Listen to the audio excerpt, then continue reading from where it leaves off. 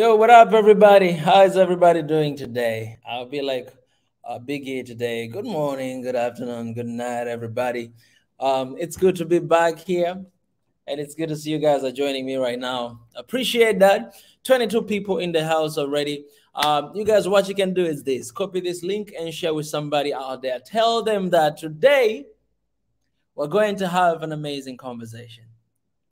This is something that nobody is supposed to miss this. No one. Everybody has to listen and has to hear what is going to happen here today. But let me say this, guys. We are just an ordinary people who cares about Africa, care about our people, care about everything that is going on right now. And we want the best for Africa. That's what I want. We're not just coming here to oppose things out of nothing. No, we want what is best for Africa. And that's what we're going to be talking about today. That's why it's very important. This is very important conversation to have. So I'm going to have my guest today here, guys. You guys, for a long time, I've seen this one person goes by the name Eldana. All right, Eldana commenting. And, for a long time, we've been asking her to come on the screen, but, she never showed up. But the right time came. Guess what? 2022 right now. And it's 6th day since we began this year. And she's going to be here with us. We're going to have a conversation with her. And at the end, you guys will have an opportunity to come to raise your voice as well. Today, we're going to talk about C word. I'm saying C word. That's the name code we're going to use. I shared yesterday, a couple days ago, I received a warning on this YouTube channel. The first warning. The second one, it will be a strike. And if I get that, then we cannot do live stream for some time. And because of that, guys, let me remind you again. Please go ahead and subscribe to our second channel. All right, subscribe to our backup channel called One Africa. Let me show you guys here. If you go on our channel here, YouTube channel, you can go all the way down and then you'll see different channels here, right? This One Africa right here. All right, this one. So subscribe to this channel. Stay connected with this channel because everything that we do, all this movement of One Africa, we will begin to do in that channel in the future after we gather like a lot of people. I want 10,000 subscribers before we start using that channel. So please go subscribe to that because if anything is going to happen to this channel, then you'll find us in that another channel. So please do so. But before I begin, let me start appreciating you guys for joining. I appreciate 62 people in the house. Please share this link, invite more people to come. Tell me in the comment section where you're watching from. Drop the flag of your country right there in the comment section and maybe I'll shout out. I see already we have a lot of people here. We see Pierre, Najem, we see Kuru E.T., Professor Kuru. I call him the uncle. We see Ruth. We see Pi. Okay, our members right there. Kasuma Boy is something. Ebenezer. Hey, Ebenezer is in the house as well. Ebenezer. Later on, okay? Later. You stay right there. You stay right there. We have Smart in Amharic. We have Daniel, have Trader. We have a lot of people joining. So I appreciate you guys. And I want to, send my appreciation, to all the members in the house. You guys are helping us to do what we do, to continue to operate, to continue to pay all the costs that are needed to run what we are doing here. So I want to appreciate all the members. I want to appreciate beforehand all the super chat and super stickers that are going to be coming today here. So thank you guys for your generosity. I want to appreciate you guys. I want to appreciate for those who will be commenting here and share their ideas. But the most important thing is this. Please, please, please. The code word is C. We're talking about C today. And that V, you know V what I'm talking about. The V, we call it Chan, because we want to use the Swahili word for V word, right? A Swahili word for V word is Chan. So that's what we'll say. Say Chan and C. C is, the pandemic, all right? And Chan is the... I don't know why I'm doing this. You guys, you might think I'm exaggerating this. Well, I have yesterday I showed you guys this the warning that we received here. So that's why I'm trying to be careful. All right, before we begin this conversation, I'm just gonna go ahead to pray. Okay, see Ghost, man, Ghost, come on. Ghost is already blessing me today. Ghost, thank you so much. I love you. This is the member of the family. but as well giving a super chat. That means a lot. So thank you so much for that. All right, I see. Oh my goodness. All right, guys, what is this? What is this flag? Okay, guys, I don't know everything. So somebody please tell me what country is this? All right, I'm embarrassed right now. Okay, I feel really embarrassed right now. But I appreciate Gus, for that. I'll go ahead, I pray, and we will begin our conversation. God, we thank you for today. Thank you for this meeting. We thank you for what we're going to be talking about C word and Chan, all these things, God. We just really need your wisdom. Give us understanding and help us, God, to really see what's going on. Because what we want our people to be safe. We want Africa to be safe. We want our people to be safe. We want to see that in our continent. We don't want to see our people being taken advantage of. We don't want to see our people dying. We don't want to see anything like that. And that's why we're having this conversation. We're not doing anything illegal. We're simply having a conversation with one another. So help us, God, today. In Jesus' name I pray. Amen. So for those who are here, Nati, he says, I'm expecting drama with the V and C. Exactly.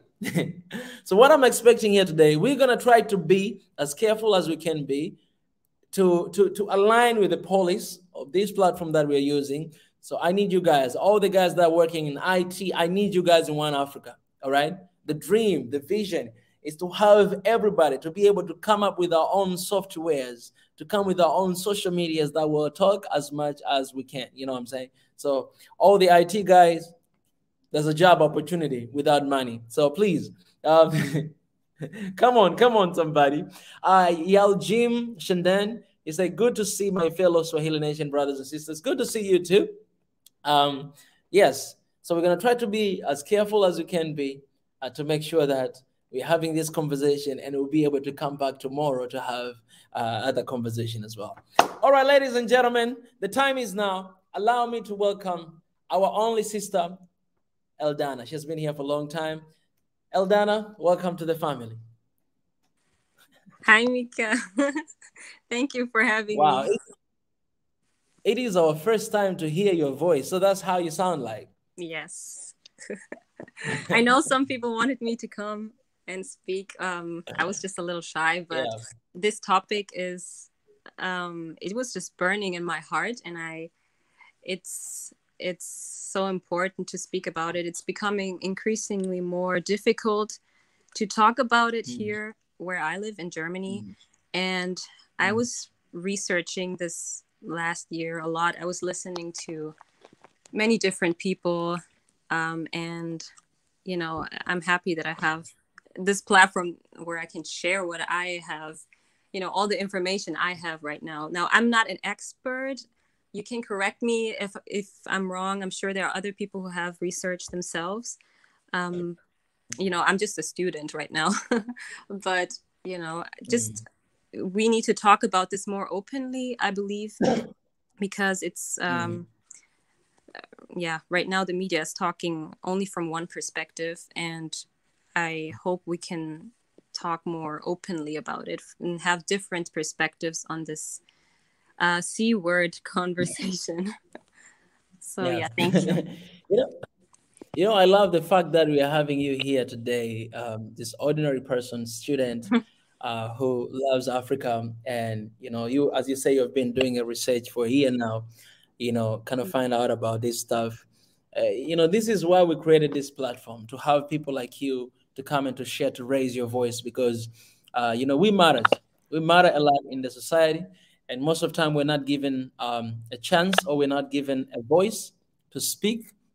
People that are speaking about this, or people that we have to listen from, we know doctors and all those stuff, but you know, it's our life too, right? We're putting our life on the line, right? Yeah. So we have all the right, every single one of you guys, 58 people here, we have right to talk about this.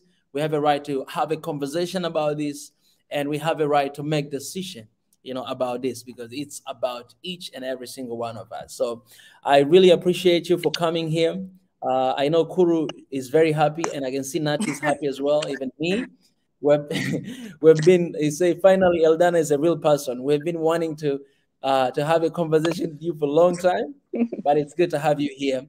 So for the startup, if you, I mean, any information that you love to give at the beginning, maybe to, introduce yourself. I know you cannot say everything, but, whatever that you want to give, you can go ahead and say.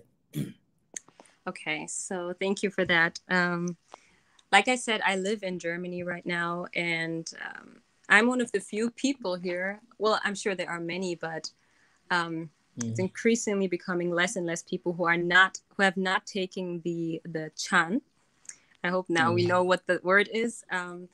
Yes. And it's becoming slowly but surely, it's becoming more and more difficult because the media is really used as almost like a weapon right now. They want to create a lot of fear.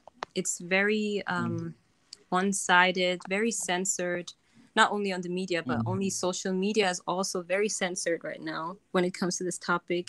And you are not really allowed to question the CHAN.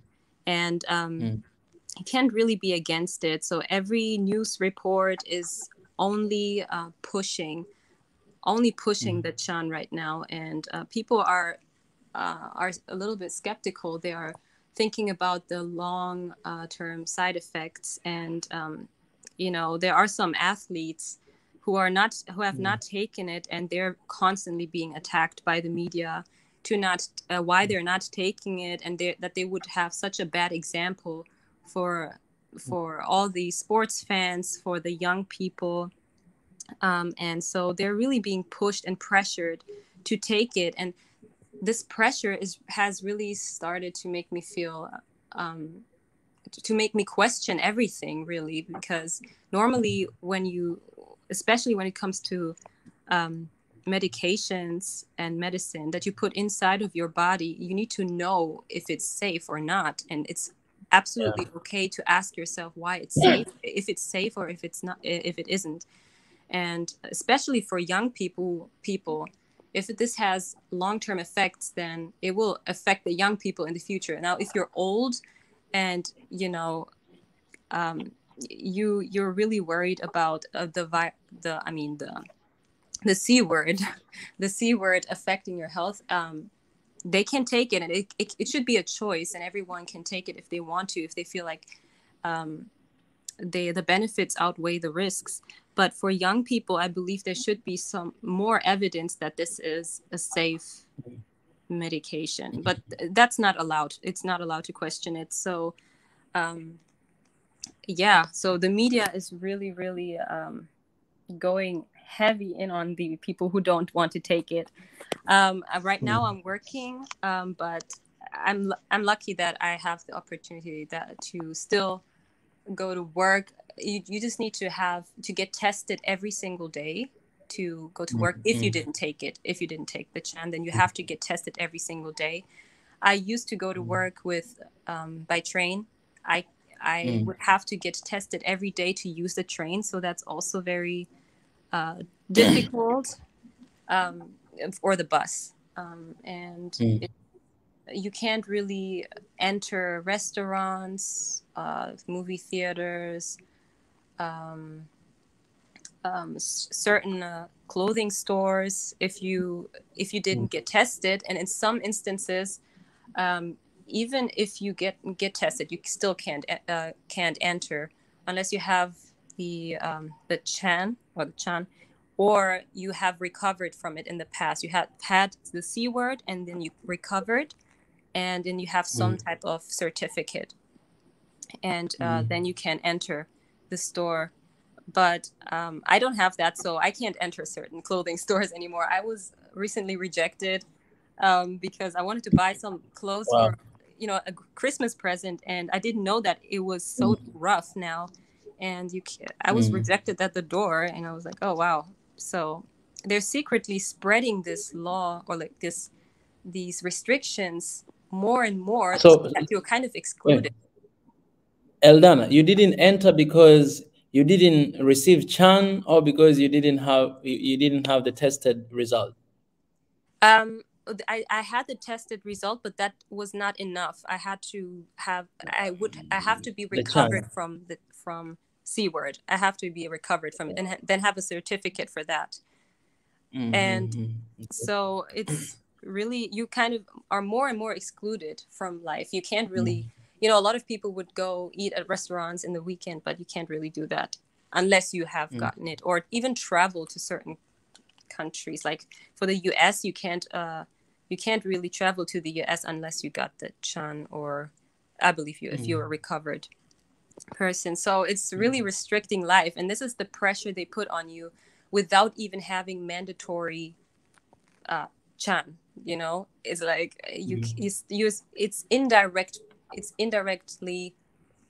it's mandatory, but in an indirect way. That's what I try to say. So and yeah, that's pretty much the whole situation in German right now. Yes. Well, like, because I remember there was one day we had one guy from there.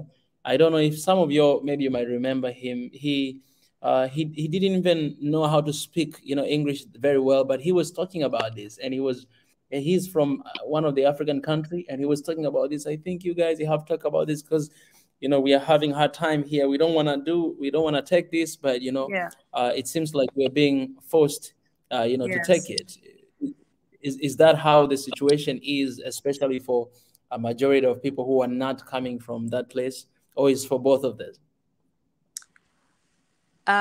When you say not coming from Germany, what exactly? Yes. Like a refugee, or I mean, like Africans, and is it the same situation for both of you guys? Like, German people who are living there and Africans who are coming from away?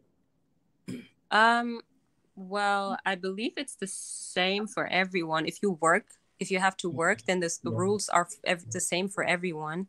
I don't know if it's the same for freshly like arrived refugees, but for people who have lived here for a while, I mean, who have the ability to go to work, they have to they go through the same thing, because they want you to show proof of your testing that you're negative before you start work, if you didn't get the chance. So they kind of make it difficult. The everyday things will be more difficult for you if you don't take it.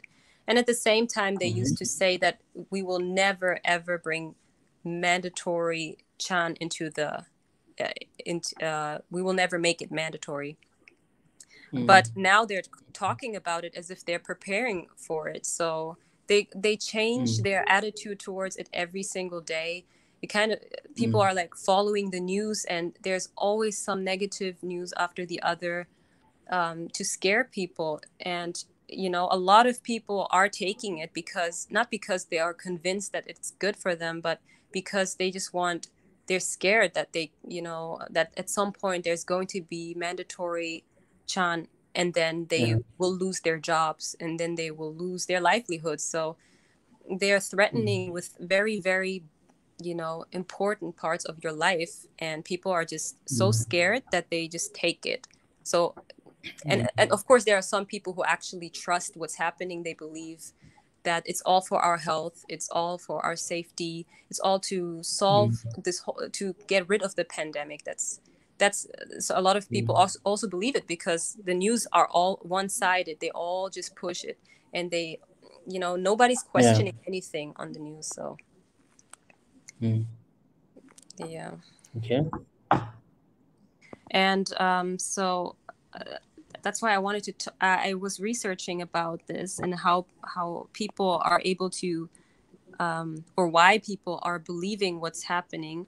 And I noticed, not everyone is really researching. A lot of people just get their information from the news. And if you just get the information from the news, then you obviously, just like me in the beginning, I also believed everything the news said. And then I started to research, and I listened to different people, different scientists, and I noticed that scientists are also being silenced. There are a lot of scientists and doctors who are speaking up and saying maybe we should wait. It's not as safe as they try to make it look, And there are people who have side effects. There are people who have died from it, from the chan, and it's completely covered up. And people, they try to, make it seem like it's much safer than it is. And that's, the moment they try to cover things up is where it gets dangerous, in my opinion. And so like I said, I was looking into why people are so convinced about this, even though they're clearly threatening us, they're clearly scaring us, and silencing us. And so I was finding out something called mass psychosis, or mass formation psychosis, and there are steps to doing that. And the first step would be social isolation from others. And I noticed that they did that with the lockdowns in the beginning. They were threatening to do these lockdowns. It started all with a 2-week long lockdown in Germany, where they said, oh, after this lockdown, we will have everything under control. And now looking back, it took 2 years and still nothing is really under control. So this is one step of a mass psychosis. The second step would be the withdrawal of things people used to enjoy. They are doing this right now. They're taking away more and more things that we used to do, going out, meeting with people, the distance between people. We can't really, go to movie theaters, like I said, restaurants. We can't really go out as we could in the past. The third point would be constant anxiety. They're trying to do this with the news cycle, 24/7. The C word, talking about the deaths, the hospitalizations, the rising numbers of the C word, the new variants, mutations. They always bring new variants, so they have another source of anxiety they can push. Even though, for example, this recent one, I don't know if I can say the name, the one that starts with O, that one, it's apparently... Is it the one that has been discovered in France, like 2 days ago, 3 days ago? The one in South Africa, actually. The one that's... Oh, that actually is a long time ago, but there's another one has been discovered in France 2 days ago. Oh, wow. I didn't even know about that one. 2 or 3 days ago, yeah. It's I shared here yesterday. There's a new one has been discovered there. Yeah, and I'm sure there will be more. There will always be a new one that's coming, and then they will just put it all over the news, and people, of course, should be scared of it. And that's another reason they can... well, actually, I'm going to come to my next point. It's actually the last part. And it's called capper, and capper means the single solution they offer you after all of this anxiety and stuff. They offer you this one solution that will basically get rid of all of the fear, the problem in the first place. And so the solution in this case, in our situation, would be the chan.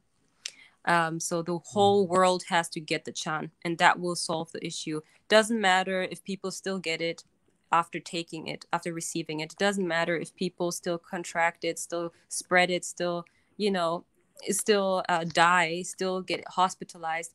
Just get this chan, and we will solve it in the future. Somehow it will go away. And now there are actually places where you have 100% rate of people, 100% rate of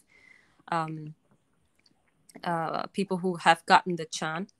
But still, the C word is still pretty high over there. It's almost like it doesn't affect it.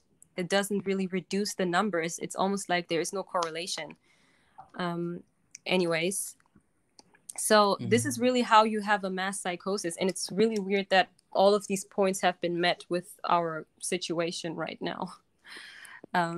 So this is why a lot of people are actually part of this. Normally, if people wouldn't be influenced by all of this, by the media, then there would be a lot of resistance. And actually, there are a lot of protests all over Europe right now. A lot of protests, and it's becoming more and more. and it's not shown in the media at all, unless they want to paint the protesters as violent, as Nazis. Over here, they make them seem like there are only right-wing people, as crazy conspiracy theorists. And so you have to be crazy. If you oppose it, you must be a crazy person. You can't be logical. You can't be neutral. You can't, you can't just be a little bit, cautious about what you put into your body. You must be a crazy person. That's how they portray it. And they specifically pick, if they interview somebody from a protest, they pick specific people that, for example, have dressed up a certain way that makes them look weird, that makes them look crazy, and let them speak, or people who cannot really articulate themselves.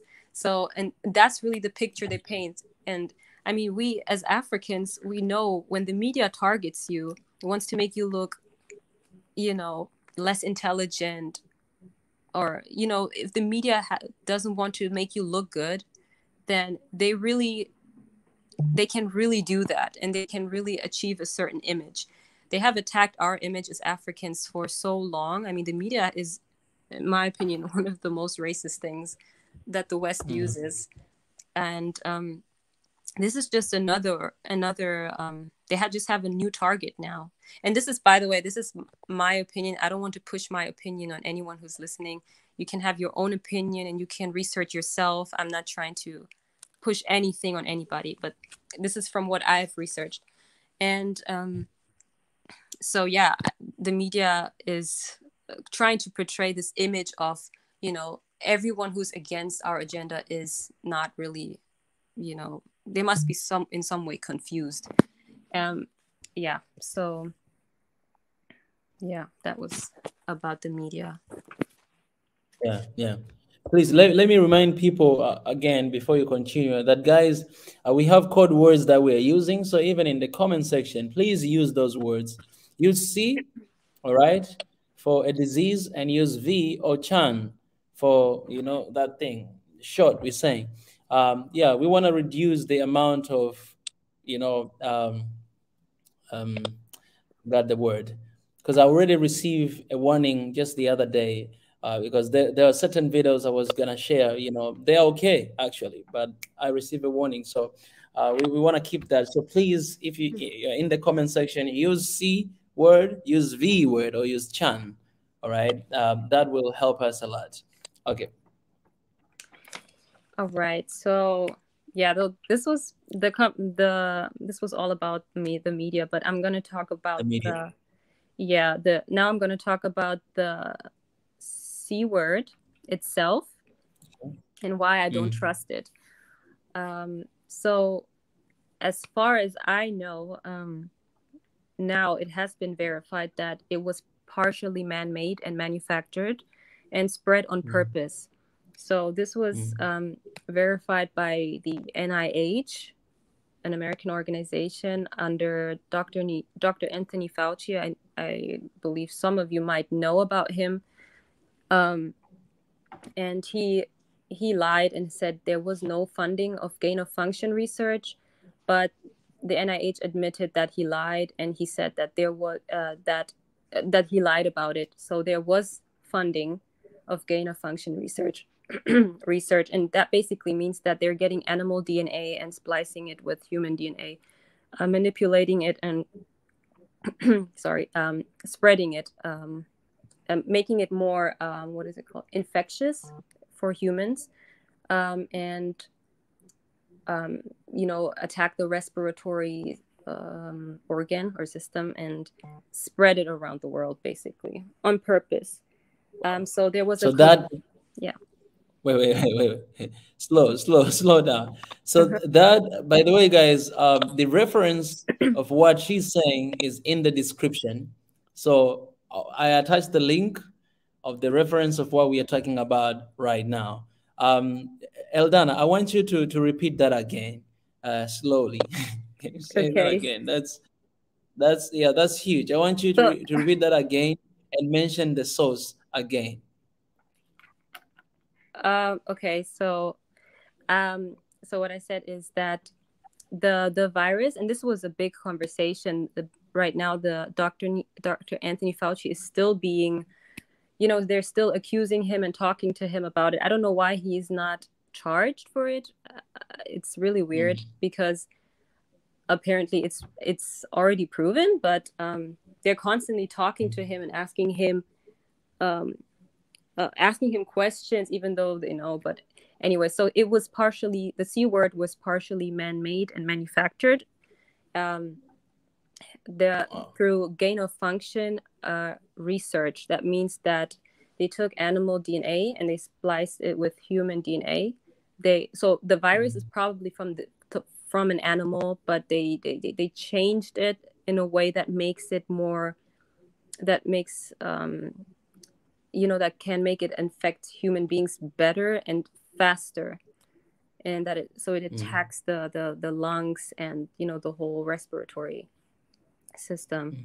And so yeah, he lied about it, obviously, but there were emails leaked, and they admitted that he lied. There was some connection between the US and China, Wuhan, China, and they collaborated as researchers, and they sent money over there to fund it. And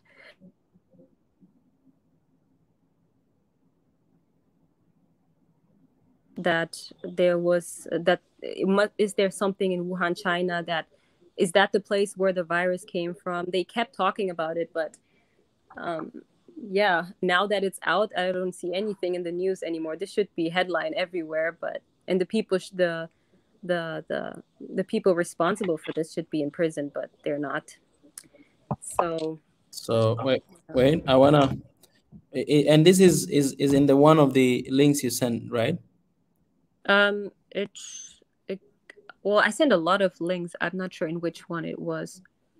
Maybe you can just put everything under the video, and if it's missing, I can also just add it to it. Yeah, I did. So guys, I see somebody here. Motad, you say this is not true. Stop lying. I appreciate for your enthusiasm, but you can just go through the reference link I shared. It's in the description. You can go through that and you can see for yourself. All right. These are not just the personal things, but all the references is down there in the description, so you can just go through that. Like I said, just research yourselves. You don't have to believe me. I just want people to start not depending on the news and just to look themselves. That's really the main point here. I'm not trying to I'm not an expert, like I said from the very beginning. This is what I have research, and if you don't believe it, just do your own research. That would make me happy. I just want people to be exposed to different information. Okay. And there's nothing wrong with having this conversation. Yeah. All right. So now you might think, why would they do this? And there are many reasons for that, but I'm just going to talk about one of them right now. This is there was this man called Dr. Henry Kissinger. He was the 32nd Secretary of State in the US, and he said himself that depopulation should be the highest priority of US foreign policy towards the third world. So the third world would, include Africa, all of Africa, and many other countries like, Asian countries and South America, India. But also domestically, the African American population, they do that against the African American population or other immigrants in the US, and they want to attack through water, air, food, reproductive services, Planned Parenthood, abortions, and some might be, this is more sensitive, but even the extreme advertisement of homosexuality, that's also, you might think it's for human rights, but it's more, if they push it to that extent, the main point is really depopulation. And they also try to push it into Africa, not because they care about Africa, they exploit Africa, but because they want to they want a higher number of people not having children. They just want to depopulate. So they have done direct attacks against their own African American population with chans, the chan. For example, I hope this doesn't get me flagged, but like the Tuskegee experiment, that's something they have done against their own African American people. They gave them a chan and I think 600 participants, and gave them syphilis, basically to have a human experiment on them. They attacked Kenya, Kenyan women directly. 500,000 women in Kenya have gotten the tetanus chan, and it included some sterility chemical in it. So 500,000 women, 500,000 Kenyan women were sterilized. So the Kenyan government shut it down because they noticed something's not right here. And yeah, so that stopped because the government intervened. That was in Nairobi.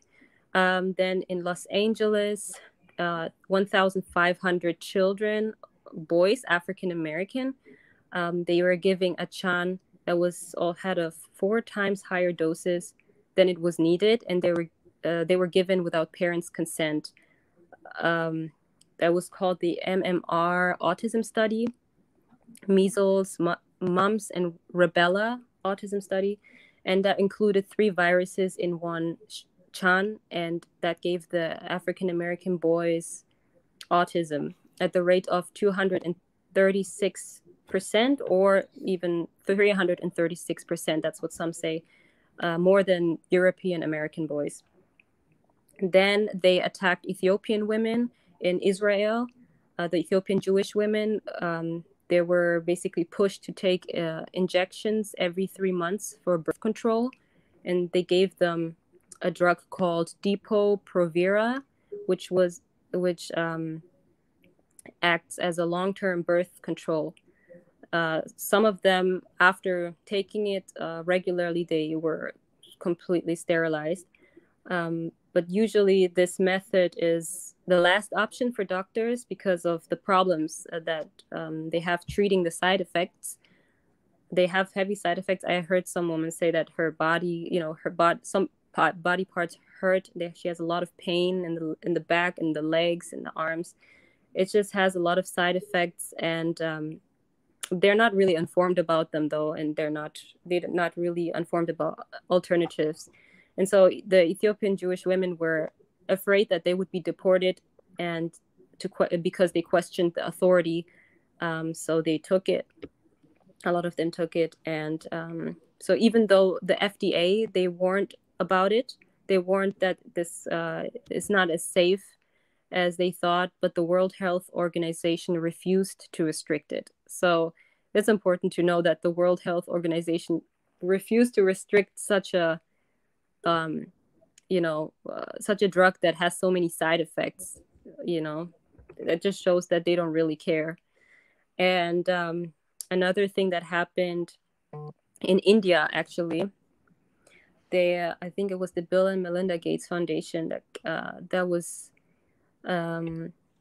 pushing the chan in India on 400,000 children, and these children then were paralyzed afterwards. So after paralyzing around 400,000 children in India, they were banned from the country. So Bill Gates was banned, and then after, I believe, paying the government, he was able to enter again. So if you have money, it doesn't really matter. And he should be in prison a long time ago too, but he's not. So so this is what happened in the past with the injections. I believe the Ebola crisis was obvious. I believe that it has something to do with that as well. And do you know when was this? Which one?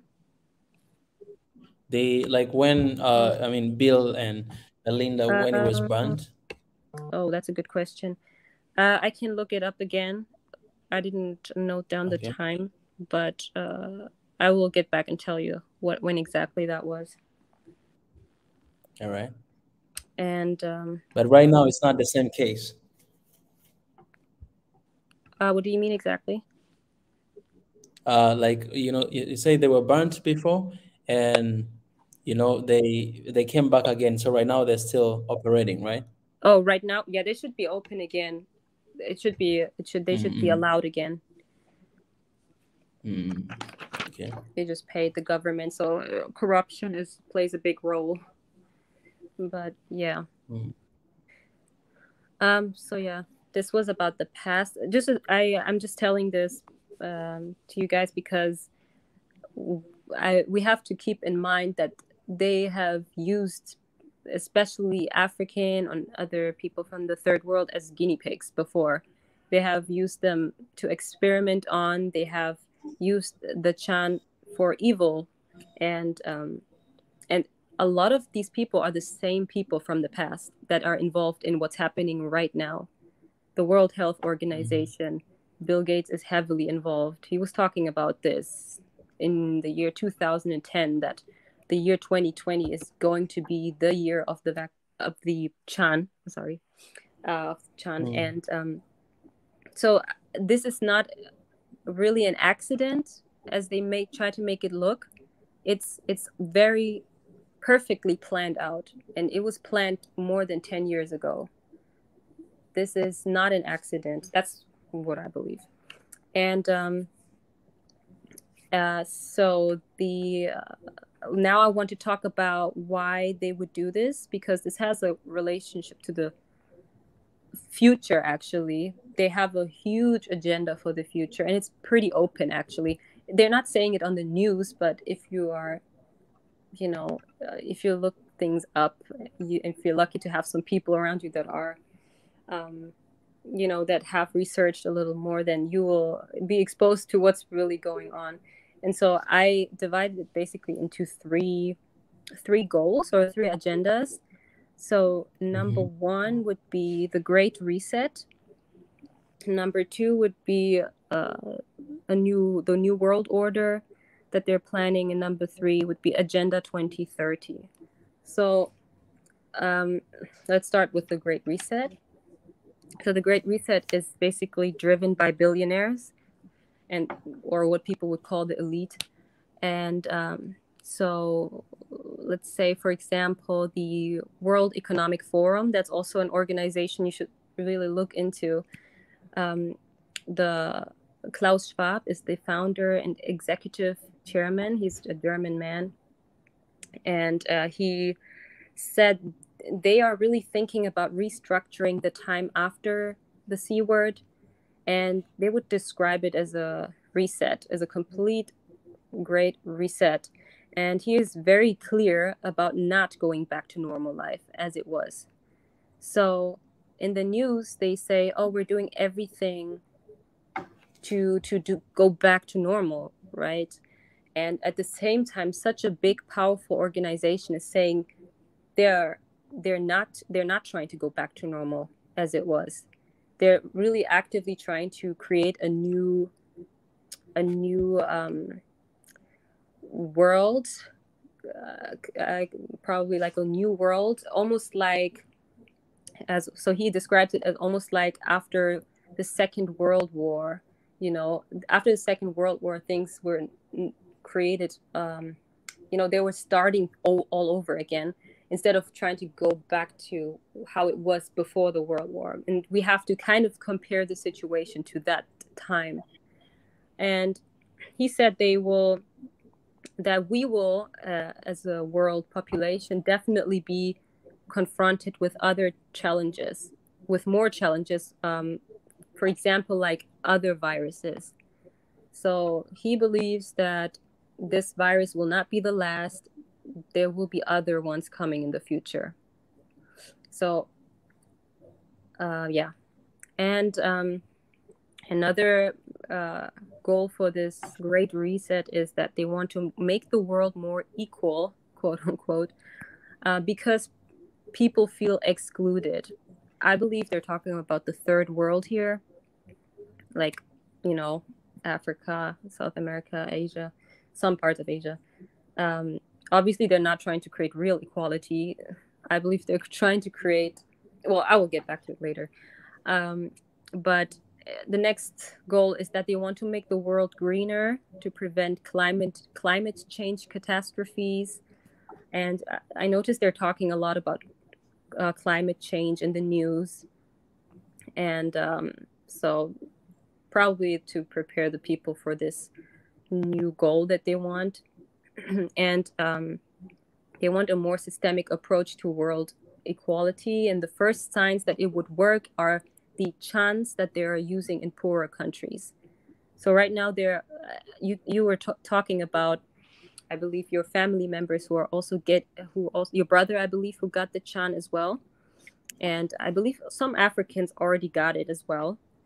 And they're talking about, oh, we can't leave out the poor countries. We can't leave out the third world. We're the ones who get most of the chance. We have to spread it to the rest of the world.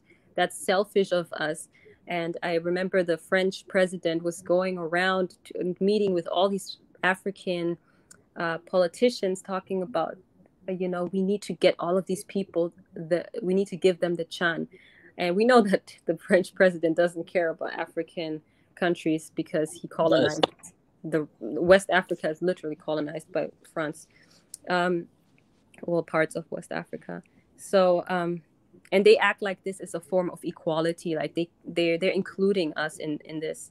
And this is the type of equality they want to create. They want to make, implement this new world, this new system, and Africa should be basically part of it.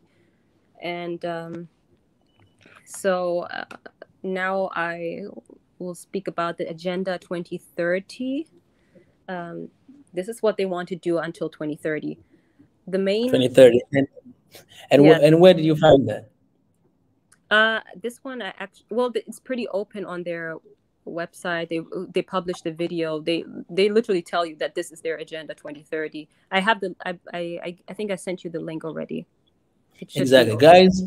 For those who are skeptical about this, please just go through the links I attached in this video in the description. Yeah, we're just saying things that are out there, things that you can actually find on internet and read, right? None of this just come from just our mind or something. No, it's what we read. If I give my mind and my opinion about this, or if Eldana gives her mind, I think you'll be surprised. But anyways, keep going. Yes. So one thing you can remember when you think about 2030 is this phrase: you will own nothing and you will be happy. So this is what Klaus Schwab says. This is the agenda, that people will not own anything and they're still supposed to be happy about it. So you might ask yourself, if people don't own anything, or if you don't own anything, then who will own everything? And so you can basically answer that with the same people who are pushing this, the people who are already powerful, who are already, billionaires, the people who are part of these global organizations, major globalists. They will own the land. They want, right now, I think the biggest landowner private landowner in the US is Bill Gates, which is not a surprise.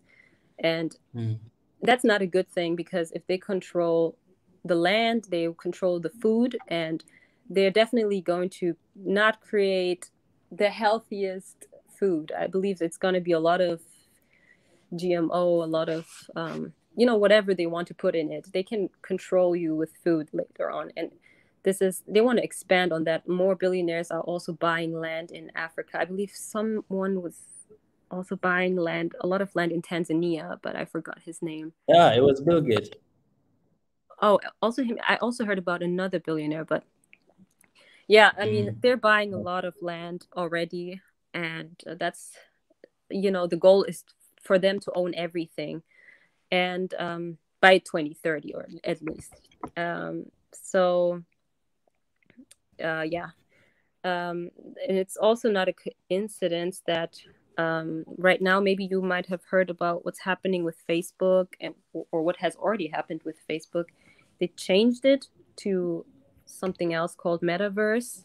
They changed the name, but they have a idea what this whole program will what it should become in the future. And Eldana. Yes. Eldana.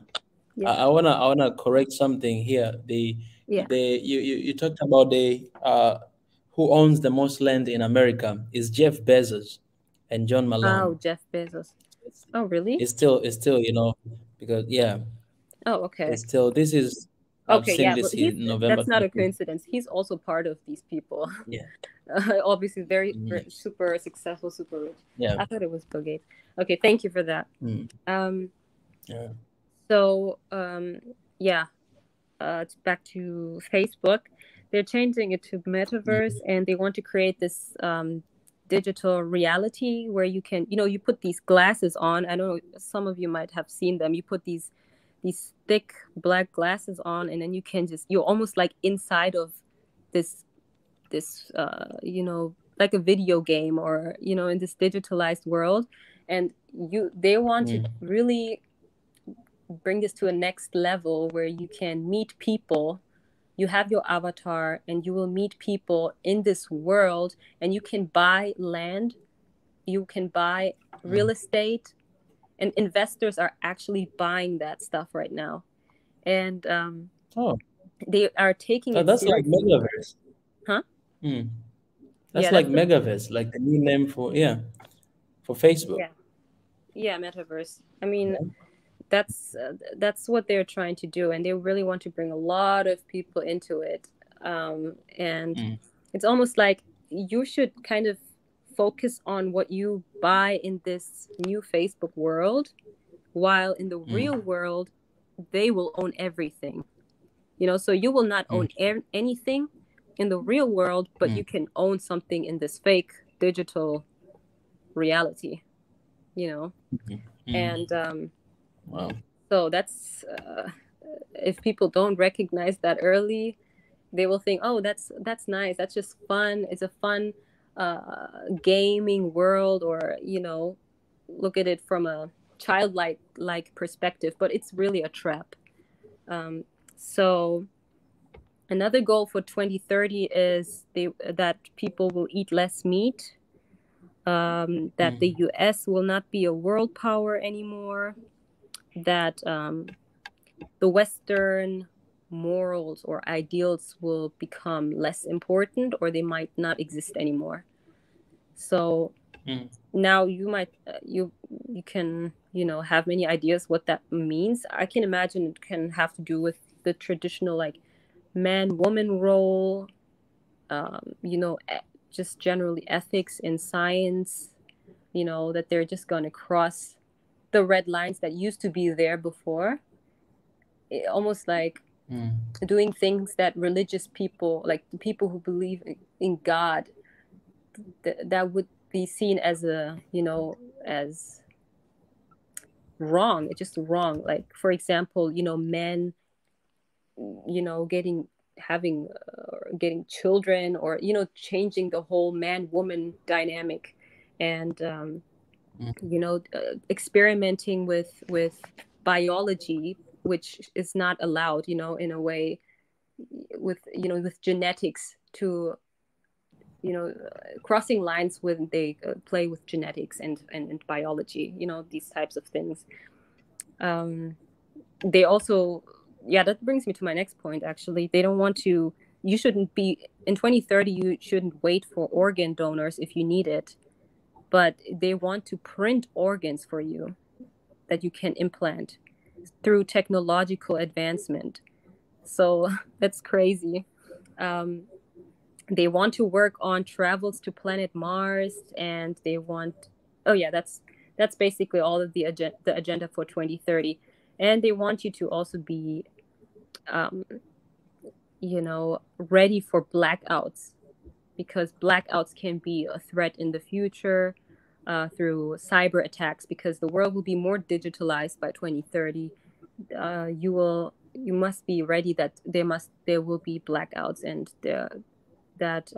you should be ready to survive like 2, 3, 4 weeks maximum, without able to, I don't know, have the internet and light and all of these things. I believe that's intentional. They always act like it's something that could happen. I believe they do that on purpose.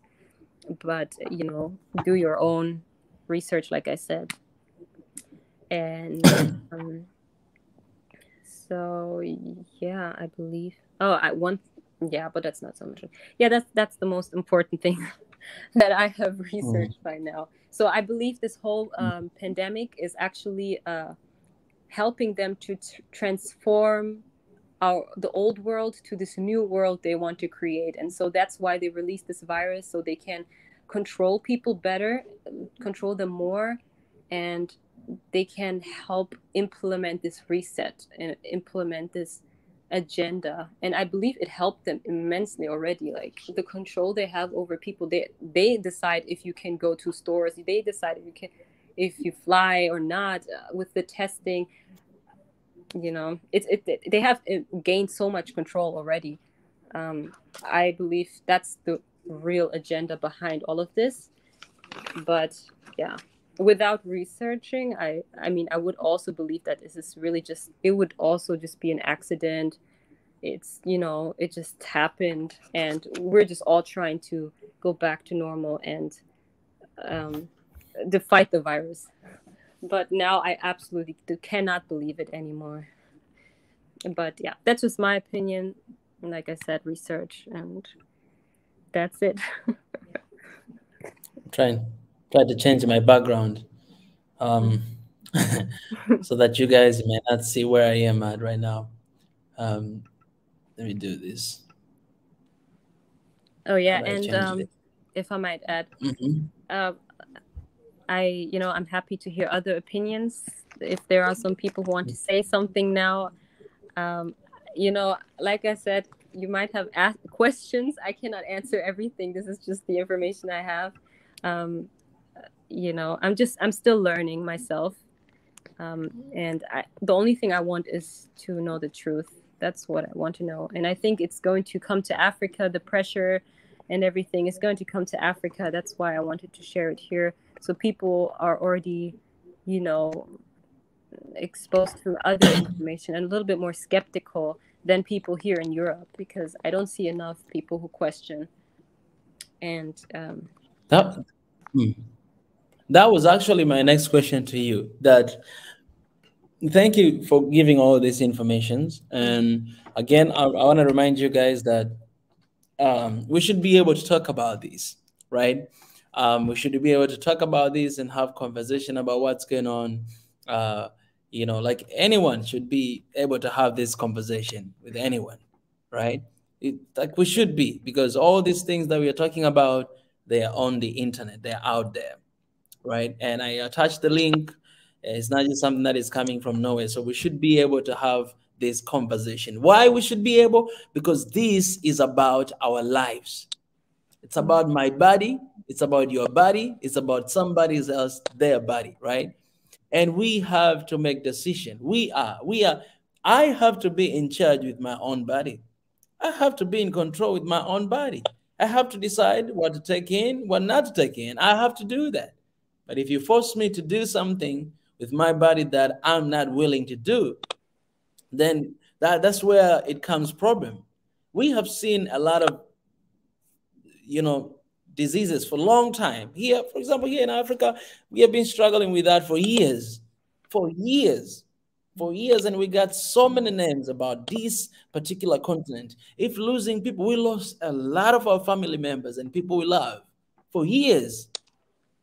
For years, we've lost a lot of people.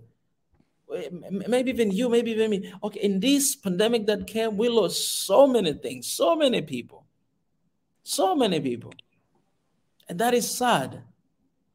It's sad that we did that. So what we are trying to say, or what I am trying to say, is that this thing has to be a choice.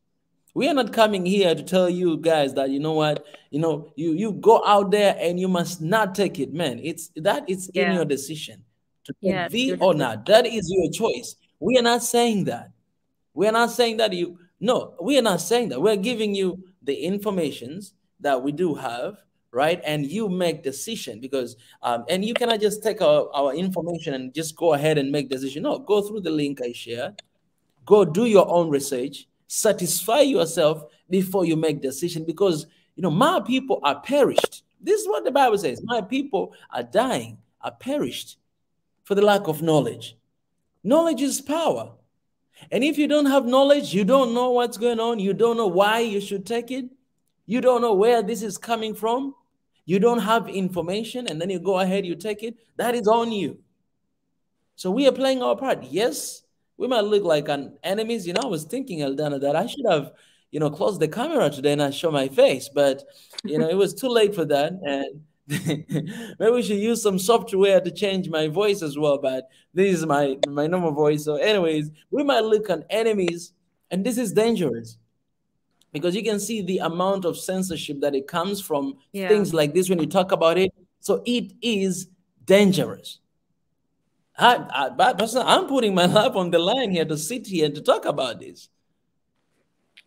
That's what is happening here. This is dangerous. Like I was hearing some information that even myself, I haven't heard it before. And I'm like, oh man, that's why I was turning my camera off. But I was like, I'm already too late. So this is something that it's because of that knowledge. This is something that is out there. You can go and search and read, and do research and do that and decide for yourself. But it seems like even when you do that and you make decision for yourself, you're not allowed because the system that is being created right now, it's forcing you to do that. It's forcing you to do that. Like whether you want it or you don't want, no, you're going to have to take it. You're in the company, you're working, you have a business trip, you have to go there. So how can you go it? You must take it and then you go. The first one, the second one.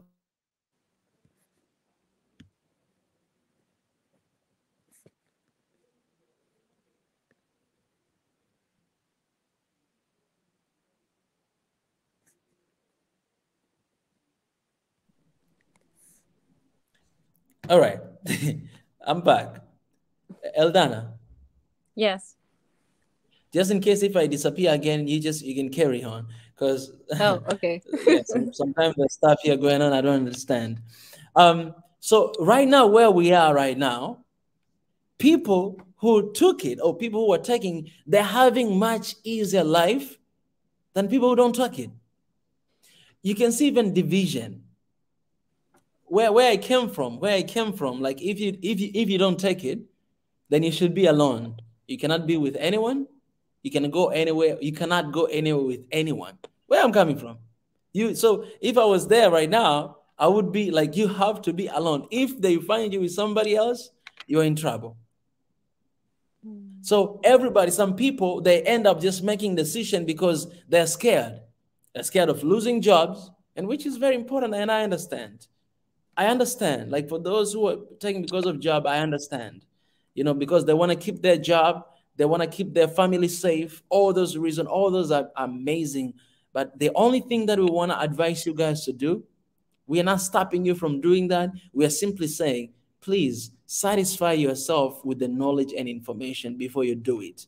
Don't just think like this is a trend. Oh, because that's a celebrity. Yeah, he took picture that he took it. Okay, I love that celebrity. I'm going to take it too. No, this is not a trend thing. It's not a trend thing. This is about life and death. It's you yourself. The matter of the fact, you're going to start seeing the impacts 2 years, 1 year later, 2 years later. That's when we start seeing what is happening. But the best we can do for those who are taking and those who are taking it, we'll keep praying that we pray and wish that there's no negative impact. We pray because we don't want to see anyone dying because of that. So if that is the solution, then we pray that it will not have negative impact on those people. But if you haven't yet, please read, study, satisfy with yourself with the knowledge. Make sure that you make your own decision and decide that, okay, I have peace of mind with this. I'm going to go ahead and do it. Then go ahead and do it. All right. I'll stop there, but I want to ask you this question, Eldana. So where does this put us, Africa? You are there. You see what's going on. You see what is happening. And you feel like this is what is going to happen in Africa. Actually, in fact, it started to happen in some of the countries in Africa. So I don't know. Wow. Like, everything that you mentioned, it seems like it's going. And for many years, this is sad, man. It's really sad. Like I wish, I hope and pray that our leadership, our leaders, people who are taking are in charge of our not our lives, are in charge of our countries, will make the right decision in this. Not because of like fear of what is going to happen if you stand against, not because of something like that, not because of losing popularity or being scared of sanction, but I hope our leaders will like God will give them wisdom to make the right decision to save millions and millions and millions of lives that we have here. We have seen that before with our, the previous, His Excellence here in Tanzania, how he stood, how he defended, how he fought, and he came with different evidence. You guys, and the Western media, the way that they painted him, it was crazy guy. The president who believed in the prayer, he died. The president, that was the time, the president who believed the power of prayer in C word, he died. What do you think? They're literally saying that this guy, he was thinking that prayer is going to change this, and he died with that. But he had evidence. That guy, he started like chemistry. Here in Tanzania, he was in chemia.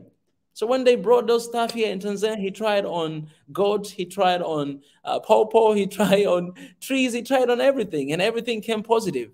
Yeah. And he was like, no, we're not gonna do this.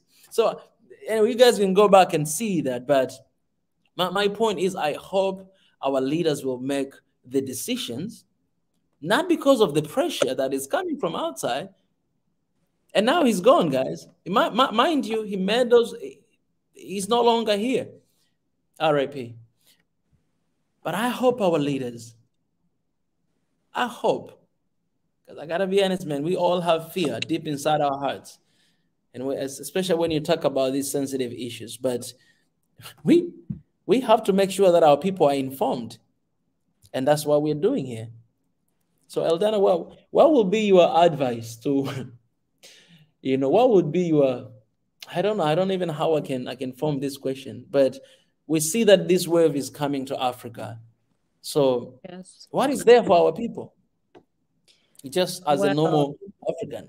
Yeah, I already saw that in Africa. I believe the Kenyan government wanted to already have the mandatory chance, so basically make everyone take it. But the people actually were standing up against it, and I think they pressed charges and were able to reverse it, if I understood correctly. I believe in Ghana they said that if you don't have it, then you can't enter the country, or leave the country, one of those. And I believe it was Nigeria, but I'm not 100% sure, that you can't really go to a certain university if you don't have it. But so I see it slowly spreading, and some governments, like, the Ghanaian, I thought the Ghanaian president was, a little bit more different. Yeah.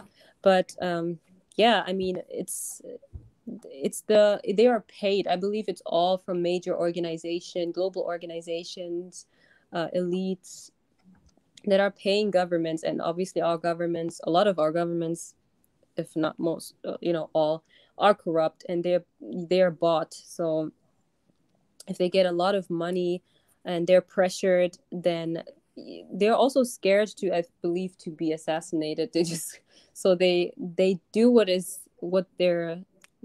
have to do. What they're being told. So but I believe the people, the only thing that can change it are the awareness, people being aware of what's happening, because a lot of people don't have the information, they just go with it. But they can't control everyone. Even here in Europe, people are trying to organize and form some resistance, and there are so many protests. I mean, thousands of protests. And that's, I believe, if the more people come outside, the less the police can handle it. Even right now in Germany, the police are already overwhelmed. But it has to be more than that.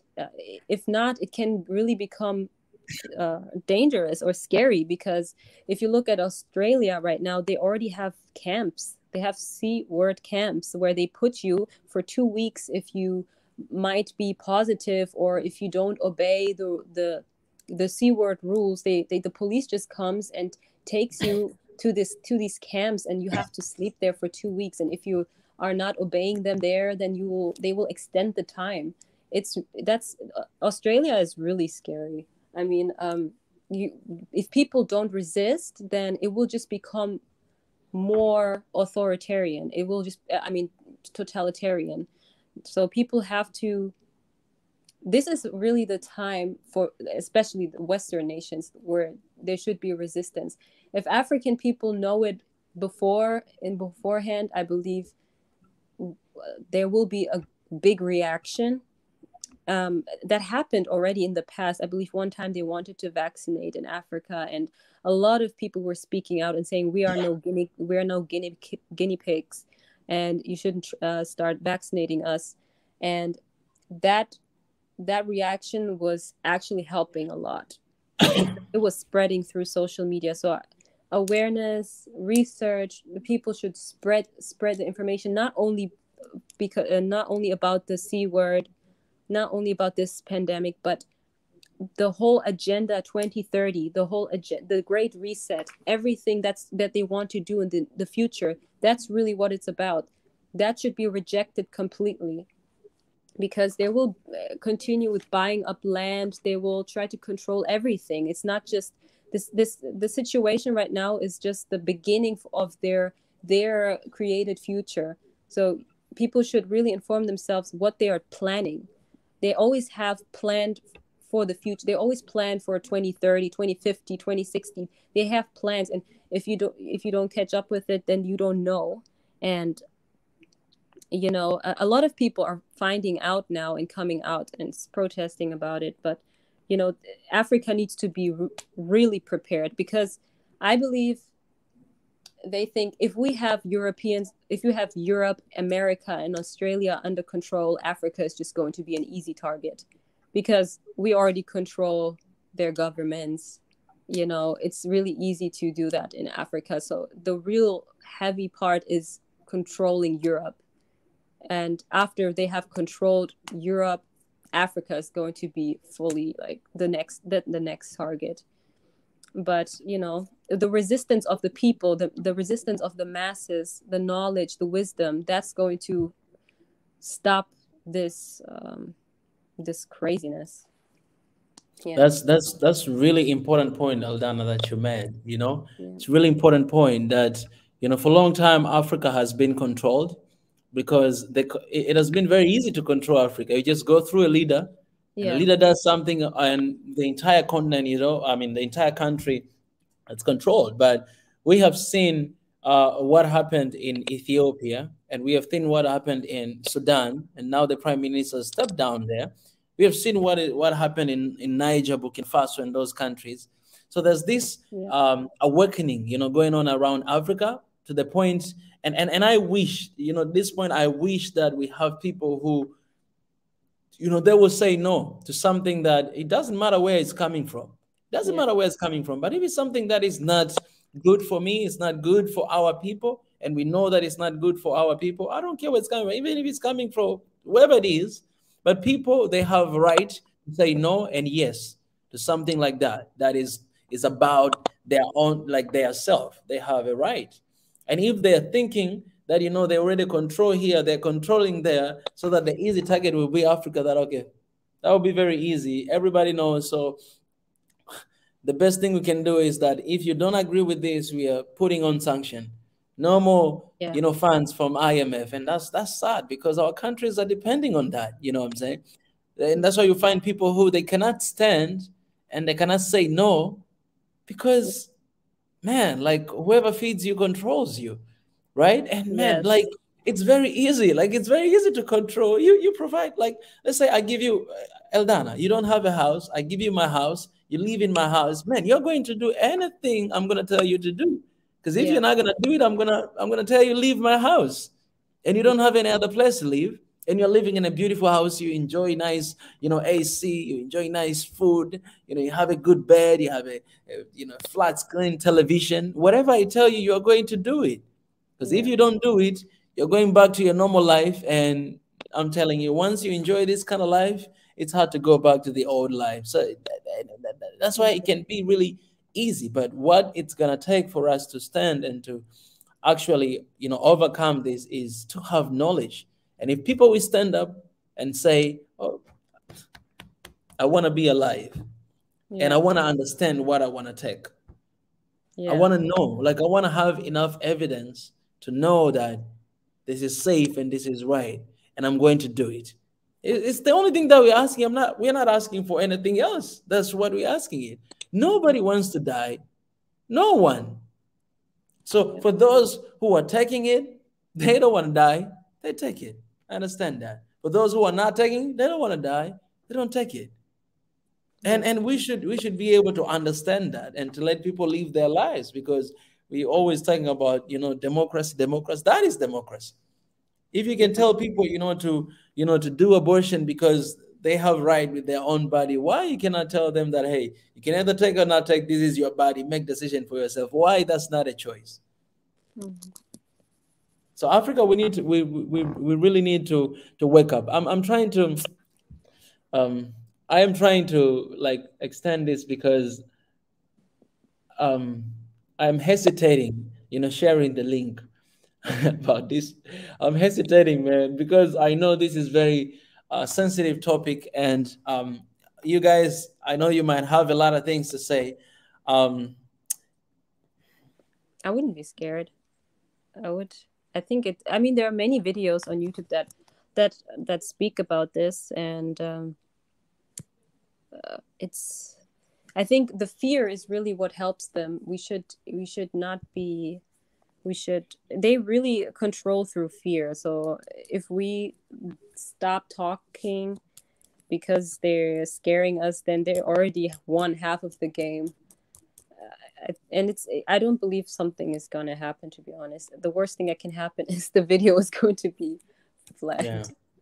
But yeah, I would be interested in what people have to say. All right.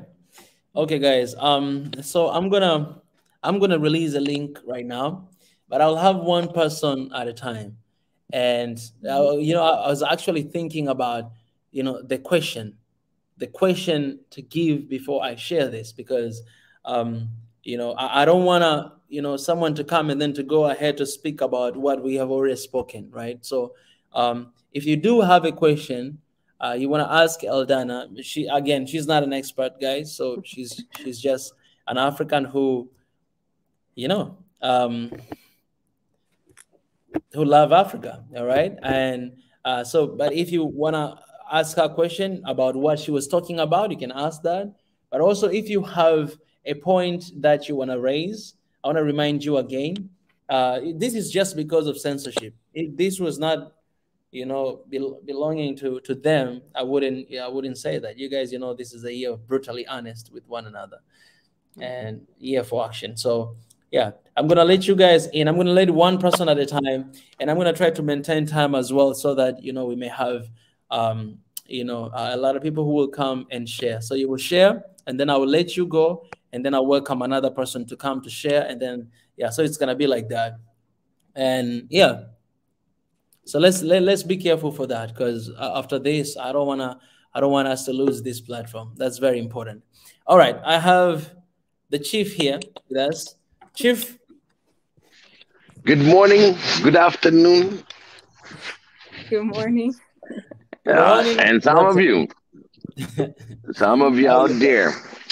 Yes. First of all, thank you so much, Eldana, for coming on here and bring all this topic to let us know on what's going on. And me personally, the first thing for all my African brothers and sisters, we're more than bodily in physical realm, we're more spiritual.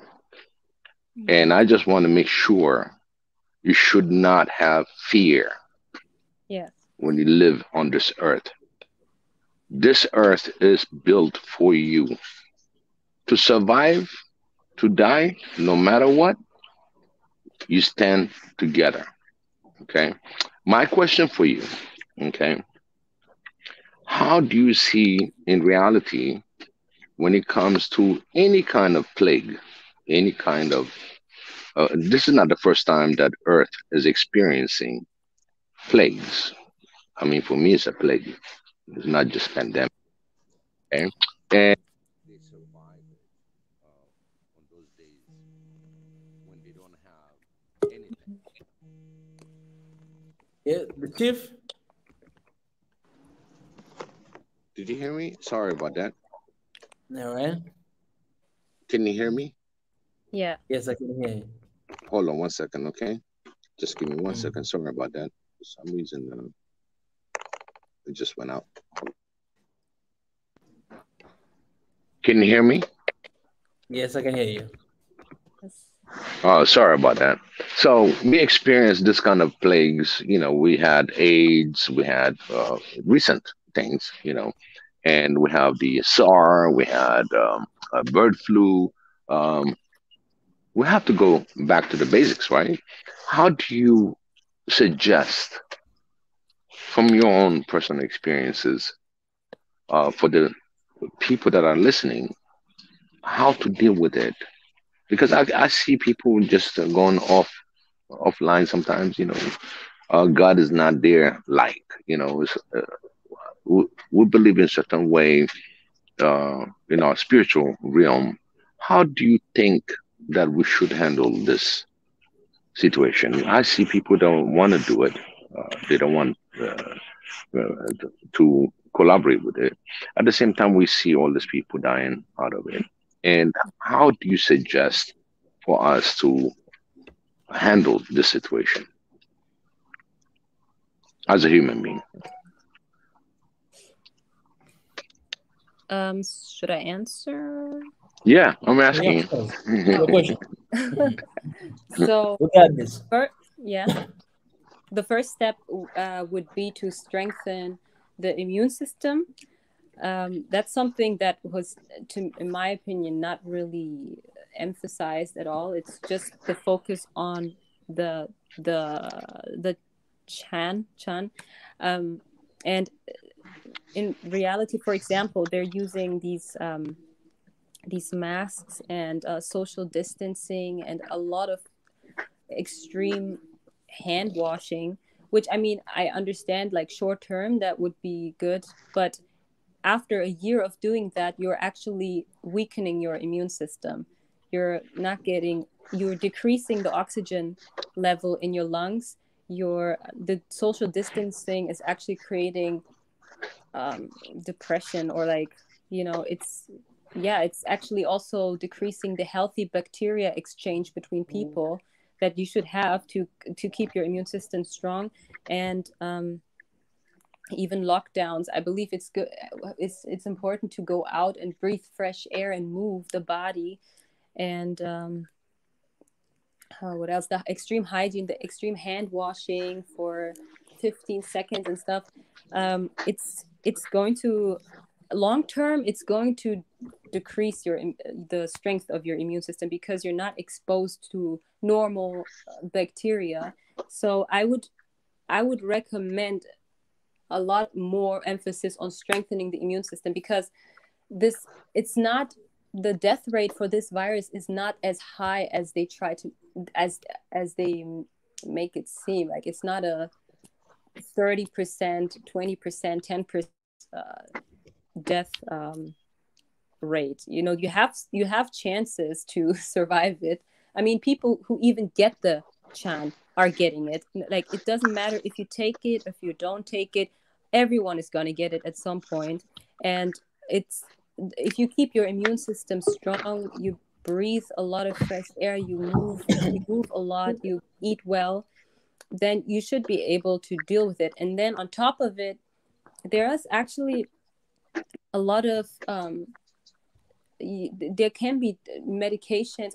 I heard you need, for example, your vitamin D levels are important, your vitamin C levels, your zinc levels. These things are, if you try to take these things in, that will apparently, that really decreases the severity of how the C word actually, how you will experience it. And on top of it, there are actually medications like, now these are controversial, but Ivermectin and hydroxychloroquine, those are two medications that actually are supposed to be good, and they are supposed to help a lot, but they have been banned specifically in this time, because, you know, the timing is very suspicious to me, because I heard that it's used in Africa a lot and it's supposed to be safe. But here it's also seen as, you know, only crazy people are supposed to take it in the West. And but I believe there is already medication that can support keeping people out of the hospitals. And I remember back then when Madagascar was coming out with herbal medicine, there are herbs that can help us deal with this C word, and they were not taken seriously because it's not part of their agenda. And I believe that if we really use our ancient medicine, our herbal medicine, I think, and we really support each other, keep our immune systems strong, then I believe we can deal with it. Like I said, if people do believe that this Chan is going to help them, then they can just add that on top. But I believe you have to build that. You should have that as a basis. And I believe a lot of people would not even be in the hospital in the first place. And then, you know, but if older people want to take it, they can take it. But the young people, they emphasized in the very beginning that children are not having severe cases of it. They're not even, basically, a lot of people don't even feel any symptoms. So, you know, it's not, we shouldn't be so scared of it. I believe they exaggerate it. And I believe if we really strengthen what God already gave us and use the medicine from nature, then I believe we can deal with it much better than the way they're doing it right now. Yeah. Awesome. Very, very clear. You know, it goes always for my African brothers and sisters. Those of you that are in here joining and talking about it, there are some others that do not have this available.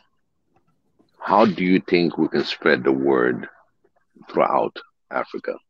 How can we help our African brothers and sisters that do not have internet connection, do not have water to begin with, electricity? How can we make our brothers and sisters aware? How can we help as OA One Africa? How can we help passing this vital information that you just mentioned? They probably don't have vitamin D. For me, I'll tell them, go out there in the sun, you'll get all the vitamin D, right? Yeah. When it comes to C, we got different vegetables like area, you know, like pepper, you know, and other. How can we pass this on? Because for the one that are not aware, they get hit with this COVID, because a lot of times people that comes from outside diasporas and stuff like that, or within the country that are already contaminated, going to the countryside, you know, the migration, the visitation, and all that affects that. How could we put that word on what they need to consume to help them out, or to get the natural exposure for vitamin D? You know, vitamin D you can get it through the sun.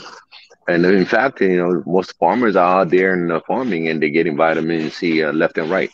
How do we help on that position? What do you recommend to pass this information throughout Africa? And then after that, I'll bring in Kuru, and we have other two people as well to ask questions. Absolutely. Yeah. So I think the most of the work will be on the people who do have the information. I believe there should be maybe, I mean, if they don't have any internet and any connection, then you have to go to, reach them and go to them physically, and maybe have some form of organization for if people organize, and for example, they want to do protests, if it comes to the point where people want to protest, because I believe that might happen if they push it heavy on Africa, then these same organizations might want to go to the villages and try to, teach and, teach the people there what is happening right now and how they should, that they should be cautious, and that they should or tell them how exactly they can protect themselves, and what they are trying to push on them. Tell them that this is part of a certain agenda. If they want to take it, they obviously can, but just go to them and pass on the information that the people who have the internet have, and they should also at the same time create some pushback, make it very known in the country that there are people that are against this through protest. I believe that can bring awareness to the country altogether, because people will start talking about it, and it might then spread automatically, but just for safety, they could just go to the village side and teach them about it. That's the only thing I have. That's my idea for now, but yeah. All right. I want to thank Big E, the chief, for constructive questions. Those were, first of all, amazing questions and amazing answers. Eldana, I don't know if you're a politician, but these answers, they were clear and very well. Politicians, they don't even do that, so I'm underrating you. But that was beautiful. But I think the second question that Big E asked, I think is something that we can, we can all, continue to think about it, because right now we have 105 people watching here. We have an access to this information. A lot of people, they choose not to hear this, even to listen to it, because of the news, because of what they have been hearing again and again and again for 2 years. So they're like, no, people, they just see this will be like, this is lie. No, this is lie. I saw somebody say, stop her, she's lying. And I'm like, I ain't gonna stop anybody talk what they think they want to say, So I just hope we can, really, figure out the way to reach out to our people out there, for those who cannot even be here, and help them out. All right, we have another person here. Kuru, I'll give you just one question. We have other people waiting down here, maybe to ask or a point to raise, and then I'll be allowing other people as well to ask. Welcome, the uncle. What up, man? How you doing? I miss that voice, man. Hello. Eldana, huh? Finally. Yes. It's good to hear from you. Yeah. I'm guessing that you're in Germany? Yes, I'm in Germany. Yeah, but where? Which country? Which southwest of Germany. I don't know. Do you know Germany? Okay. I don't know if you know the names of the cities. Yeah. You got. Yeah, let's try. Eldana should not tell her location or anything, just for the same reason. You need to be safe, all right? Ja, it's okay. It's okay. Ich habe studiert in Braunschweig. Okay. That's why. Someone is speaking German here. Yeah. Danke. Yeah. Anyways, guys, like I'm it's good, like we were having this conversation, but I'm really puzzled right now, because I'm confused in two ways. One is like, are we questioning the content? Because are we the content of the V? by itself. You know, that's just one thing, because the content that probably they provide for their citizens and the content they might provide for our citizens might be different. You see, I'm questioning that. And don't we have like experts like in our countries? Don't we have like experts who already did some research? Because if you ask people like, oh, you have to do a research, you know, I might not be an expert. Mika might not be an expert. Even you might not be an expert. You know, and the research, that the finding that we have, the insight. I mean, how do we know that if it's valid or not? You see, how do we know it's that the truth or not? Because this is really something that has to be done by an expert. Yeah, that's just one of my opinion. But the second thing is like, what happened to for those people who already took the V? So are we concerned about the side effects, like in the long run, or is it something that because this is real, guys, right? Like this, the Chang is real. yeah. It's real. People are really being are still being affected by it. But like, how are we questioning the side effect in the long run, and also are we questioning the content of the V itself? So that's just the point I really wanted to raise. Okay, so well, I personally I question what's inside of it as well. I didn't want to talk too much about it because you know, I didn't want to, you know, scare people away, and I want to be more sure about this topic specifically. But I've also heard a lot of negative information about what's inside of it. The two ingredients, for example, that are not even really produced inside of in a pharmaceutical company, but in a tech company, basically, that is focused on automatics. I forgot the word, but it's basically not. It's not supposed to be produced in technological companies, and it says even on the list of ingredients and the explanations that it's not supposed to be used on humans. It's only supposed to be used for experiments in laboratories. So this is what has been discovered recently, and I'm following what's happening right now. But I've also heard a chemist talk about graphene inside of it, which is nanoparticles, like very small metals that are dangerous, but they're also they can also be influenced by these what is it called, radiation, or I don't know the word right now, but it can be influenced technologically. And you know, there are things that are being said. I just want to wait a little bit longer before I can speak on that. But there are people who died after the second dose. There are people who died after the third dose. There are a lot of people who are getting sick. They have neurological issues afterwards. They have heart myocarditis or myocarditis afterwards. Especially young men. There are a lot of athletes that are dying in the middle of their game.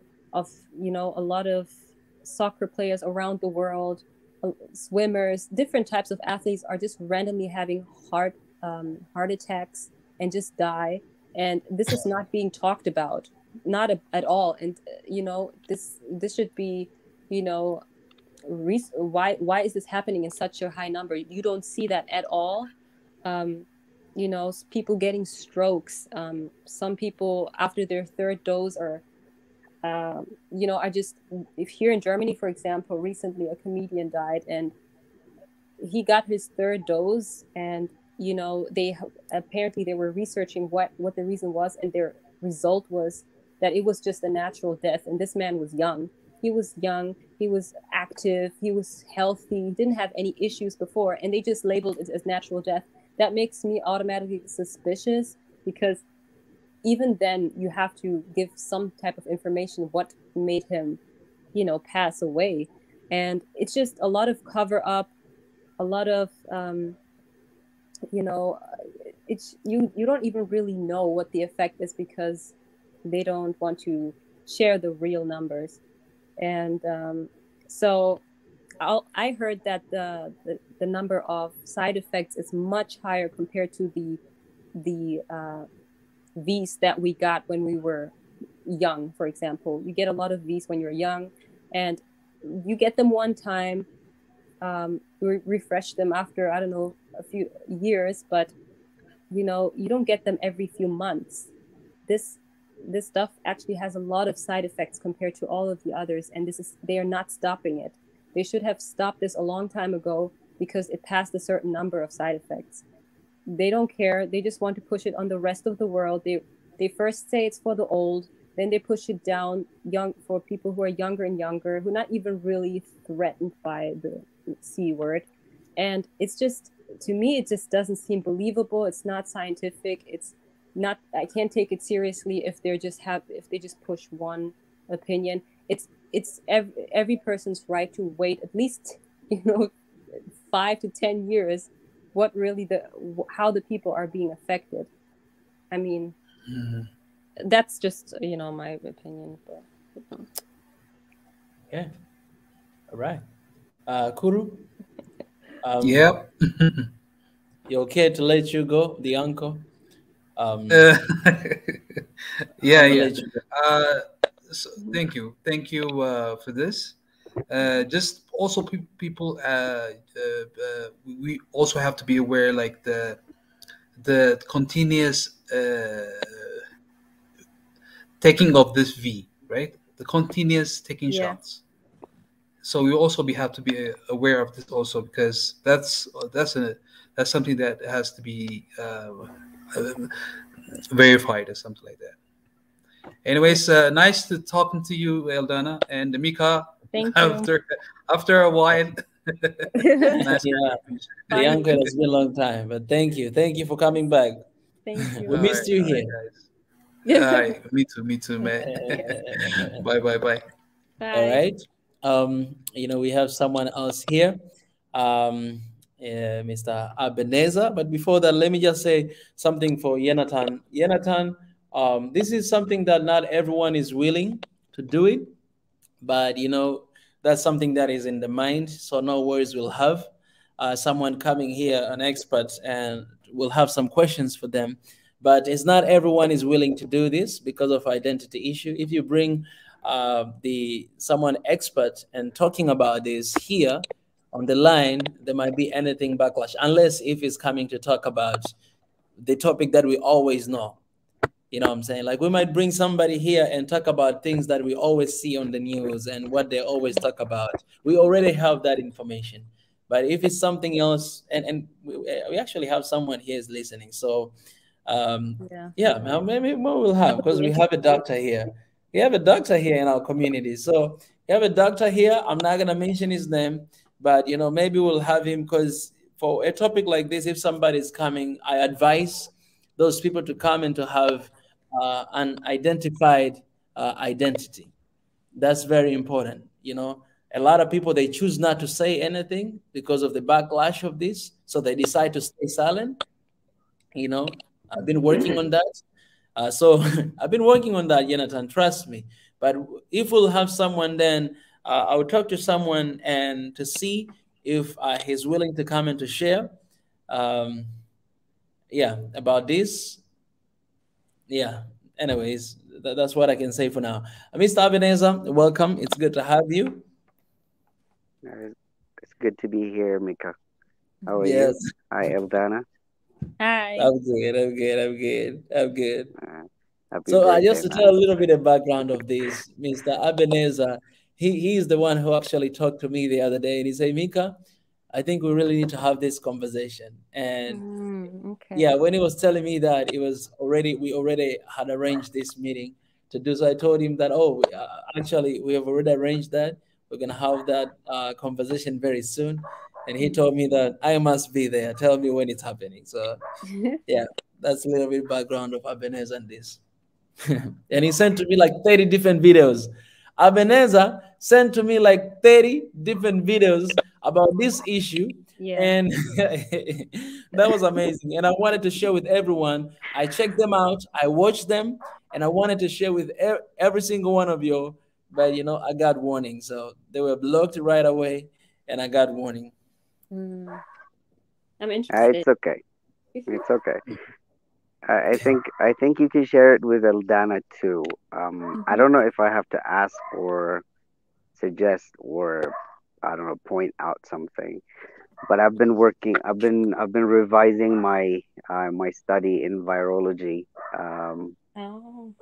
for I don't know, like I've taken virology and immunology and microbiology in general. I've taken essential things about the sea, the entire family of the sea and everything. And um it's really weird for me to say the sea right now, but it's okay. So I've been working on them. I've been digging a little bit, reading and trying to understand. um there is some astonishing similarity, and also some of the characters that are in the sea currently, um, they are available in different uh, varieties or variants that are available also in I'm for Eldana. For my background is veterinary medicine, so we actually study different species. So on different species we study different perspectives. So I actually did my research, my paper, a seminar on bioterrorism and emergency preparedness. So, so basically, there are different perspectives when it comes to biological things. That's my understanding. But so far, we've talked. I mean, people have commented on what do you call it? Um, Conspiracy, or it's a lie, it's not true. It's I've been actually reading the comments section.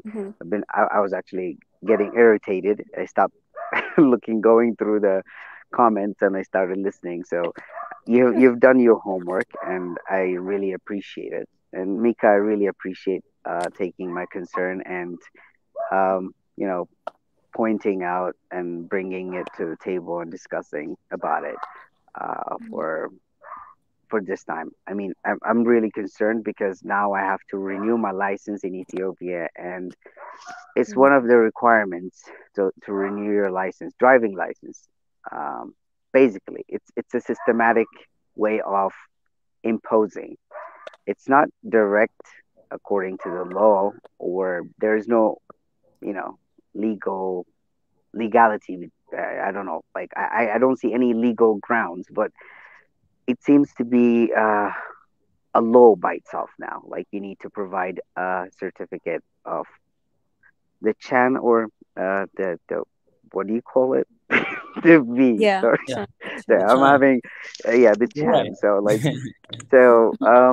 basically, so I don't know if I have a really a question, but I think I have I do have a question. How do we do it? How do we stop Africans from just following like this? Because last time I checked, the French president suggested that it should be tried on Africa, and I remember the WHO leader at the time responded, and everyone was happy about it. Every African was happy about the response and everything. But how do we really fight it off? Because uh, this is, I mean, a complete violation of human rights. It's just a free will. I don't swallow a pill because I want it. I mean, unless I want it, I don't swallow anything unless I I don't know, like unless I permit something into my body. And the things that you pointed out, you know, for listeners in this platform, it could seem like a conspiracy theory, because it seems like a conspiracy theory. And to be honest, we have seen conspiracy theories that have been conducted on Africa come true to life. They came in body, like they embodied themselves in a physical nature, and we have seen them apply in the war in Tigray, in the war in Ethiopia. We've seen everything go according to their to the so-called conspiracy in Africa. So all the conspiracies that we've been reading, all the conspiracy theories that we've been listening to are coming to reality. Why can't we question that now? Why can't we really understand the knowledge that is being imparted upon us? I mean, you've done your homework and you're sharing an enormous knowledge, a giant knowledge. And now, why aren't we willing to really take it as an African? What is wrong with accepting? Because we have seen it in firsthand. As an Ethiopian, I've seen it. You know, we thought war. I had a debate when I was in high school about war in Iraq, war in Afghanistan. These wars, should they happen? Should they not? We debated in high school, and I was naive back in the days, and I debated against. I mean, I supported the war, but now I see it after, I don't know, 13 years later from high school. Now I see it like that is actually happening in my country. I'm the victim now.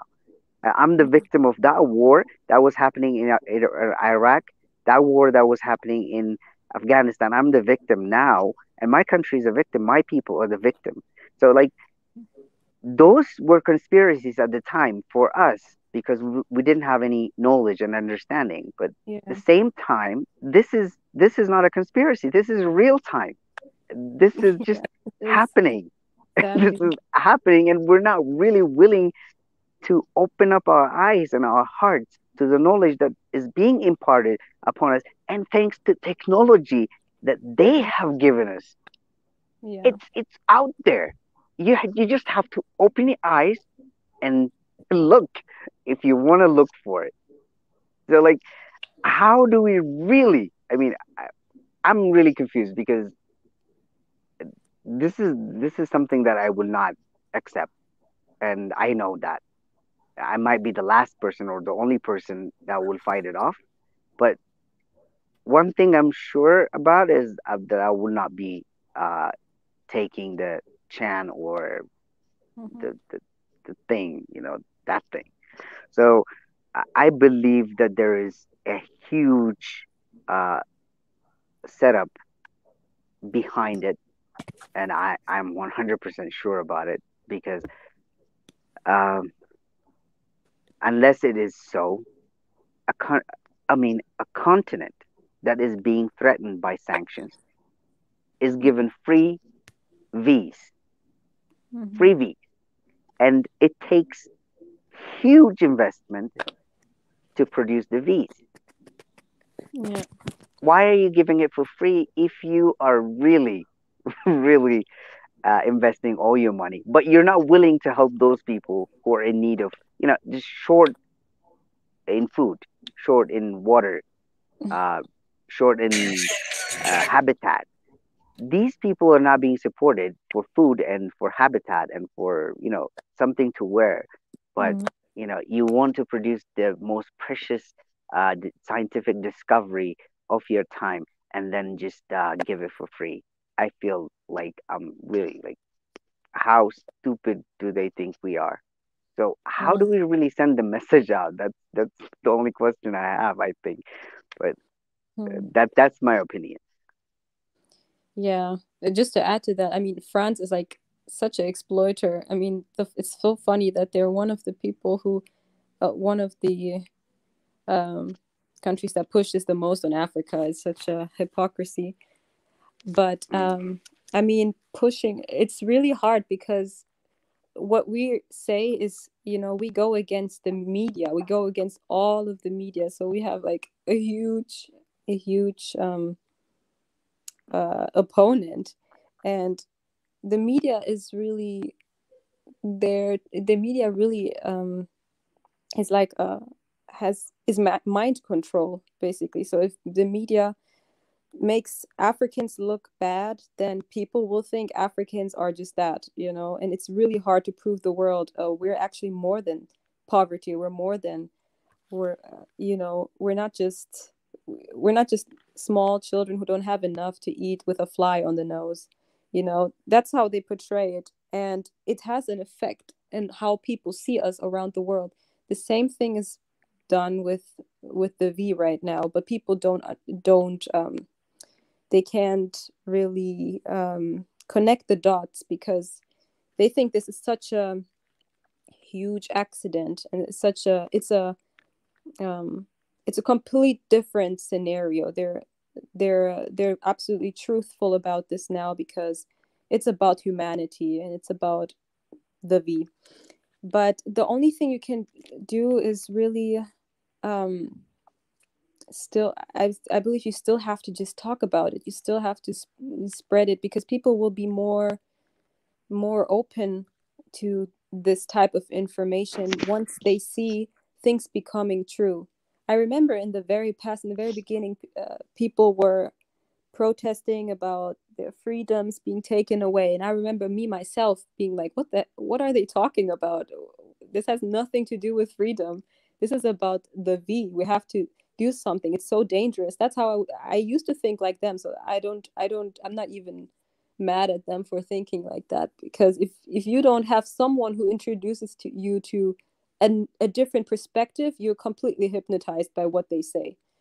And so now that I see, oh, they're taking away more freedom, wow, it's now I can't go here and I can go there and I can fly over here. Now I'm seeing, oh wow, what they used to say, it's actually true. And I believe with time, the more they're going to put pressure, the more the things become, reality. People will be like, oh wow, this is a lot is changing now. And they were right in the past. It's not just a theory, but it has become a fact. So I believe you just have to start with the family, and try to continue researching and being sure of what is being said, and just spreading the truth, spreading it, because the truth will set you free in the end. It's only the truth. I mean, they can lie so much, but it will come out eventually. I believe the truth will come out, and we just have to do our part in spreading the truth, no matter how difficult it is. For me, it's super difficult, because here Germany is already pretty strict, and if you say something against it, I mean, I don't want to lose my job, or I don't want to be seen as crazy, so but here, because Africans are so important to me, I spread it here, and we just have to continue doing that. I believe there is nothing else we can do, because this is like the elites versus the people. It's a difficult thing to do. You just have to continue and be patient with the people who think that this is crazy and think this is not true, because this is a heavy information. It's very, a lot of people don't know about the agenda, so it will take time, but I believe it will spread, and they will see the truth, and they will start researching themselves. The more they see people around them noticing that, the more they will research, and the more they will see who is behind all of this. And I hope that these people behind all of this chaos will just go to prison. That's my hope. I want to see that, because it's really about, people are responsible for this chaos right now, and they need to go to prison. But they need to pay for what they've done, definitely. Yeah. But Mika, I'm not gonna ask more questions or take long time. But what I would like to suggest is, for Eldana, me, and you. And I would like also to work with a couple of our teammates who are working on One Africa, including Kuru. I would like to. I'm working on a document. The sea versus the sea versus human rights versus the law in Ethiopia. That's the document that I'm working on, and I might need your help on developing the document, how it violates the direct human rights that are inalienable, like the rights that you can take from humanity are human rights. They're given rights. No one can give you, no one can take it from you unless you're a criminal. So should we really be treated like a criminal, or should we defend our human rights because there are human rights organizations? So I'm working on that document, and maybe Eldana could join in the team and help us develop the document. Maybe we can at least prevent African countries from making it mandatory. So yeah, that's a suggestion that I have. That's a good one. Yeah, I can try to help as much as I can and contribute to that. Sure, I can do that. All right. It's going thank down. you, Eldana. Really, really thank you. This is truly the year of action. You see that? That's what we're talking about. Putting our words into action. Ebenezer, I love you, brother. Love you, man. All right, Eldana, nice meeting you. Nice to meet you. Thank you very much. Thank you. Thank you. All right, okay. All right. Bye. Bye. Bye. Talk to you soon, brother. All right, I'm gonna have Mwenda Tezi. He's here as well. Mwenda Tezi, you have a question or you have something that you add to? I'll give you that one moment, and then we have two more people. I think last people that will come on as well. Mwenda Tezi, it's good to have you today, brother. You're muted. Yeah, thank you, Mika. Today's discussion is very interesting. Even the mode of discussion is it's very it's out of the normal. I can see this is a very serious topic. Very sensitive. I'm not even looking. Yeah, I would have loved to have the usual arguments, but I see today we're not going to be allowed. Yeah, I mean, you can. If you have a question, please go ahead. You can ask a question. Yeah. Oh, and also, just remind you guys. Actually, right here we have a doctor as well. He will come on as well to, to give his, the professional, because this is his professional. So he will give us his opinion as well very soon.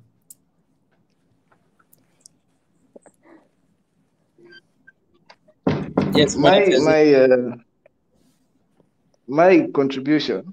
I have a contribution to make.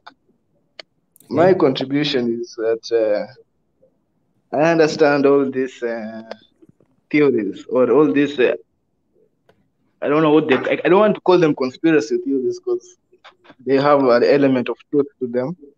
But my perspective is through my African eyes. I like to see things through, because we know as Africans we look down on ourselves sometimes, and we forget that maybe our view of the world is unique than somebody else from the Western. Maybe a Western a person born in the West maybe can see it differently, but what I see here is a pure and clear corruption. Just simple as that. I see it. I know from the West, I don't know why I have seen this, and I don't know why people, maybe from America, or when you tell them that your government is corrupt, that this is corruption, they don't see it. They will look for the evil genius. There's an evil genius somewhere, but to me, I don't see an evil genius. I just see corrupt crooks, and there is no. I don't feel like there is a big plans to control the world. I just see a bunch of corrupt crooks who are in line with the private businessmen and politicians working together to make billions.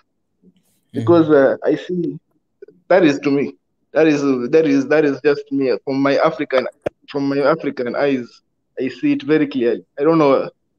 Even when you look at because right now, let me give you a good example. If you tell an American that your government is corrupt, they're like, oh no, it's not corrupt. When you tell an American that you are that the military wars, the wars you go, you're not really going to war, that's just corruption. Like when you go to Afghanistan, or you talk about those things, and you find that America is losing to the Taliban. It's not because you're not at war. Because how can you lose to the Taliban? And you look at the military budget is in trillions of dollars. So where that money go? It's corruption. Somebody ate that money. So the same is happening with this COVID-19. Oh shit! Sorry, C word. No problem. C word, yes. Yeah, that's a problem. I already received censorship right now. All right, keep going. I'm sorry. C word. I apologize. But it's the same happening with the C word. You see, I feel like this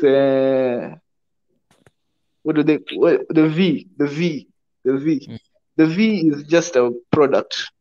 And I've seen that it's not even the research on the V isn't done really thoroughly, and they are basic medical ethical violations.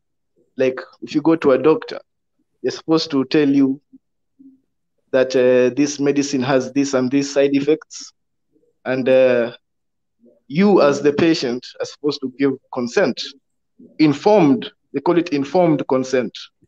That you're supposed to be informed of what's getting in your body, and you have it's consent. You have to give consent, and if you refuse to give consent because of the information that you're being given, that you don't want that side effect in your body, it's your right.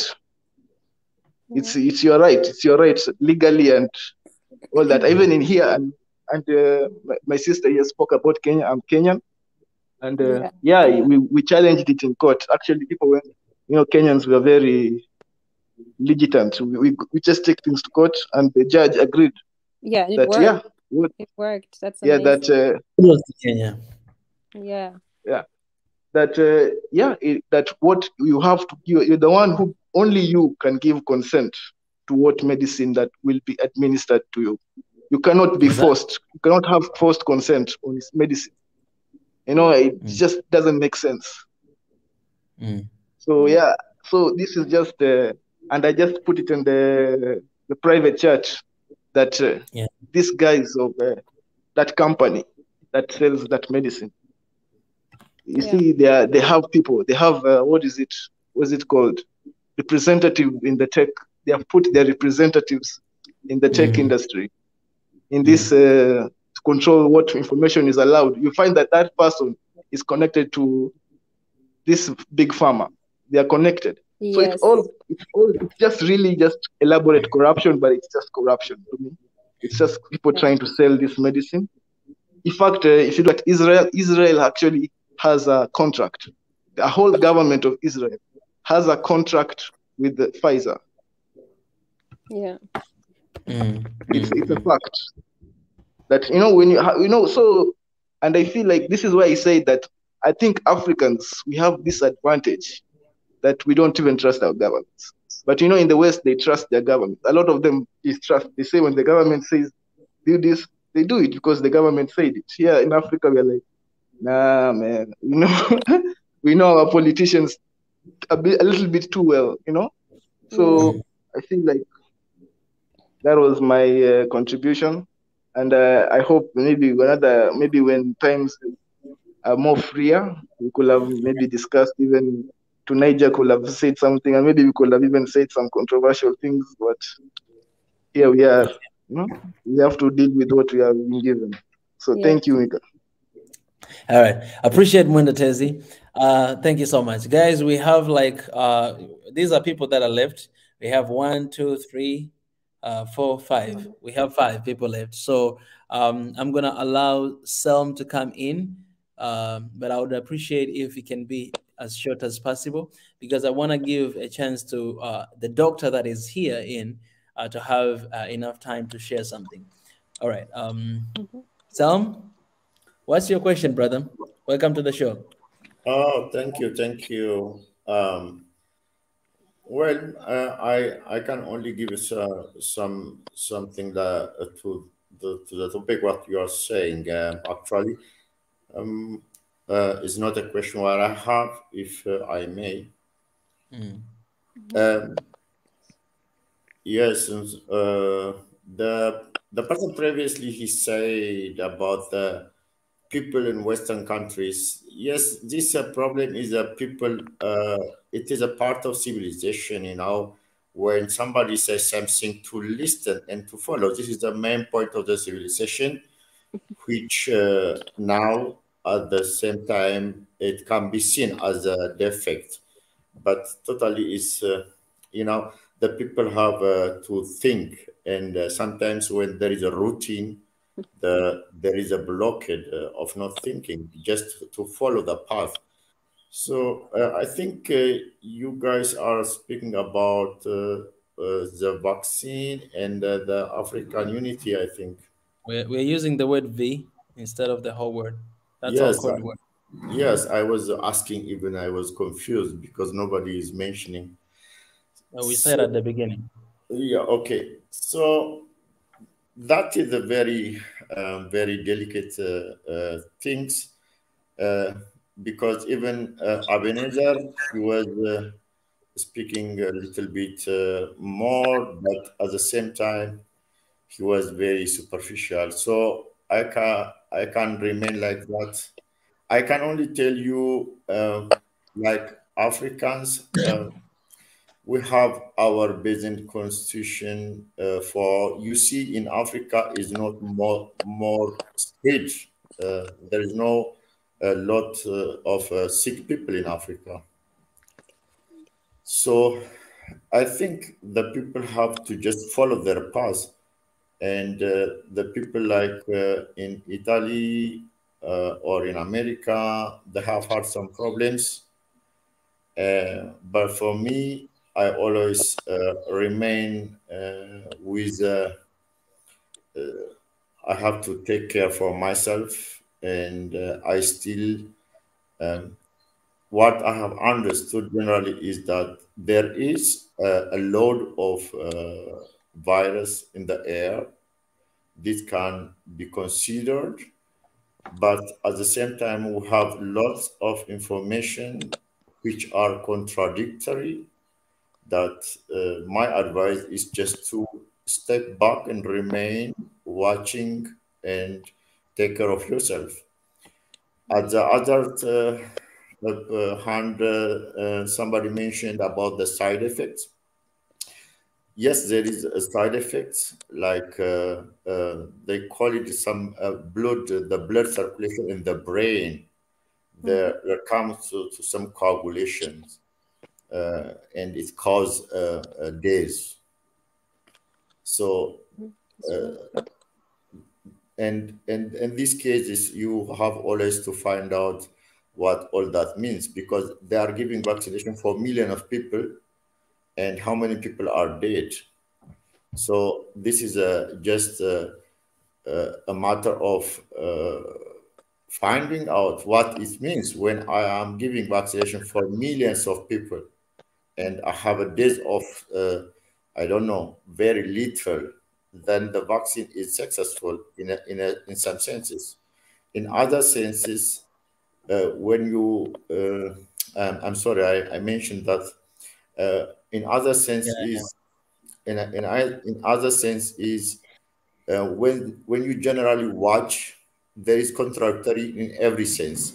So you see, there is a different lot of factors where you can sit and discuss about it, but every aspect you have to discuss it and then take the average result. For me, I remain in my position. I have been in Africa. I have been without any precaution, and I always, every day, have been engaging with every kind of people without any kind of precaution. Mm-hmm. And I have never seen a problem, and I never seen somebody who have been affected. And at the end of the day, I tell you something. There is something. There is a load of environmental pollution, by which means it is raised. By which means it is raised. Why it happens since 3, 4, 5 years? This is at the same time another matter. Why comes before 3, 4 years? But we have enough evidence about participation of artificial factors, a lot of untrustful engagements, thousands of evidences. Mm-hmm. For in my place where I live, environment, everything, everybody is well. And at the same time, we have many people who bring evidences about very contradictory statements. For at the end, my opinion is I remain with myself. That's for me the decision I can get. And the last point in this point is whatever it is always advised at the whole in the day of today. We have to improve our health. It is whatever it is. The message is you have to improve your health. You have to be informed. You have to be informed. And this is main thing. The clue is immunological system, immune system. Mm-hmm. You have to work on it. And there is a website who show you actually exactly about this topic too. So there is matter concerning on these things. And the main thing is your immune system is only the one who is deciding. All right. Appreciate Sam. And I wanna also kind of like ask you this one question, not something to answer, but something that you can think of. You mentioned a very good point that there's a lot of people who have been using this, and the side effect that we're talking about, it's very a short number of people. So my challenging question is that think about that number of people and imagine that you are among of those few number of people who have got that side effect and maybe lost their lives, right? It's the question that you can just think of, because personally, even when I'm thinking about it, I'm thinking about the number 1 million, and then maybe I think like 2 people or 5 people, died out of that. It doesn't feel like it's a big of a deal because it's a number that is just out there, and I don't know these people. But put yourself in that little number of people, or put your family or anyone that is close to you in that number of people, and I think it will mean something. It's something that we can all think of. It's not something to answer. So it's at the beginning, as I told you, there are different factors here. That's why. Sam, if you can keep it short, because I want to pull on other people. That's why I say It's not something to answer, just something to think of. Yes, I understand you. You are right, 100% right. It's not to answer because you are widening. You make it wide. You are right. But the problem is, science is like that. It's a number. So that's it. Yeah. All right. Appreciate. I have my brother Niger here. After Niger, I'll go to the doctor because we have doctor here as well, to come as well and to raise his voice. I appreciate Selma for coming in. You're gonna have Niger. If you have question, we have something to share. Please go ahead. Yeah. First, I will ask my question so that I'll just get that first question out of the way. Regarding some of these recent events that has been plaguing, the world, we know how it is. One of the things I was curious about is that we know of plagues that have been happening down in history. Have we got any historical account on the continent of major plagues that wipe out whole communities, like it does in Europe, relatively regularly in terms of historical terms? And does she have any information about anything like that on the continent? Because I'm a bit curious why Europe has the Black Death, different plagues, but we don't hear about all those things on the continent. And could that be responsible why this current one is not as serious on the continent too? So when it comes to Africa, I honestly didn't hear anything that was major that happened before colonization or the influence of Europe. I hear about a lot of illnesses like HIV and these big illnesses that came after the contact with Europe. And as I thought that there was already this whistleblower that exposed where HIV came from and what the agenda was. And as far as I know, that was spread on purpose to depopulate Africa the way they were able to depopulate America with illnesses, and they thought it would work. But I guess it didn't.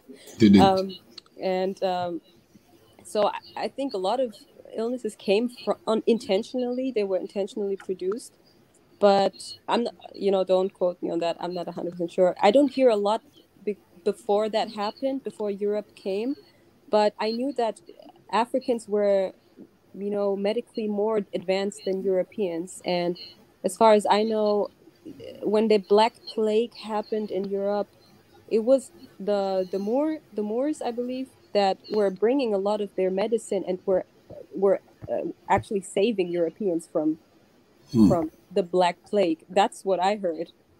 So they brought the medicine, and they taught them a lot about hygiene and stuff like that. But even if I looked at European images from the past, I saw a lot of pharmacies that were called Moor pharmacies. So there was even some leftover, from history here. That's how much they influenced Europeans, actually. So I believe we were just very healthy. We were so in tune with nature. We used ancient medicine, and we lived, we weren't really exposed to bad food. We were eating very natural food, and I believe that there was maybe from, I don't know, snake bites or something that comes from animals to one person, or like colds that you get. I have not heard of any huge plague in Africa. That's what I'm trying to say. Yeah, that is interesting. Go ahead. You wanted to say something? For your question tonight, I put on the doctor as well, just in case if he has an answer to your question. Yeah. Sadeki, do you have answer to that question? Maybe, I mean, something to add. I think. Can you hear me? Yeah, yes. But it's kind of too low, right? Yeah. Okay. How about now? You can try to speak. Okay, so I think I've been listening to your discussion, and it's one of the most uncomfortable discussions that I have to be in as a physician, because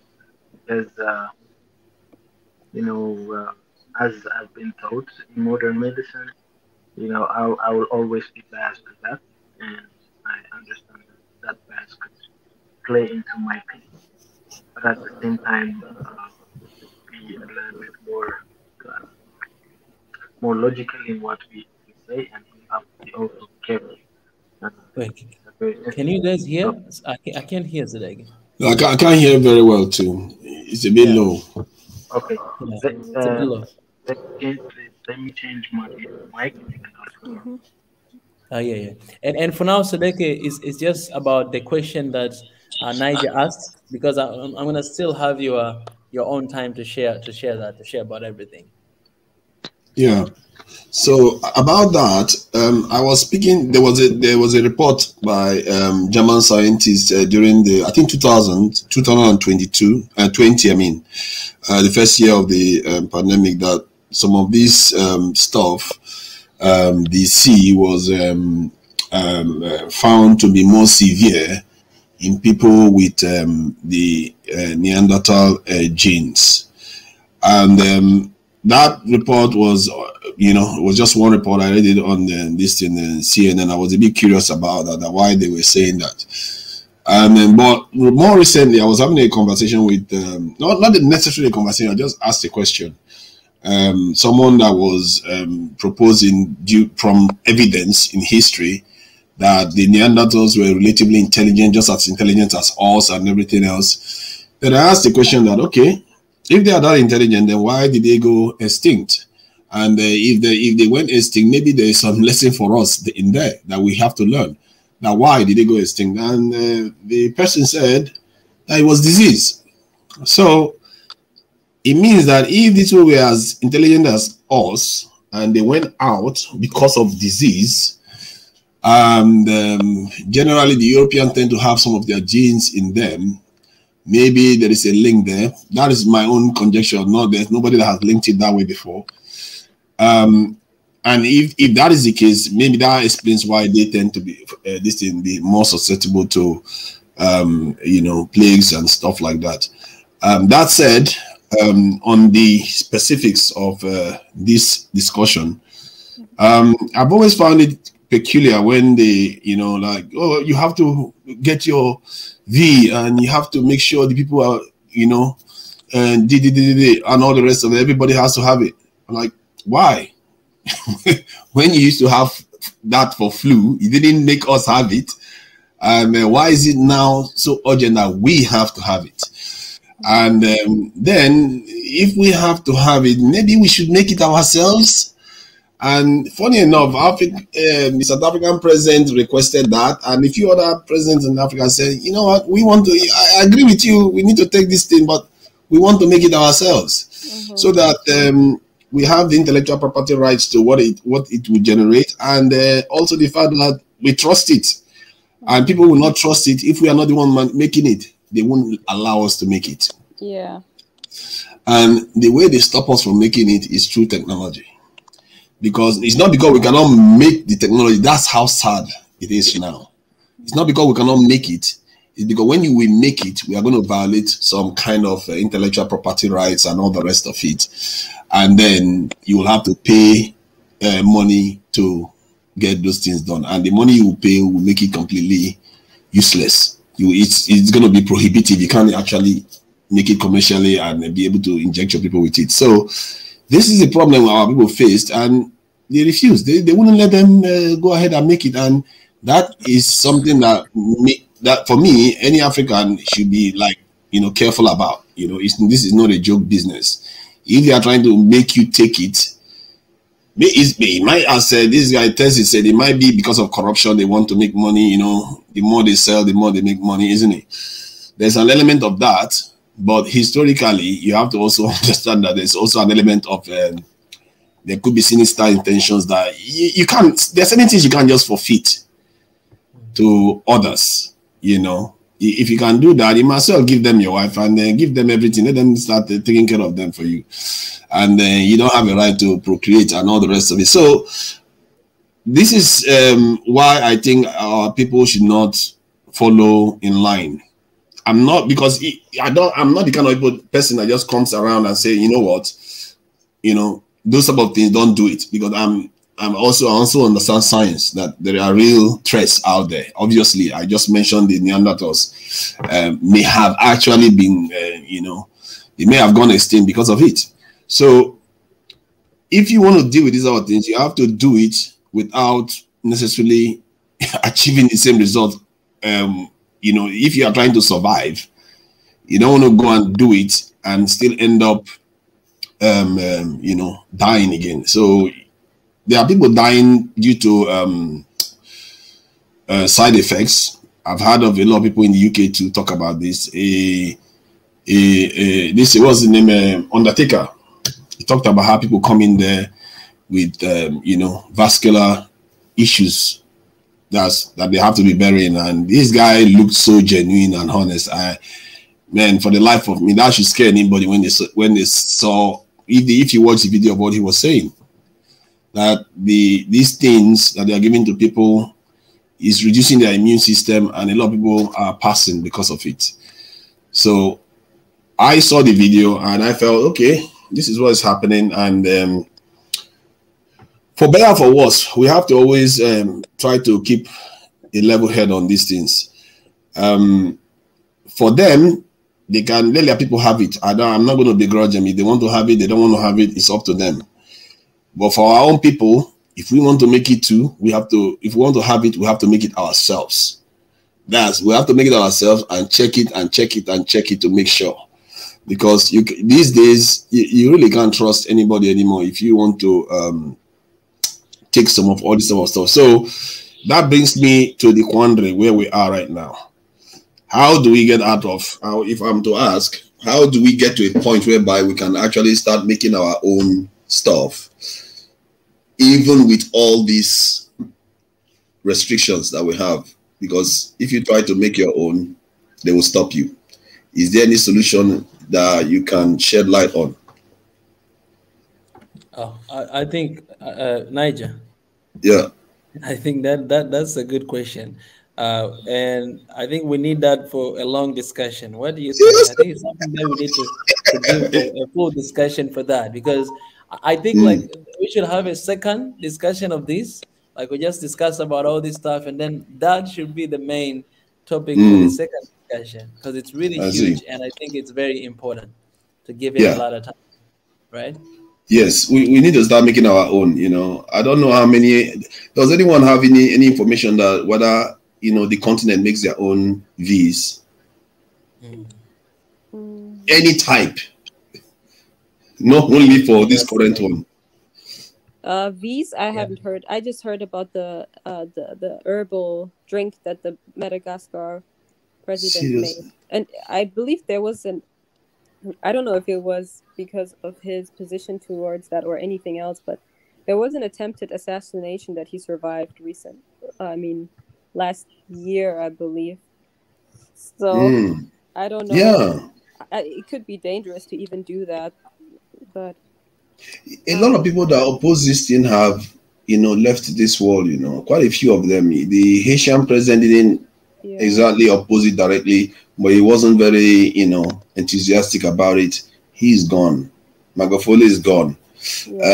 Quite a few people, some of them that actually died because of they claim that they died because of the same stuff. This is kind of stuff that gives me trust issues, and I don't understand why Tezi comes here and start talking about just corruption. I don't understand it.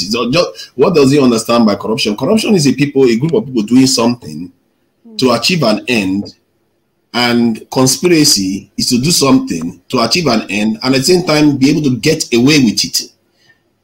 These people get away with it. It's not just your everyday corruption where you catch them, you take them to jail. No.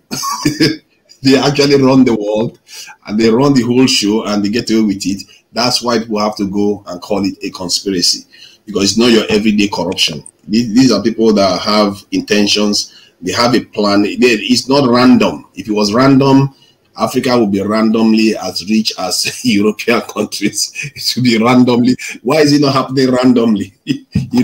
Why don't we have a London in Africa? Yeah, come on. Right. Okay, I wanna give a chance, Nigel. I appreciate for your voice. I want to give a chance to the doctor, and then I have other people here in the studio waiting. I'll go to them as well. Thank you. Thank you. No worries, brother. Can you hear me? Dr. Sadeke? Can you hear me? Yes, we can hear you now. Yes. Okay. So I think there are a few basic things that I want to convey.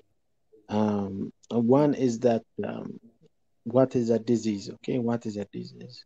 Okay, this has been a question for years and years, and it has been even a philosophical question for many. So that's why we have like different schools of thought: the Eastern medicine, the Western medicine, the African one, and so on. You could have different things. People have been trying to understand disease for a long time. So, but the current, at least something that can encompass all the theories is that, it's all about the interaction of the host, which is us, and then the outside, the environment, and that interaction. Okay. So, in that sense, you could have many interactions with many variables. So, you cannot completely understand a disease and predict everything that can happen on the human body. Okay. So, whatever we say, we have to be careful not to generalize things. If somebody died, it could be because of the host problem, it could be because of something which is taken inside, like you said. I cannot refute any evidence which might be related to the V, or it could be the C, it could be the V, it could be the host. Okay, so we have to be scientific, at least in this forum. Okay, we need to be scientific. Unless we do that, we are going to add to the confusion. That's what I fear. Okay, we are going to add the confusion because it's the age of the information, and people cannot, if they are bombarded with lots of information which are really contradictory, what happens is that they'll get confused, and then they won't do the right thing. What is the right thing? The right thing is the informed thing that you have to decide. Okay, like I believe you have to decide. But then there is a question when you come to Abenazir's question of this influencing governments and so on. That's a big topic. Okay, it's a big dilemma. If you are in that position, I'm sure you'll have that dilemma. Okay, the dilemma is respecting the autonomy of an individual versus protecting the public. Okay, how do you protect the public? It's based on the information that you have. Unfortunately, as Africans, we are not generating our own information. And until we start doing that, until we start generating our own evidence, until we start funding our own research, then we cannot do that. And that's a topic for, like you said, Mika, it's another topic. Okay? How do we do that? All the mistrust and all these conspiracy theories and all this questioning without answers, with all confusion, comes from the fact that we are not doing our own research. Okay? So we are dependent, and we cannot deny that. But when what we can do is analyze the information that's already brought to us and think of the side effects and the benefits. Okay? As a physician, I see people dying. Okay? And when I hear a lot of people saying they are fine, okay, we'll be fine. With all due respect, everybody who is saying we'll be fine if we do this, we'll be fine if we eat this. No, people are dying in front of us. Okay? Young people, fit people are dying in front of us without us understanding why that happens. Okay? What I cannot refute is that there could be conspiracy behind this, of course. Okay, there's evil in this world, and there's evil by design, and I understand that. But how do you fight that? Okay, how do you fight that? And I agree with Eldana that you have to build your own immunity, and whatever comes to you, since I've said in the beginning, it's all about the interaction of the host and the outside thing. We cannot deny there is an outside force. Okay, you can call it the C word.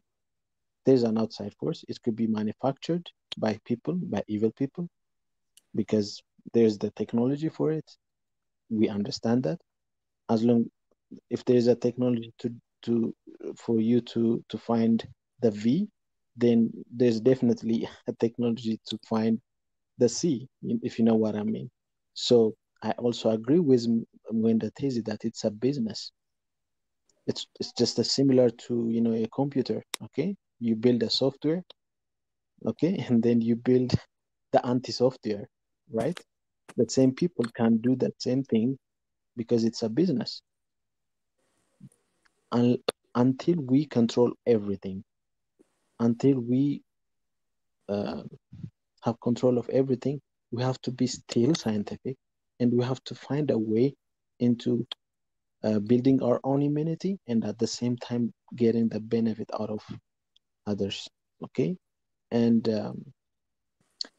that comes down to your own personal, risk analysis. It's just as simple as, okay, a person could take oral contraceptives, for example, right? It's a choice. We know that oral contraceptives increase the risk of stroke. Okay, you could be paralyzed, you could have blood clots. Okay, in fact, it's a very high scenario. But you make a choice.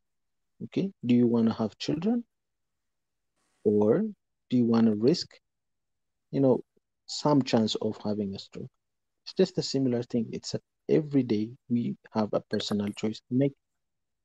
For me, whatever choice I make, since I'm also a spiritual person, I pray on it. Okay, I pray on my choice, and then whatever choice I make, I believe God has a hand in it. Whatever choice I make, I also take into consideration my patients, okay, whom I may be a risk to, and I also take into consideration my family, okay, and so on. So all these things, it's all about the information that you get and how you select the information and how you balance all these things. But I urge all this forum to be careful and not to get into the trap of, the confusion that is already created, which is sometimes intentional, okay, intentional, so that you have a limited resource, and people would always want to take care of this, managing that limited resource, by creating confusion. Okay, so what I can say is, people like me, even doctors, there are people who took it and there are people who didn't take it. Okay, there are people who think like Eldana, there are people who think differently, even physicians, even with all the information. It's all down to your choice. So I can't urge everybody to do this or do that, but make it informed. Okay, don't base it on high level conspiracies. Take it as a business, like Moinda Tezi said. It's a business. Okay, it's a business, and whoever benefits from it, is somebody who made the mess. Okay, they make the mess, and then they benefit out of it. That's what I can say. But I can answer specific questions from people. This is my general thoughts. Thank you. Yeah, I'm gonna keep you here, Doctor, until the end, and then I'll continue to bring one person after another one to ask either the question to Eldana, but you'll be here as well, or to give their points or what they wanted to say in this. But I have just one question for you before I let Mena speak as well. And my one question to you: what are you saying about the V? Right? It seems like it's becoming compulsory, right? What would be your say to that people should decide whether to take it or not, or should allow government to force people to do it? Yeah, let me take you back to the previous V's. Forget this C word. This is the current issue, right? So we had lots of diseases which start even from childhood, right? We have high child mortality for a long time, and I disagree that Africa didn't have plagues. We had plagues, okay.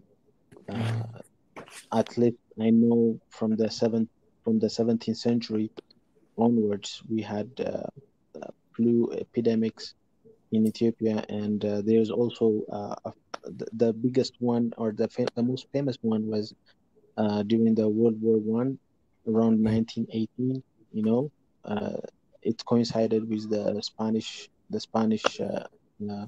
flu, and it killed around 50,000 people in Ethiopia.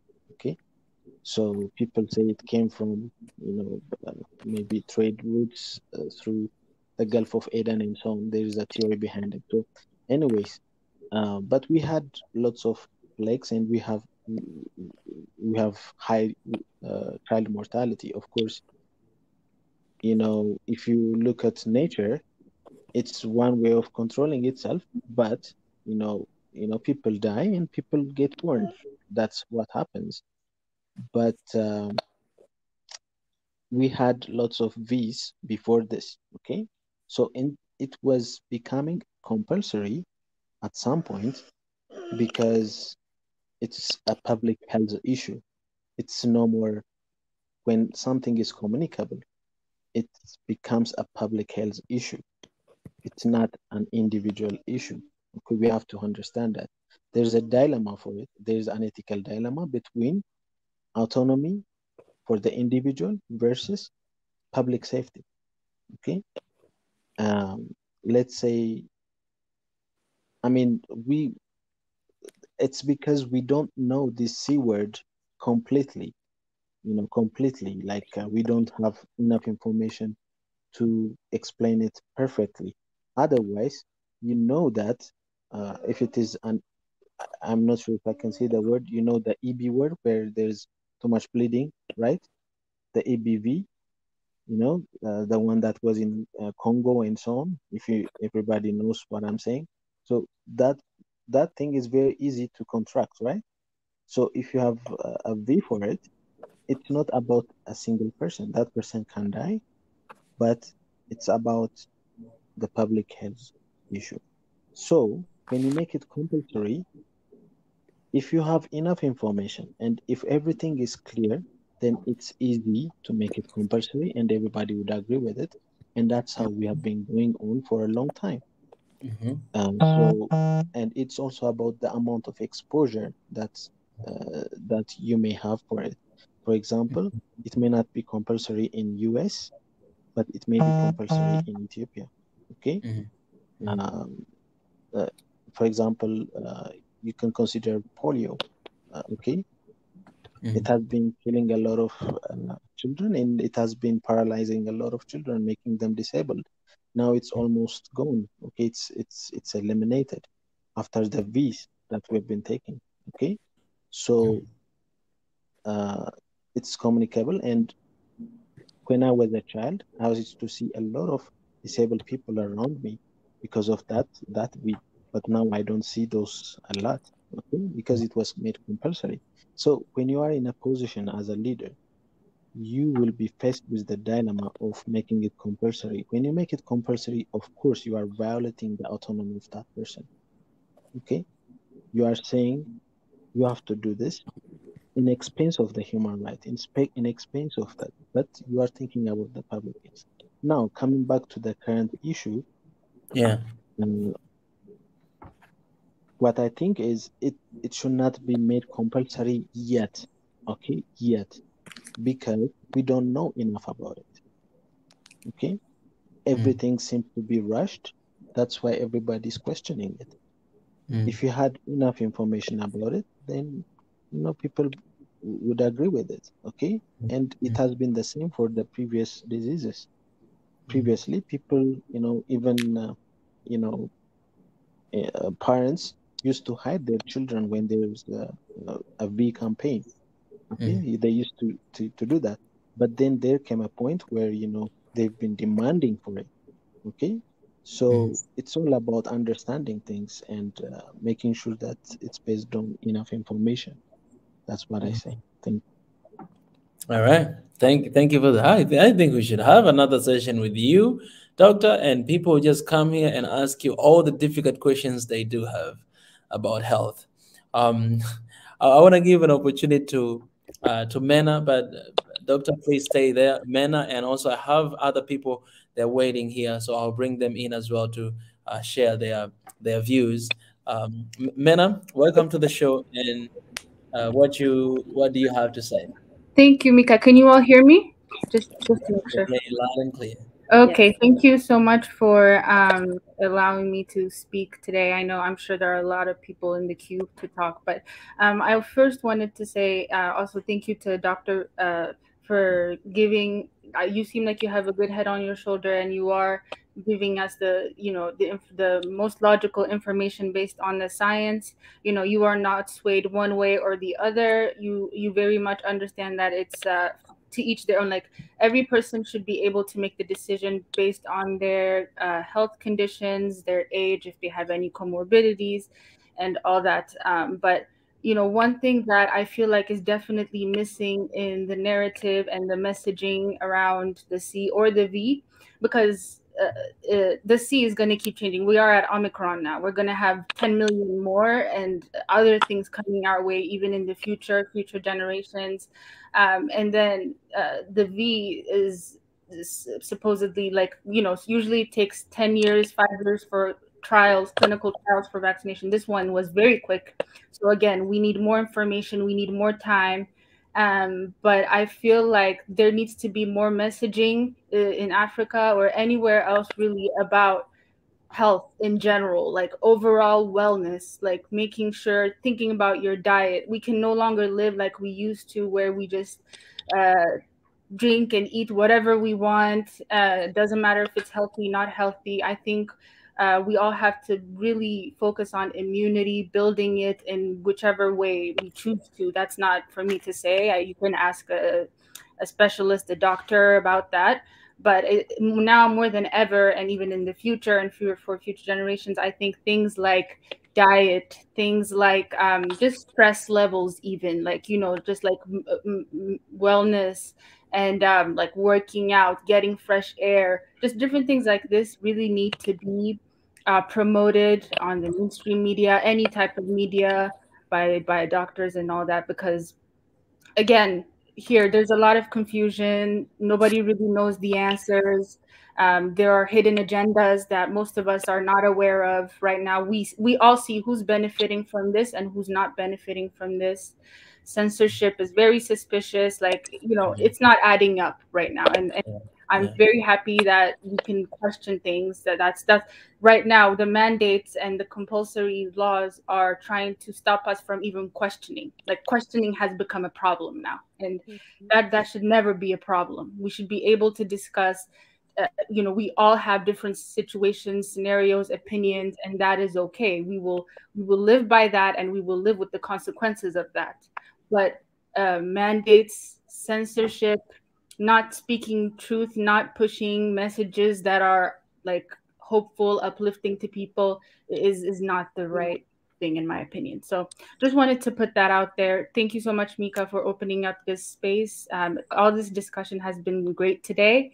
And I think people need to speak up. I think people need to also stand for what they believe in and not be taken back by these just things that are forceful. Like, we really need to, more than ever now, fight for our freedom, fight for the right to have an opinion.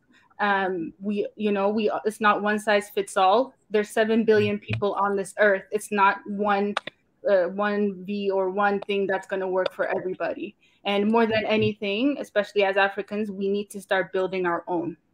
I know they make it hard for us to do that. I know, we might have some limitations when it comes to that, but I know this is a big message that is coming from all sides, whether it be politics, health, everything. We need to really build our own, rely on our own, And we can't also always rely on government. It needs to be us, the people, working together, building communities, building groups like this. Like Mika, you have a platform, you have a community, so it's really just about sharing in this way, and making sure that us, like with numbers, we can win. It doesn't always have to be someone making decisions for you. Like, you have a mind, you have an intuition, you have the information that was given to you. So you should be able to make decisions based on that. That's what our ancestors, that's what everyone has done so far. And so, yeah, just wanted to put that out there. So thank you. Oh, Mena, I really appreciate for your insight. That was very well articulated. I hope you will come here often to join, because today is your first time to join, actually, right? Yeah, it is. And I usually never go on these kinds of things, actually, but this conversation was very timely, and it's been something that's been on my mind a lot. So I'm very happy to have found a group like this, especially with a lot of Africans who, it's good that we have these discussions now, because like I think someone said here, these mandates and these things are going to try to come to Africa. That's the next step, and we need to be very careful. We need to stand up for our rights. We need to have correct information, correct science out there. We need more time, as the doctor spoke today. And I think that, this is a critical time for us to be speaking about these things and potentially creating solutions. It is beautiful. It's beautiful. Yeah. And we're going to extend this conversation. Thank you so much, Mena. Thank you. Thank you. I want to give a chance as well to our sister here, Senuti, to raise your voice as well. You have to unmute yourself for that.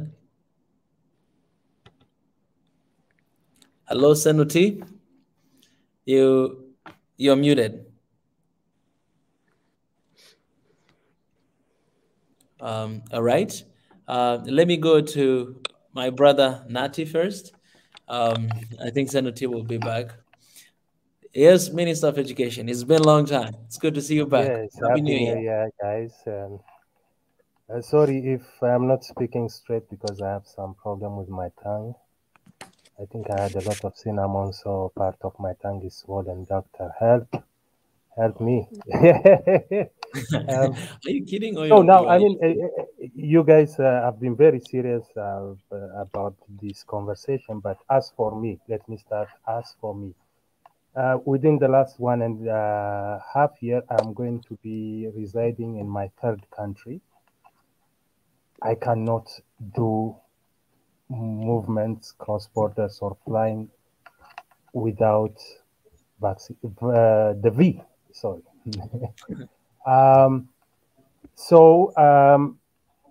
I've received the V.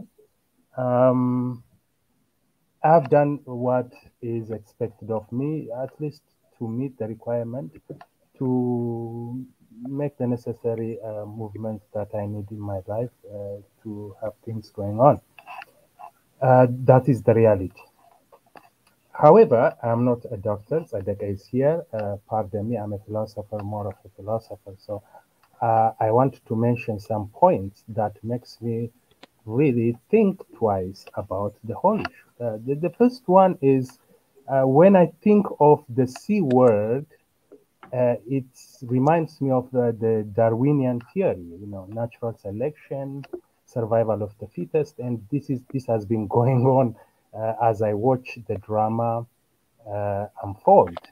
And the word that got stuck with me is this word that we don't normally find it here in Africa, but elsewhere there is this word, famous word, mind the gap. Mind the gap. They write this word to make you be cautious. Are we really aware of the generation gap that's being created? Because if we have seen the biggest population that we've lost in this saga is the older generation, especially. And let's not forget the gap that they will create in having socio-political, moral, psychological impact they pass on to the next generation. We are losing them. We have lost many. The second point, I am a teacher, and in the classroom, I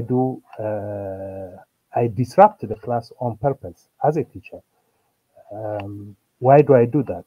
There are two things involved when I do that. If there is a chaos in the class and my students are restless, I disrupt them with something interesting out of topic to have their attention towards me. The second one, everything is quiet and everything is going on nicely. I still suspect that either they are absent-minded or they are fully into the course that I am giving, but still I disrupt the silence on purpose. Why am I talking about this? Usually when our world economy is too quiet or too chaotic,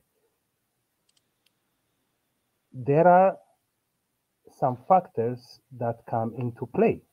There are few people who are deciding our economy, how it should go and what path it should take, so they disrupt it. And I was really a bit disappointed when Niger downplayed Mwenda Tezi's idea of corruption. Guys, when this sitting happened, have you not really invested for the precautions? Be it what we are wearing on our face to cover our mouth and nose, be it the small Vaselines that we apply. I don't want to mention exact wording so that you can get the idea. Be it whatever we are wearing to cover our hands. Actually, I have really spent some more money to make sure that I'm okay and I'm not ignorant enough and I don't die from ignorance. So I have saved it. Now multiply each and every person who have put their money into this. It is quite some amount. And the economy, you cannot rule out the fact that this sitting is playing and the impact on the economy. So the economy, either when it is good or bad, this disruption is likely to happen. Just like you create a need in the market to sell your products. The third point that I want to talk about is here in this channel, we've been really fighting against media war, sanctions and whatnot. I mean, why are we ignorant about biological war? That's another thing. In the near future, we will no longer be shooting at each other, but we'll start sitting underground, developing some nice delicacies for our enemies, so that they consume it and die wherever they are in their bed while dreaming. So it makes me think, what do you think? I'm not saying that this is happening, but what do you think? With respect to Sadeka's idea of not underplaying the scientific fact, because we are not scientists, I am not scientist, but at the same time, we need to have the stage open to some discourse. And as a philosopher, give me the freedom to ask you, what do you think about it? So the other thing that made me think in line with this is no other, forgive my ignorance if I am, please correct, the way this sitting has changed over this short time made me think that probably it is somehow engineered, just like the phones that they sell for us. They give us iPhone number this, tomorrow iPhone number this, with some little bit modifications. So it made me think, what do you think?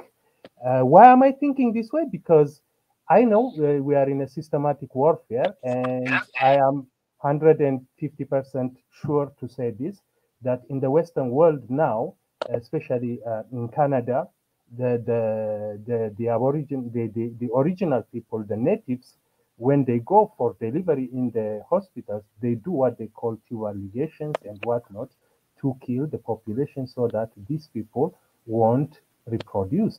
So what do you think? What makes this any different?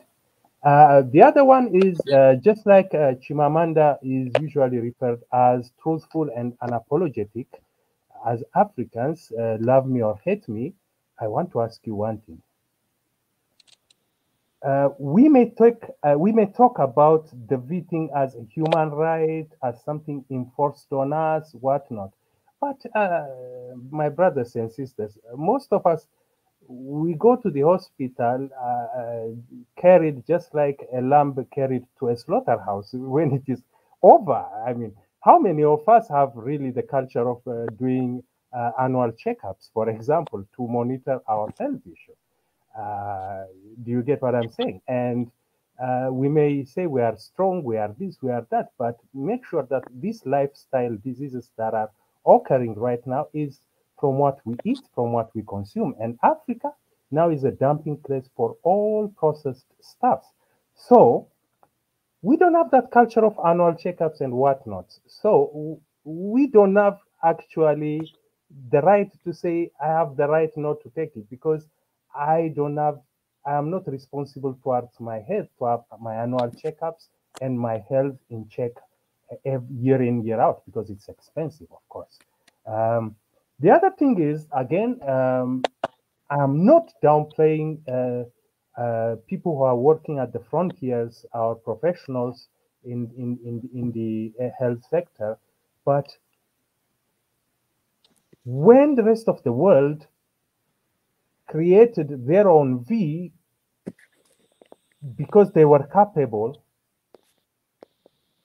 and they named it after G or S or A.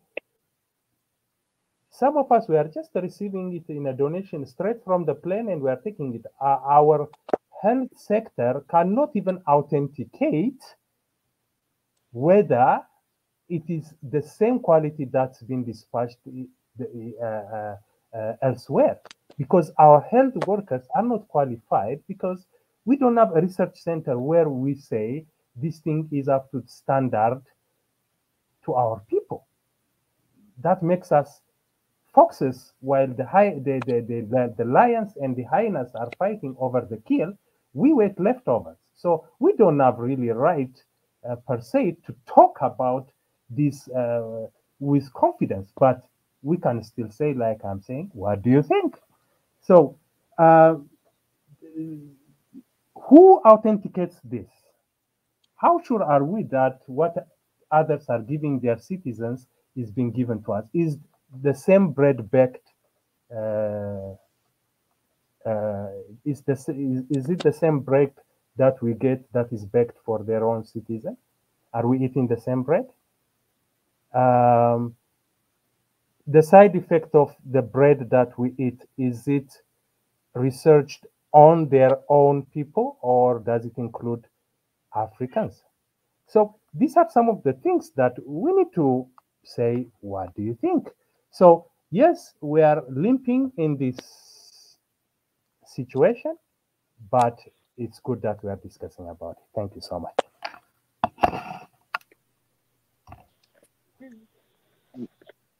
I'll say thank you so much, Mr. Nati, for that. Sadeka, if you have anything to respond, I will give you a session at the end as well. But I want to bring someone in. Again, we have Sanuti was here before and she got disconnected. Sanuti. Hi. Can you hear me? Hello. Yes, I can hear you. Okay. We still have three more people in the chat that I'll bring them in after you guys share as well. Thank you, Mika, for the opportunity to give my insight. So first, I just want to say thank you for being so brave to have this conversation on your platform. It is so important to, at least even if we all have different opinions or feelings about it, to talk about it, right? Mm-hmm. So I really appreciate our sister as well giving us a lot of information. You would have to do your research to know what she's talking about, because when you hear it for the first time, you might think, out of this world, right? This information. But Africa, I just want to put a comment to say that, especially our continent, has been a playing field for the pharmaceutical companies. So I don't know if anybody is aware or know about, an example I can give you guys is Gavi Alliance. It's well known in Africa and around the world.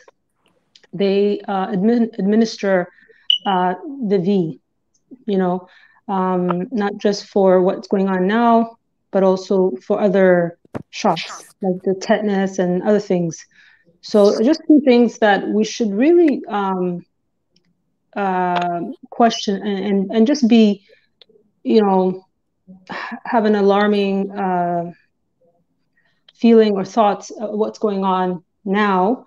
It all relates to the last 50, 60 years and beyond. So for example, Gavi Alliance, who gives them money, who owns, it's not one person that owns that company, it's a corporation, right? So the biggest funding for that company is the Bill and Melinda Gates Foundation, UNICEF, the World Bank, WHO, and WHO, UNICEF, the World Bank, who is a huge contributor in these corporations as well, the Bill and Melinda Gates Foundation. So something that did happen in 2014, just not too long ago in Kenya, for example, right? They had the tetanus vaccine that was administered to females from age 15 to 49. And this is supposed to be a tetanus. It happened also in Ethiopia, but I'll just give you an example of what happened in Kenya. So this was a tetanus vaccine. Oh, sorry, V. Sorry, I shouldn't have said that. The tetanus V, right? So this was laced. Later on, they found out it was laced with a fertility inhibiting hormone. And it basically made females, women in Kenya, sterilized over 3 million or nearly 3 million. And this is factual. The same thing had happened in India, and it sterilized women, also children, right? It made them handicapped. It made them a lot of things, and they were kicked out. As you shared the article at the beginning of the show, right? So we have to question these things. These people behind these companies, for example, the head of WHO, Dr. Tedros Adhanom, he was a member of the Gavi board. He was a member from 2007, I think 2008 to 2009, before becoming the head of WHO. And he was hand-selected by Bill Gates. Not because, such a good human being, right? These people, they have their groups, and they have the selected groups, because not everyone that looks like us is for us.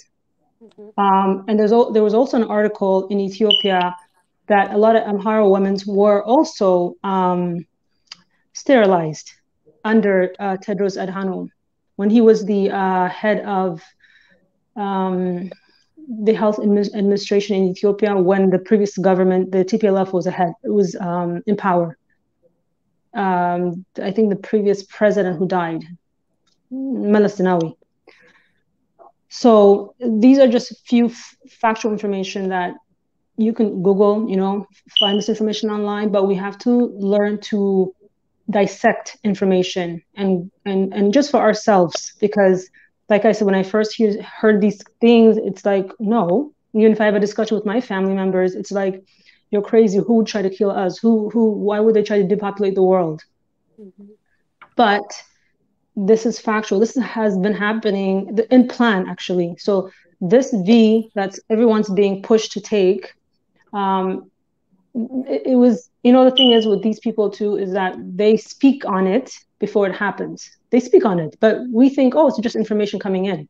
Yeah. It's pre-planned. And they speak on it because that's one of the things that they follow. They have to let you know, but they let you know as if they're doing good to the world. Right? So, and then the thing that I would like to us as human beings to question is, doctors are being silenced. if you know, good doctors. And then also you have to understand, especially in the West, these people that are trained to be doctors, nurses, it's an alliance. They have to follow rules. If they go out of that alliance, there's repercussion. So everything, you think you're free, but we're not free.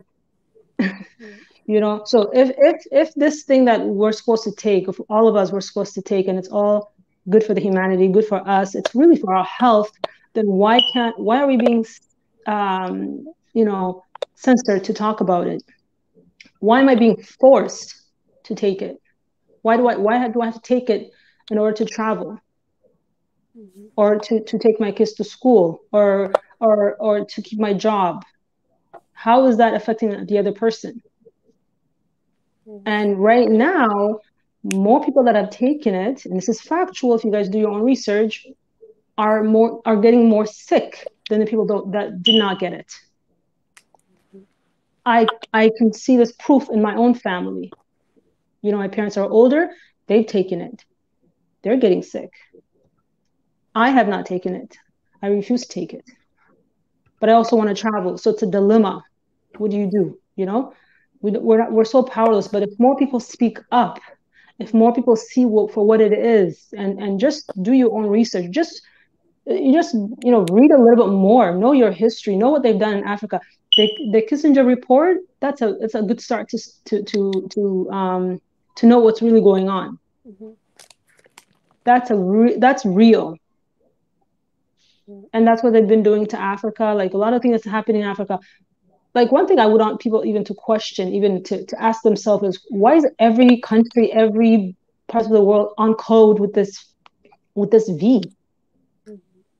Do we not have our own opinion? Do we not have our own mind?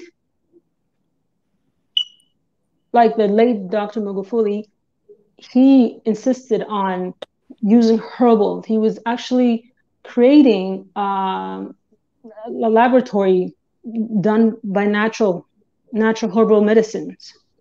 Correct me if I'm wrong, right? So he did. It was the biggest hospital here.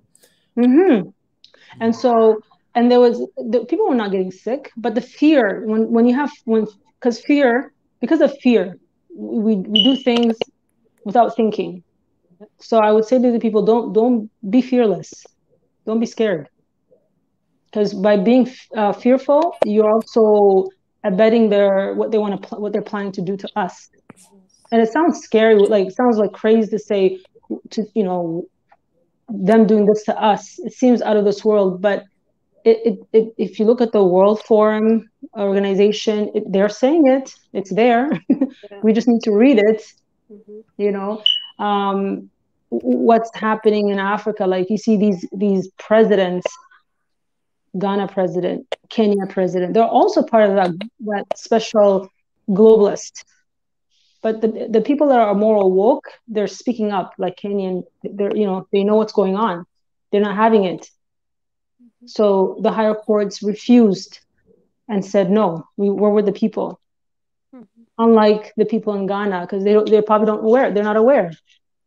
It all goes back to our education system too. Who gave us our education system? Who formatted it?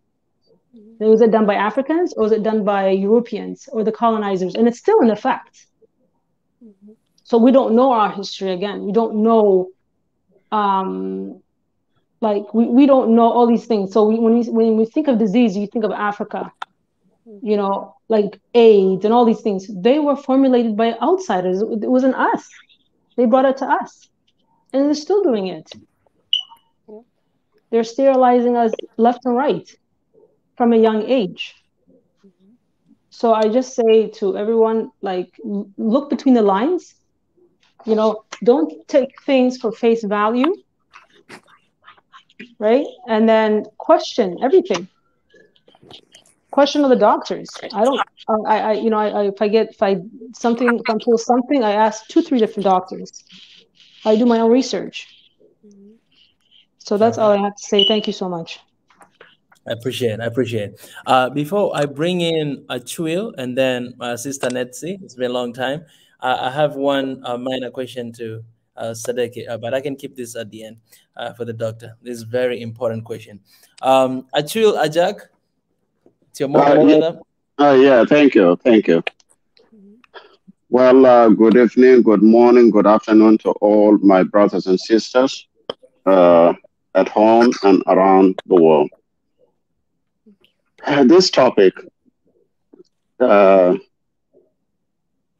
with all the people that spoke before me, including the doctor,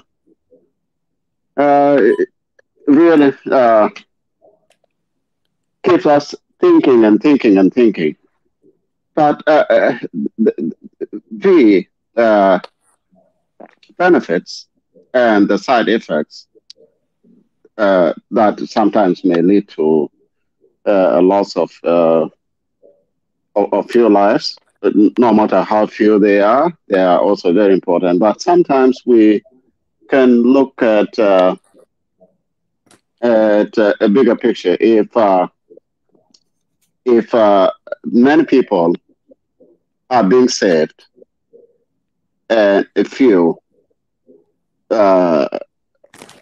this is still can make it, it may seem evil, but sometimes if we were not to take the V, how would it be? How many people would have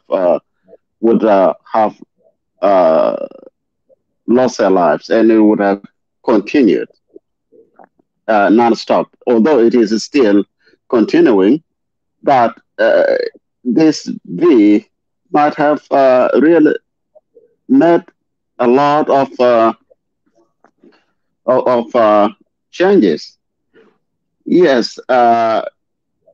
Also, some say that, well, the reason that they're not taking it is because it has been rushed.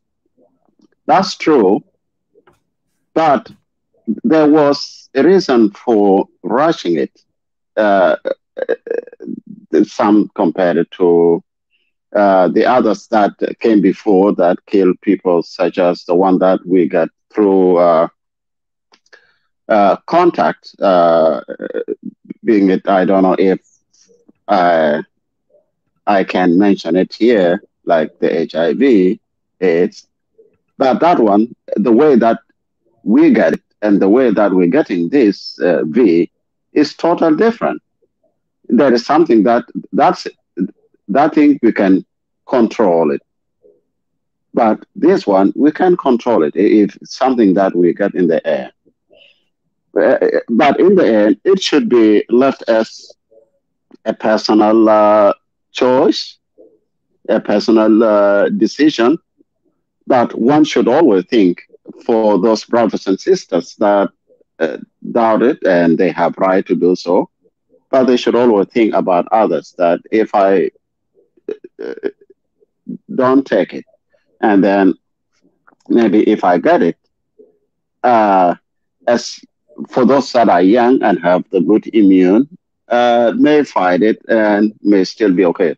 But there are some that may not have good immunity and are not young. They will go, and then since this thing goes from person to person in the air or just on, it's really very scary for those. And there was also a question that was brought in. How do we know that what they are giving us in Africa is the same as what they're giving to their people at home? This comes to that we have doctors and we have scientists in Africa. They should, if we can produce it, unless they should bring their heads together and try to figure it out. Is it really this the product that we're getting in our continent? Is it the same like the one that being used in other places that produces them? If not so, then this is something that they need to educate our people about it. As for those of us that have left our mother continent, are abroad, there's no way that they would be able to go and make their own research on it and try to see if when they go to the hospital or they go to wherever the V is given, that they would be able to see if they're getting what the overall community is getting. And so it is tough, and it should be left on personal basis. But again, let's always think about others. And that's all my input. Appreciate, my brother. Appreciate. All right. I'll give a chance to our sister Netsi. Sister Netsi, it's been a long time. Happy New Year. It's good to see you. Merry Christmas to all Ethiopians and Eritreans in the house. My sister Netsi. Merry Christmas to you too. I appreciate it. A little sad I'm not celebrating in Ethiopia right now, but I'm right here in Africa with you all. So yeah, it's okay. It's okay. You will make it for Uncut. Yes. It's been a long time. I'm happy I'm come back.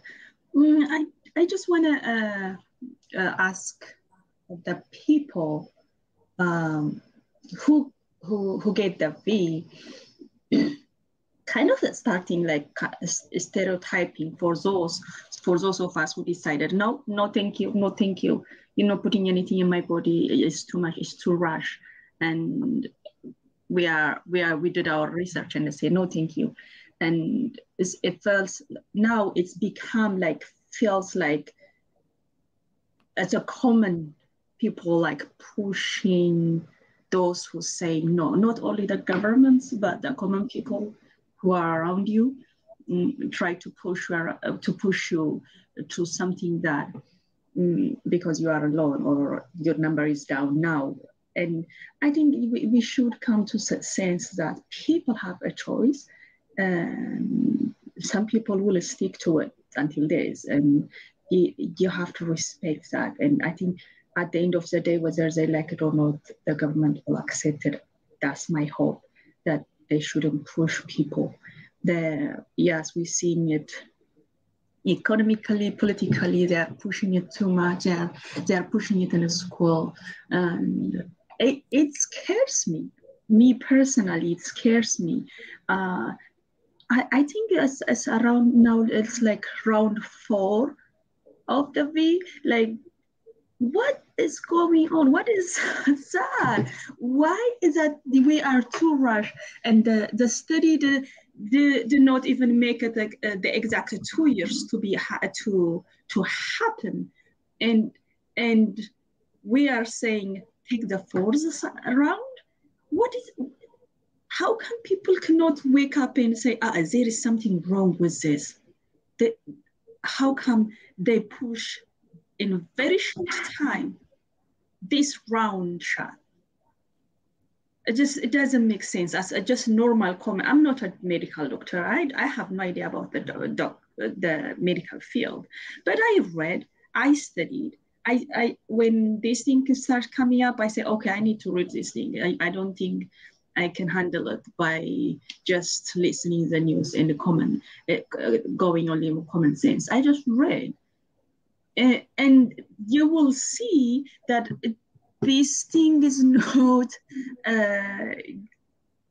this thing that it's being pushed.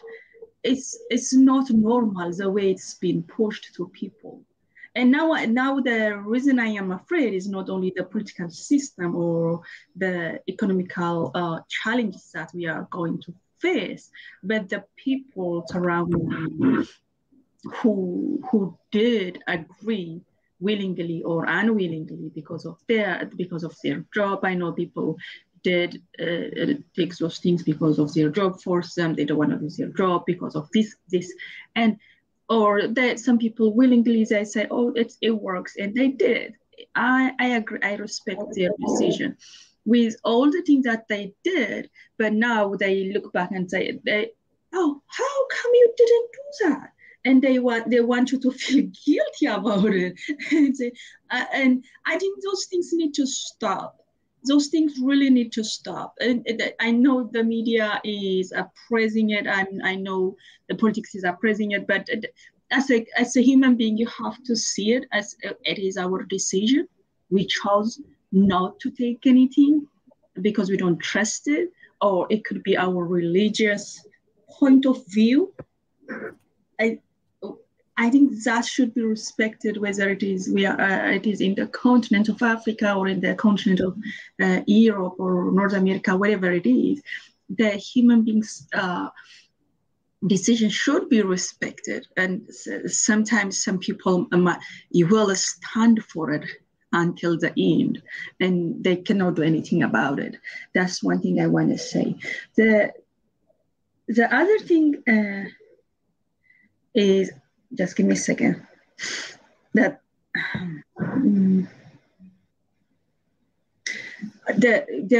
our brother, I was looking my notes. Our brother was saying something like that the study is done in Africa.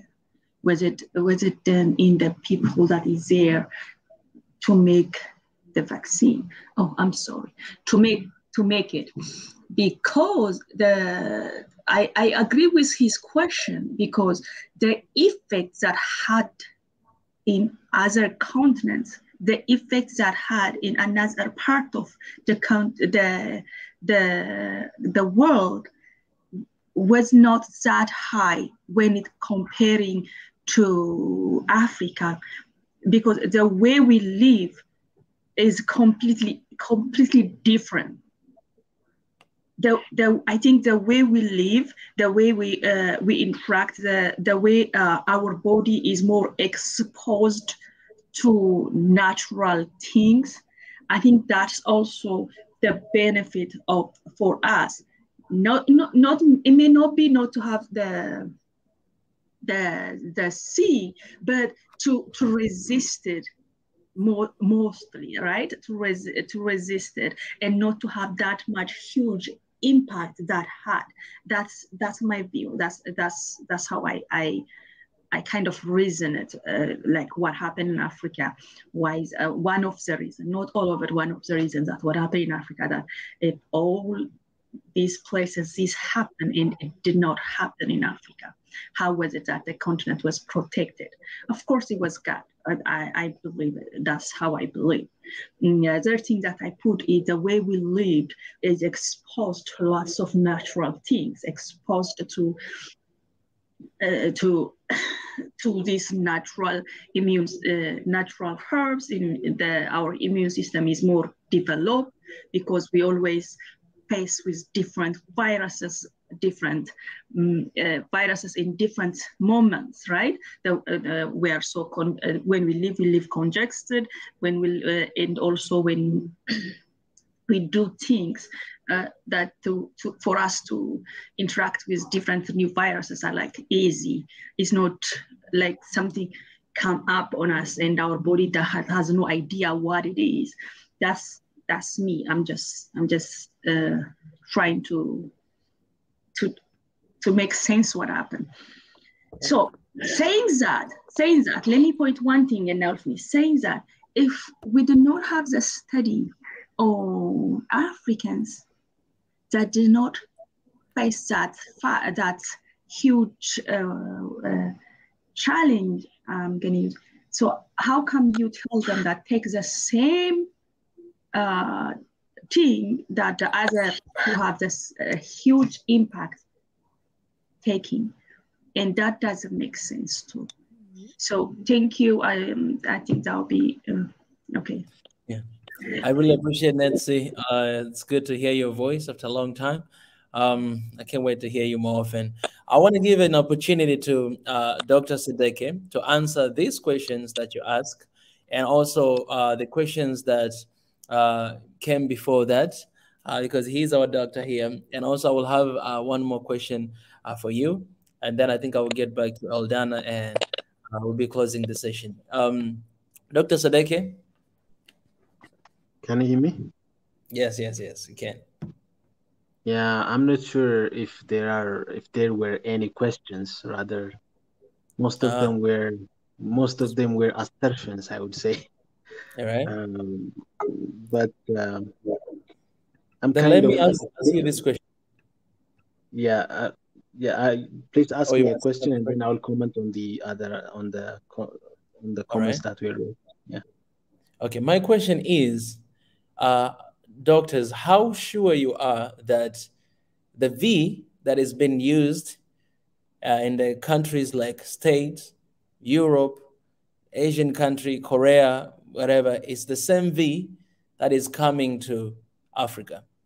That's a very, me personally, I'm very skeptical about that because of so many issues I see, not just for V, but for a lot of things when it comes to phones, when it comes to clothes, when it comes to all those stuff. It seems like for some reason in Africa we always receive the less quality, and we can argue because of money and all those stuff, but we have people with money that can afford the quality one, right? Even when I came here, and the phones that I see here is not as the same as the one that I bought, from Korea. So my question is about the V. Are we sure about this V that is coming has been donated, basically? And there's some people who says that actually when you receive it, they give you money as well, right? And you don't pay anything for that.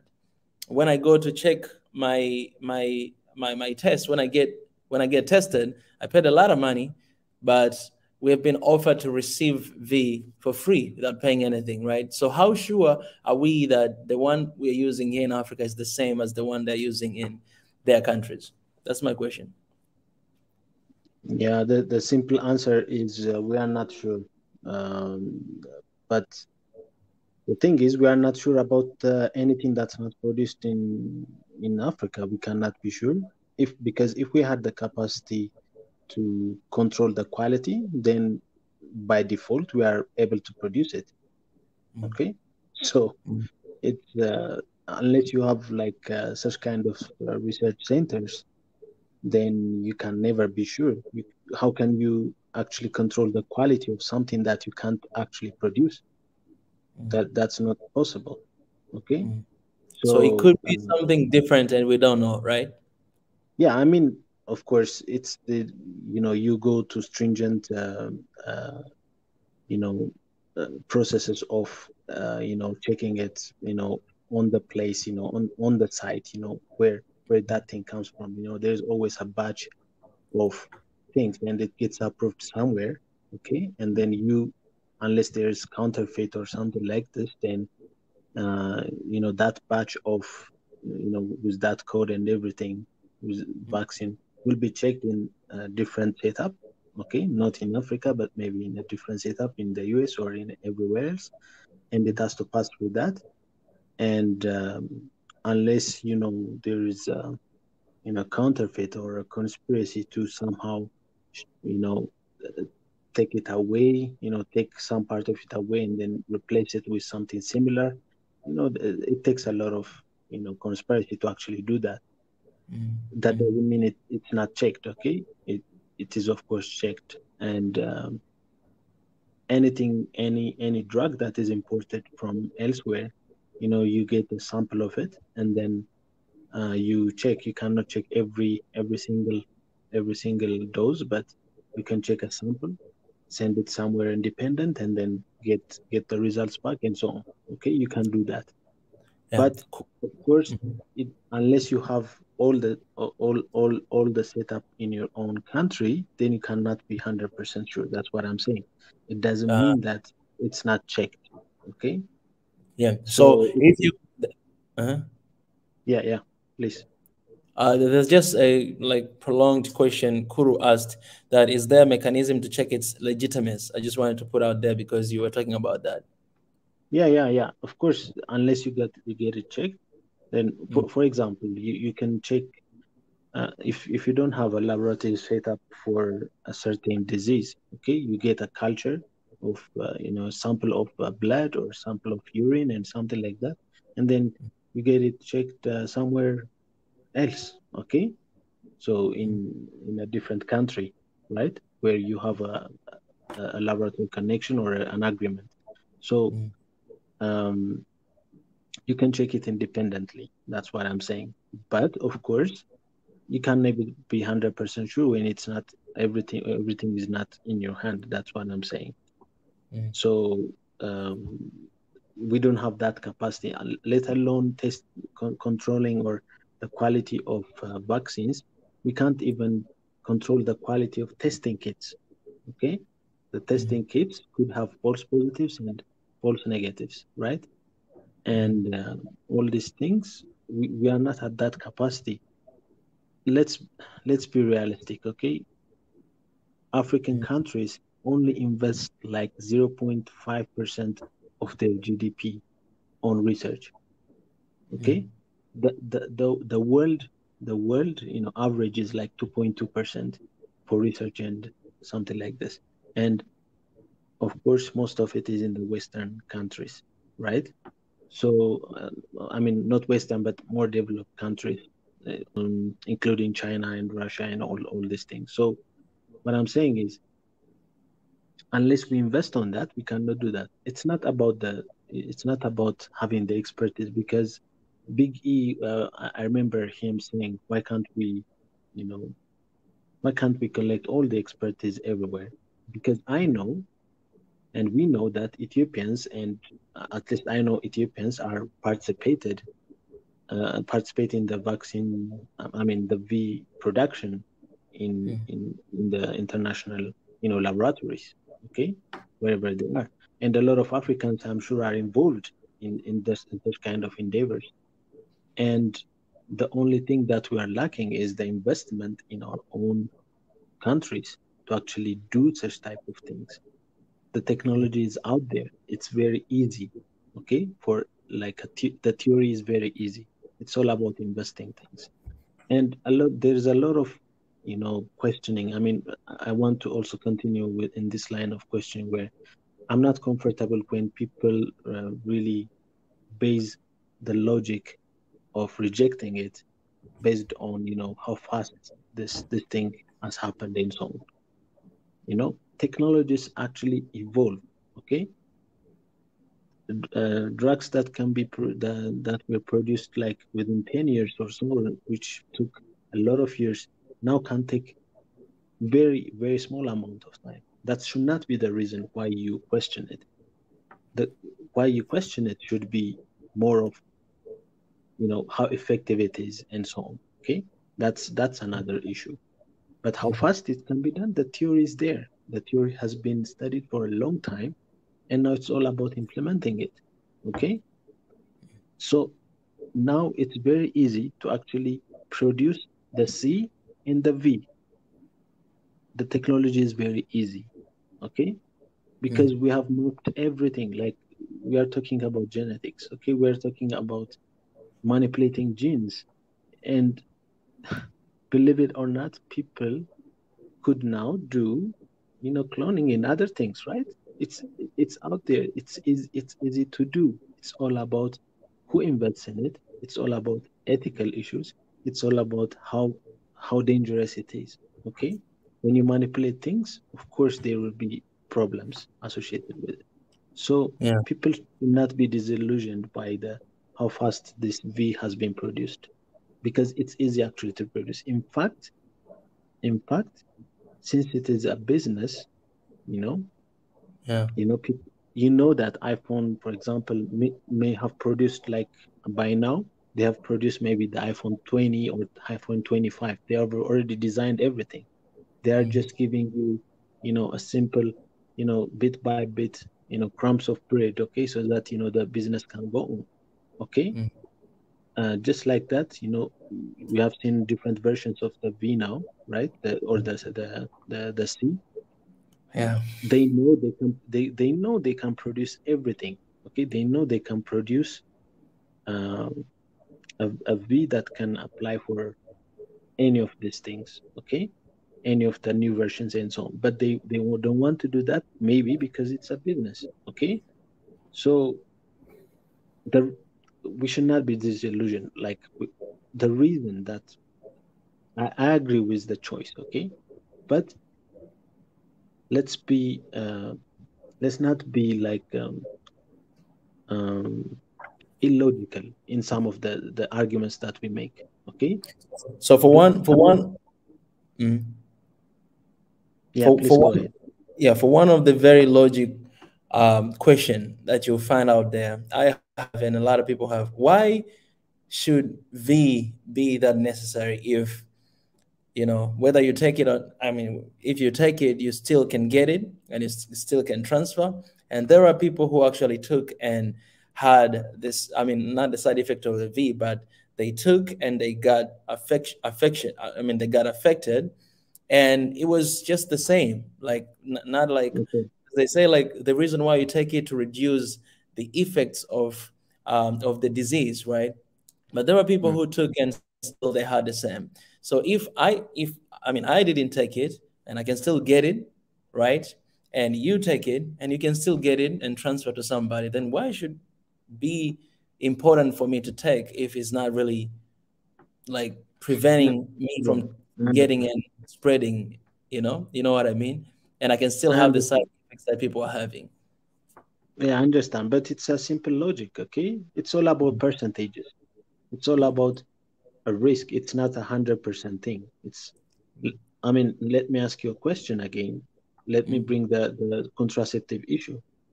Okay, people can still get pregnant even if they take contraceptives. Is that not true?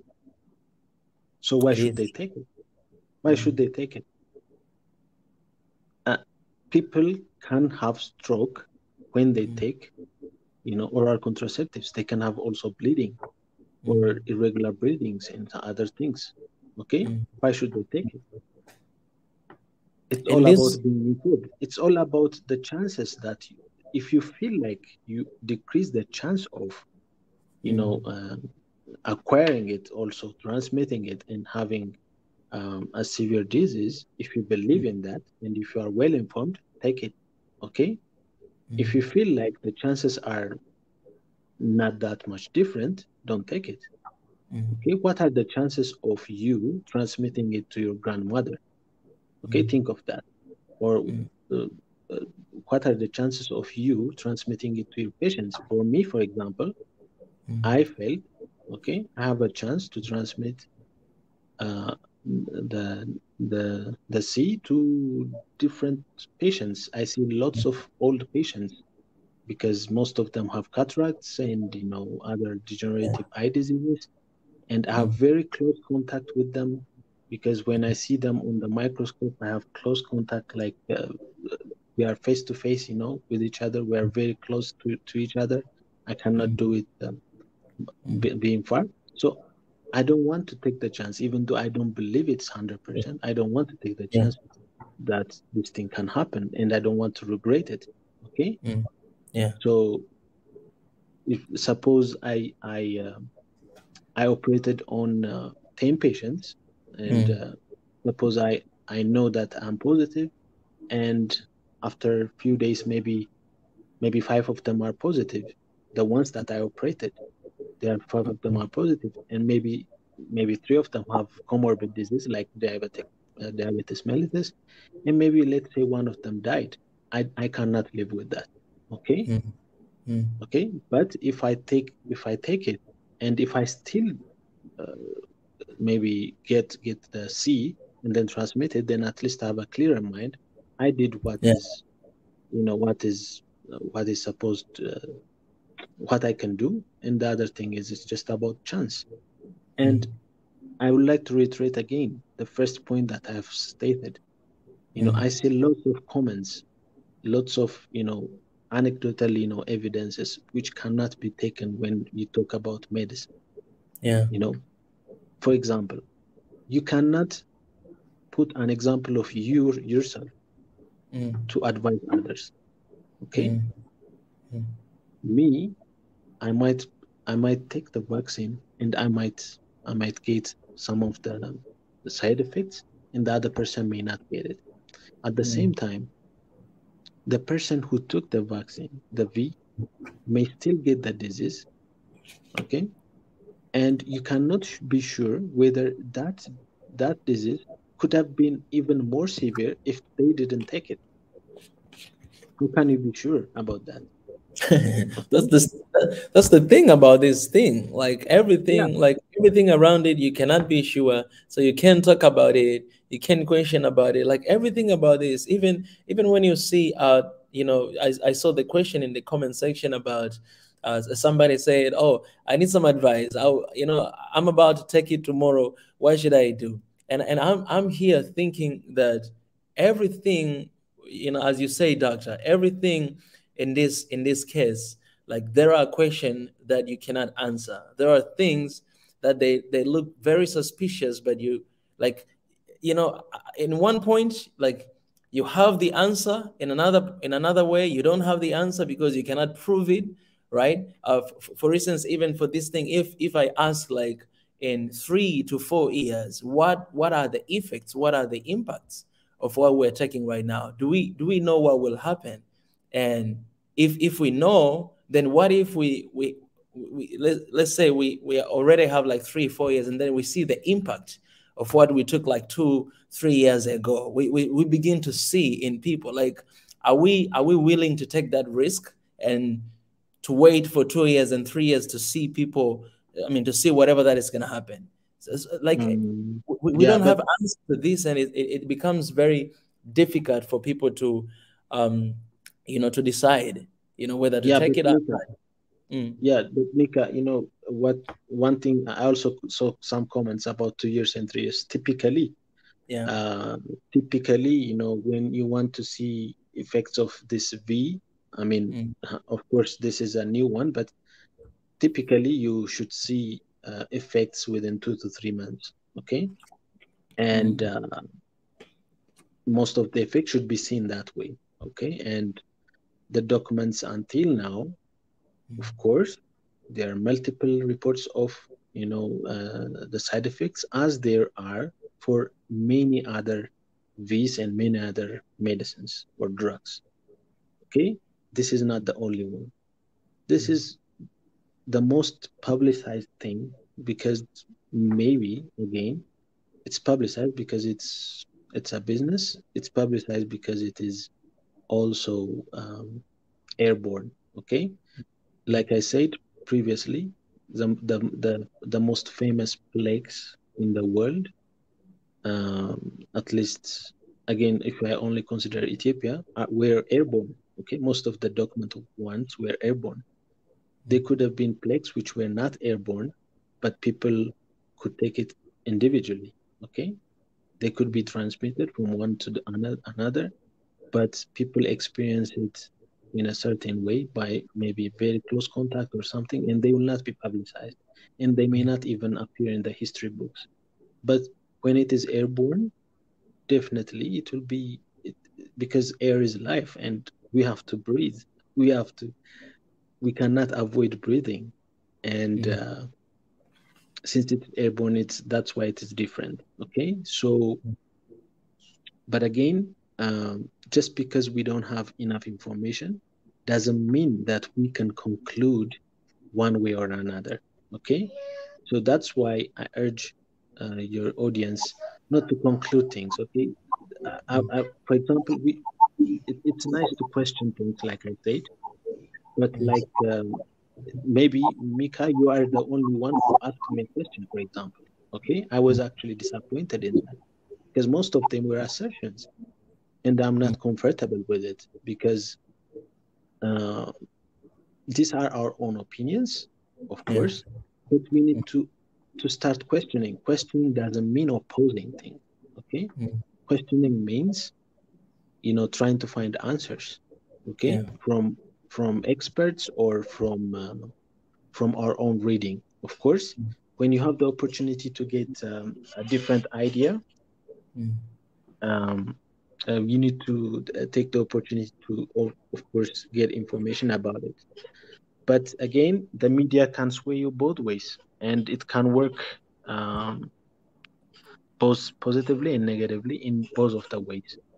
The conspiracy could be outweighing the scientific facts, and sometimes the other way around. The scientific facts could be cooked and might blur you from the questioning things. So both ways should be considered.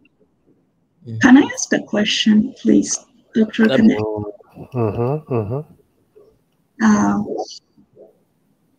know there are different kind of V's. So, what is in it is one of the reason that makes me skeptical, and also how it was made. I know scientific research goes there on crazy stuff, but when I read the things that I see didn't give me. Is that a comfort? Can I use the word comfort? Or some of them kind of shocked me, but some of them didn't really give me like tangible reasoning to say, okay, it's just because it is a technology. I can just go with it and let me try to accept it. I cannot say that. That's the thing that is they claim that is in the V. I don't know if you have some comments or if you know what is in it. And I know it's different. It's going to be different. I understand that too. And how it's processed. Some of them, I was reading it, some of them goes directly to the nucleus, the center, and some of them say outside the center, and the cell outside just to the cell. Some of them go straight to the nucleus where your DNA is. And that doesn't make sense. Those are the fears that I have. I'm just telling you what it is. And I don't know, maybe the viewers also have those kind of questions. Like, how come you let something outside goes to your nucleus inside that will touch your DNA that could affect it? I didn't say it would, but that could. Anything could go wrong. It's a medical field. We know that. So what if something goes wrong? So that makes me scared. Those are my questions. Thank you.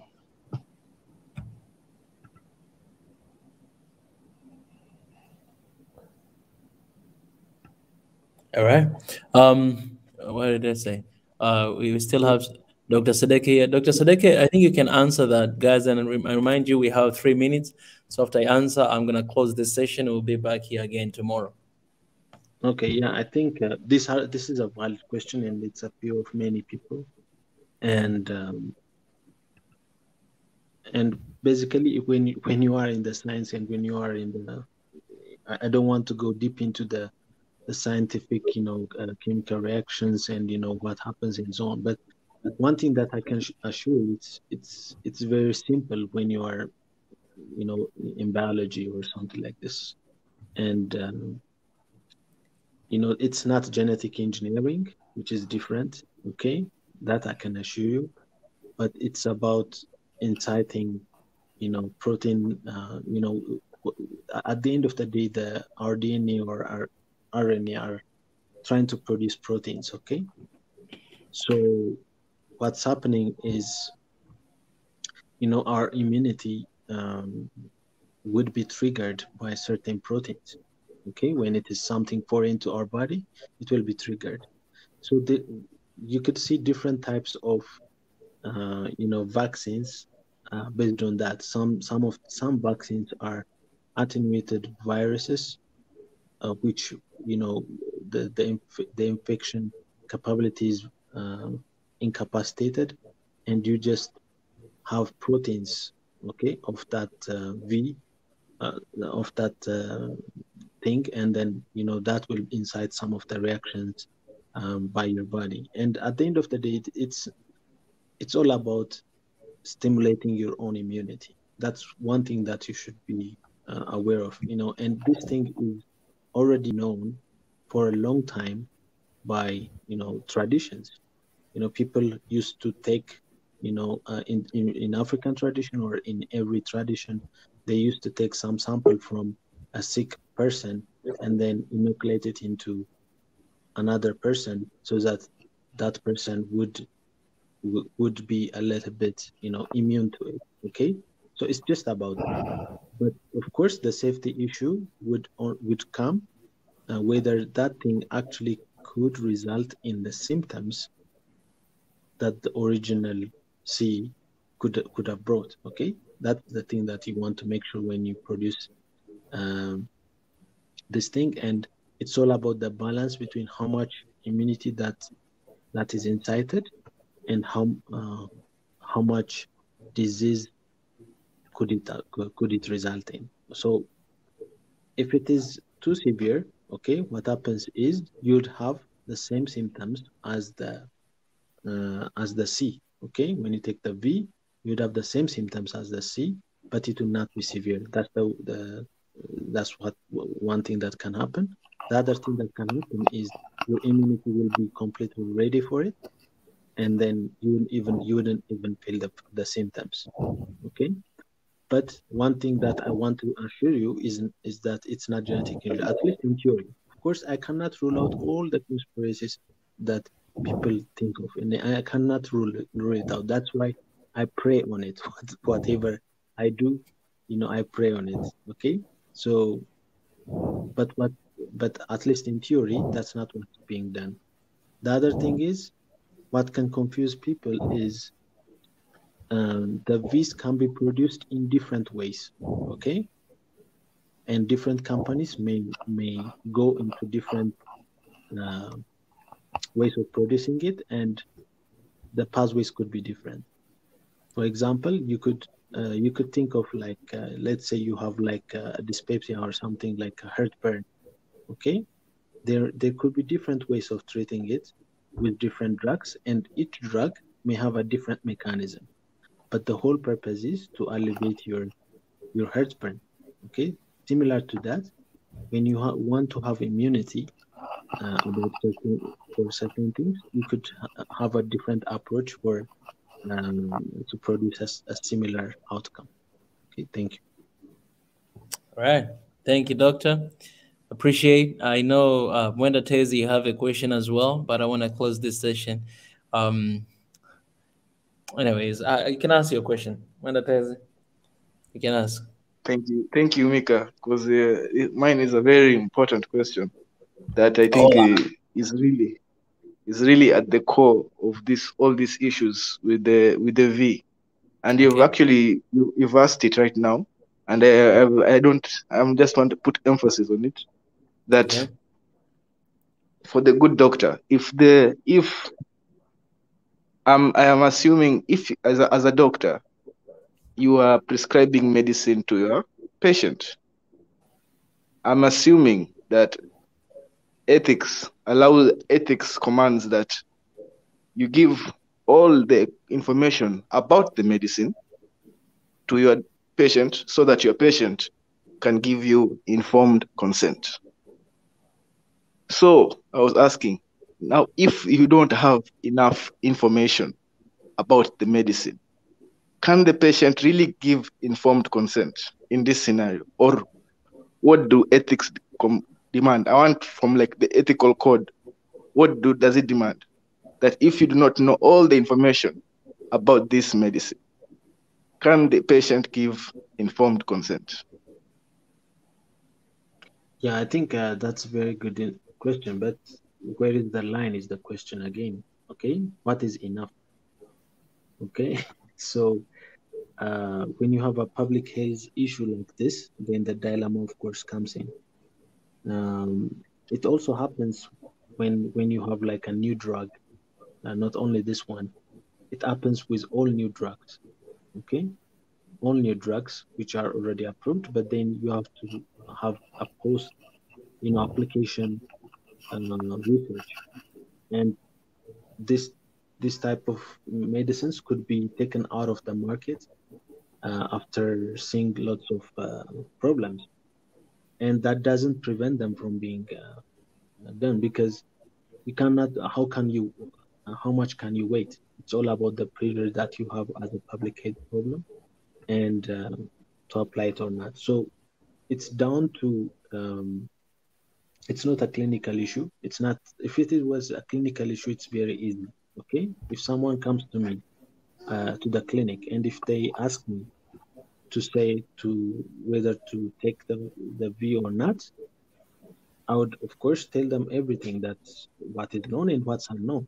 Okay, And if you see all leaflets of any drug, you'd always find a place where you can report things that are specific to you, because it's all about host versus environment interaction, and you cannot be 100% informed about all things that can happen.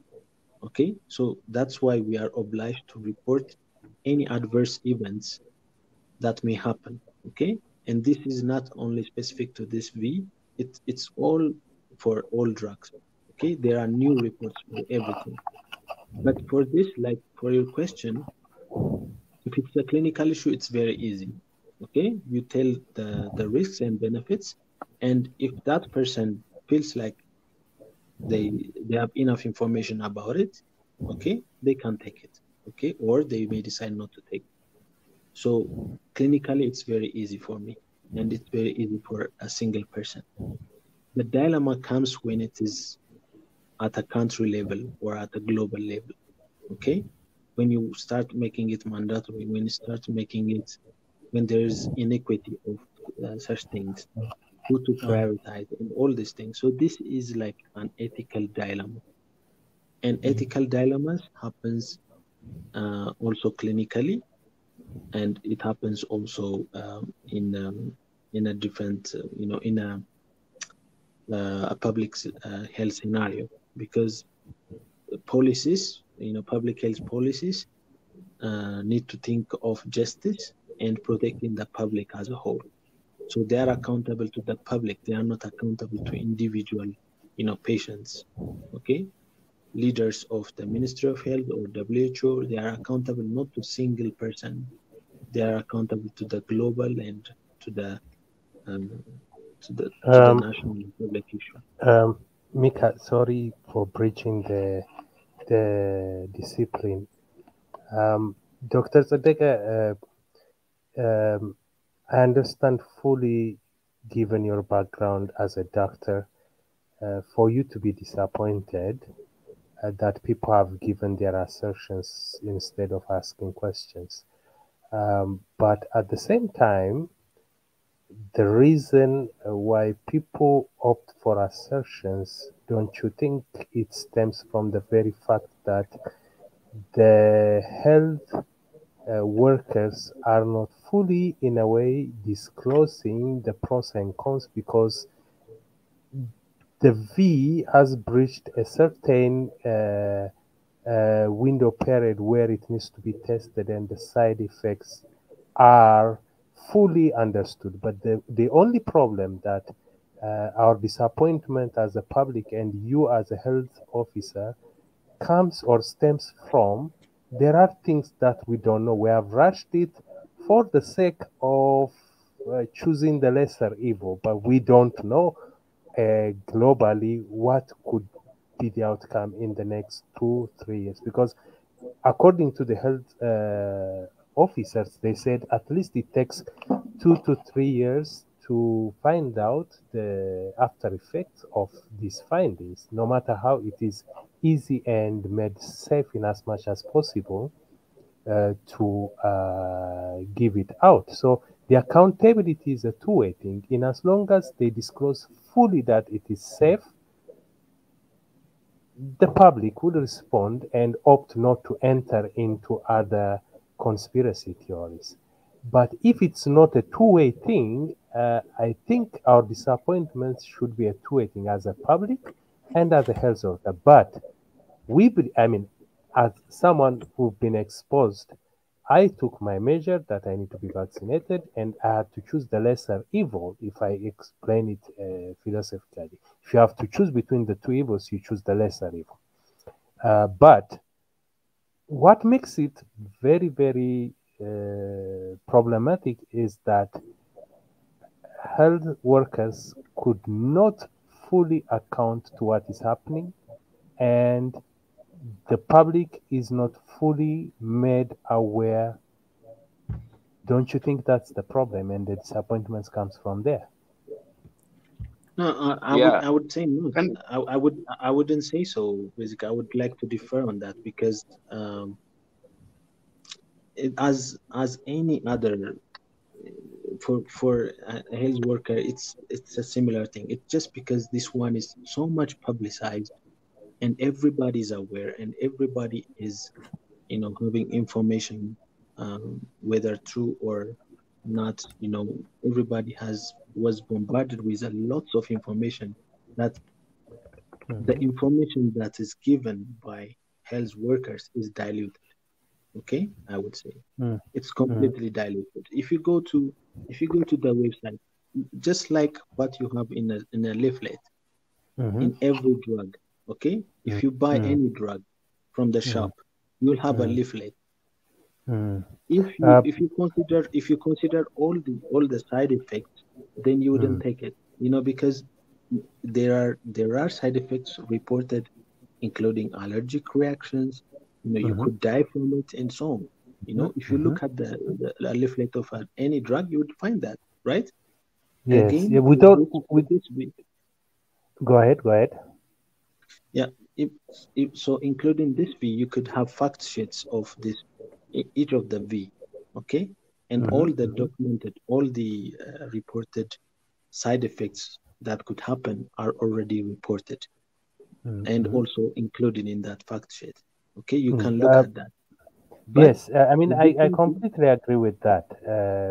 Completely agree with that, and I understand, and I understand where you're coming from and your point of view. But if I contextualize it, for example, this is a new phenomena.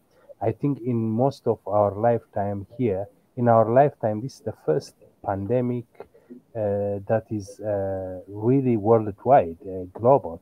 But me and you, as an Ethiopian, we know very well that we are still struggling creating awareness to people about polio and other mainstream diseases that need vaccination, right? And we are still having problems with locals who have still their reservations about vaccines. Am I wrong on that? No, you are not wrong. What I'm saying is it's not because of lack of information, and it's not actually, for example, luckily, it's not a disease that is rampant in the countryside. Had it been that way, then the lack of information could even compound problems. But this, I mean, this ambiguity and this suspicion is actually rampant in people who have access to information, okay, rather than people who don't have information. When you go to polio and other things, people don't want to get injected, and other things, and actually people now in the countryside are demanding such type of services better than before. But it's us who are really educated, who have access to all the information, both the true and the untrue, who have the capacity to actually filter information, that should take the lead into questioning things. I'm not saying that all the assertions are wrong. Okay, don't get me wrong on that.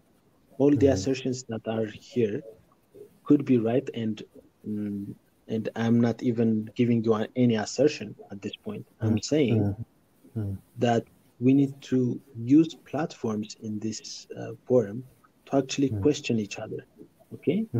Rather than, just taking our own assertion, because that's easy to do. What's the point of, a forum if everybody gives assertion? And if the danger is, if we all agree on those assertions, they could be perceived as the truth. And I'm afraid of that. Okay. The only, for example, I was telling Mika that, I'm only going to come into this discussion after I listen to things. I was obliged to get into this discussion because I'm afraid of the uniformity of assertions that people make out of their own personal experiences and so on. which I feel like it's not valid in such a big public health problem. You know, it's not as easy as telling your own personal experience. It's more than, for example, these things were tested in 30,000 and 40,000 people, and these are not even enough to actually tell you the 100% whether it is safe or not. That's what we're saying. Okay? At this juncture, what you are saying is completely right. For example, as a public figure myself, I advocate people if they could get the vaccine so that they will be safe now. But what you have said on the validity of people bringing assertion actually makes me think that probably we shouldn't be ignorant about the psychological impact that this disease has brought on people. It's a crisis, and people are responding to crisis in different way.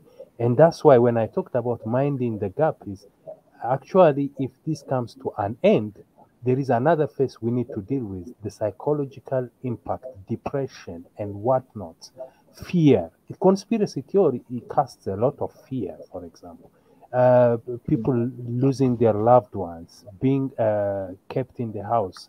So I think people coming out with their assertions somehow should be taken also as a talking healing, in as much as there is a risk of diluting the truth. What do you think?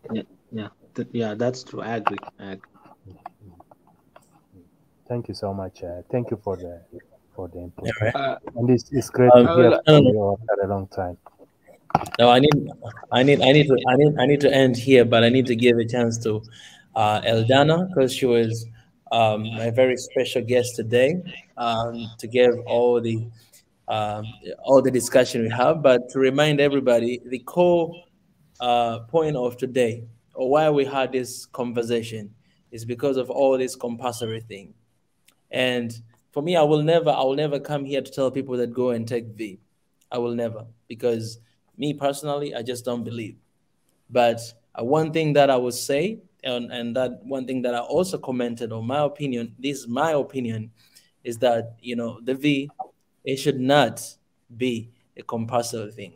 People should have their own choice after talking to their doctors and decide for themselves that, okay, I think I want to get this. Go ahead and get it. And we'll pray for you. If you don't want to get it, go ahead and don't get it. And we'll pray for you. That's just me, myself personally. I think that's how it should be. And that's what is happening here in my country. The previous president, he didn't allow even the V to come inside. He said no to that because of the reasons that I have always been giving you guys. The current president, when she came, she brought it in, but she told publicly to everybody that we're bringing it in, but is a choice. It's up to you guys. For those who wants to take it, here's the thing, go ahead and take it. For those who don't want to take it, don't harass them. So you who are taking it, don't harass those who are not taking it. And you who are not taking it, don't harass those who are taking it. That's what she said, and that's how it is here in the country. I don't know in the future how it will be, but that's how it will be, and that's my stand. I think the choice, it should be given to people. People, they should have more information. Here in the country as well, we saw a lot of people getting, but most of those people, there were those who were coming from the region of countryside, people who don't know anything. They just saw it in the news. President said this. They were like, oh, we're going to do it. The supporters, most of them, they don't know things that we are discussing, or all this information that we have it here. And even after they get it, one of the question and one of the thing that I think in Africa should consider, do we have track of these people? Like all these people who are taking, do we have track? Do we follow up with them? Because a lot of people have taken, but do we really follow up on them to see how they are doing after taking? After they took it, that's it, it's done. Here in Africa, I'm talking about specifically here in Africa. Then do we really know, is it working, or what is happening to them? Do we know this? And, those are kind of system, I think, we don't really see here in our countries, right?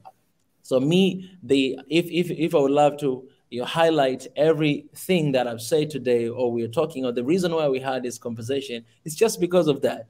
It's just because of the word, compulsory, that this thing you should decide. So for those who decided to take it, may God bless you. And for those who decide not to take it, may God bless you, because it's a choice. It's something that you make your choice. But at the same time, I think we should remember, to take care of ourselves. And there was one question here about herd immunity.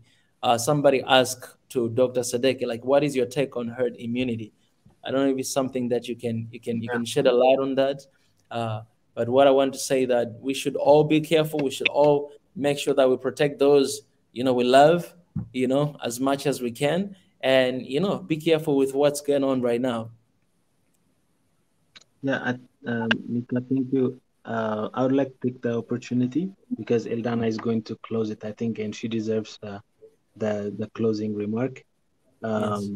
And I respect a lot of the things that she said, especially about building your own immunity, because at the end of the day, it's all about how you respond to something, whether it's the V, or the V is also about building your own immunity. It's not medicine. It's not something to treat yourself. It's something to protect yourself. So anything that can protect you, whether it is vitamin D or zinc, all the things that she mentioned are very valid, and these are the things that we promote. Having a healthy life, even though it doesn't 100% protect you from everything, I wouldn't go as far as that, but it actually helps you get through whatever happens to you, whether it's not only for the sea, it's also for the common cold or whatever, whatever disease that you have. And protecting yourself from, some of the non-communicable diseases like diabetic mellitus, hypertension and other things, help you get through all these things. So I would like to emphasize that the point that she made. It's just to agree with her. And regarding the herd immunity, just to say a little bit about it, herd immunity is when you have a certain group of people having a certain immunity, whether it is due to, whether it's because some of the people are, got the V, or they got the disease. Either way is possible, okay? Because when you get the disease, you get some kind of immunity, right, to protect yourself from a similar infection. Or you could, let's say, for example, you don't have enough capacity to V everybody in a certain community. You just select a group of vulnerable people, and then you V them. And then once you V them, then they can protect the herd, or which means the community, because they act like a buffer in between people. Okay, let's say you have let's say you are traveling in a bus. If, for example, 50% of them are V'd, or they already have the disease and they have the immunity, it means that they protect someone beside them, and the whole bus could be protected. That's the concept behind. Previously people were thinking, okay, let this C word, spread as much as it can, and people would get the disease, and some of them could die, but some of them could still survive and have the immunity.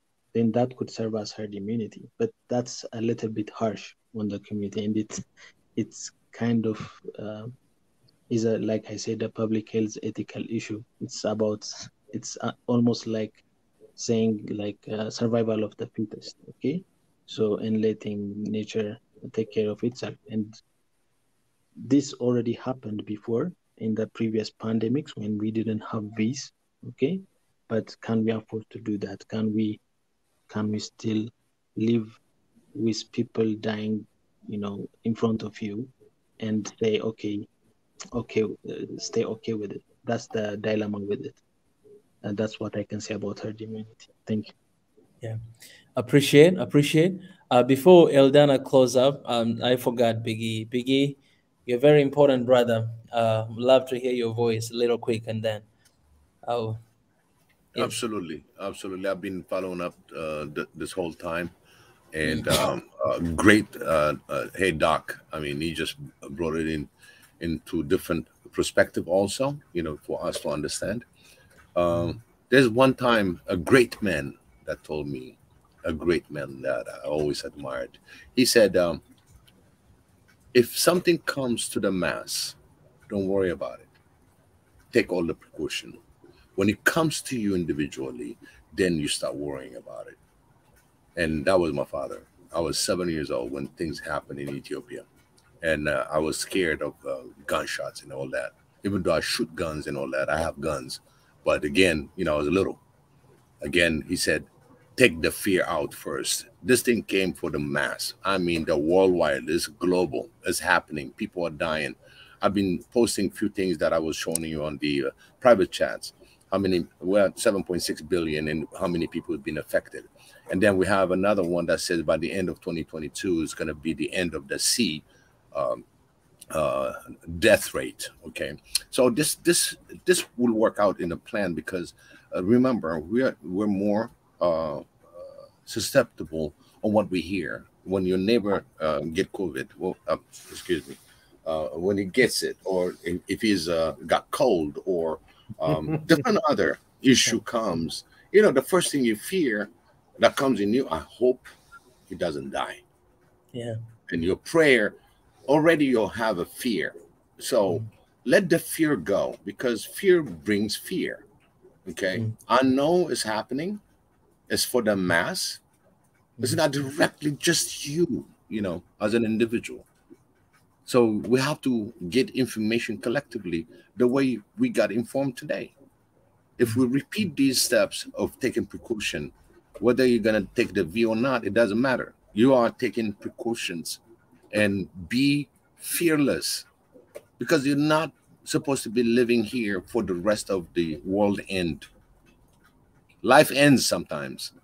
That's the unfortunate thing that we have to take, but we have to have good sense of survival.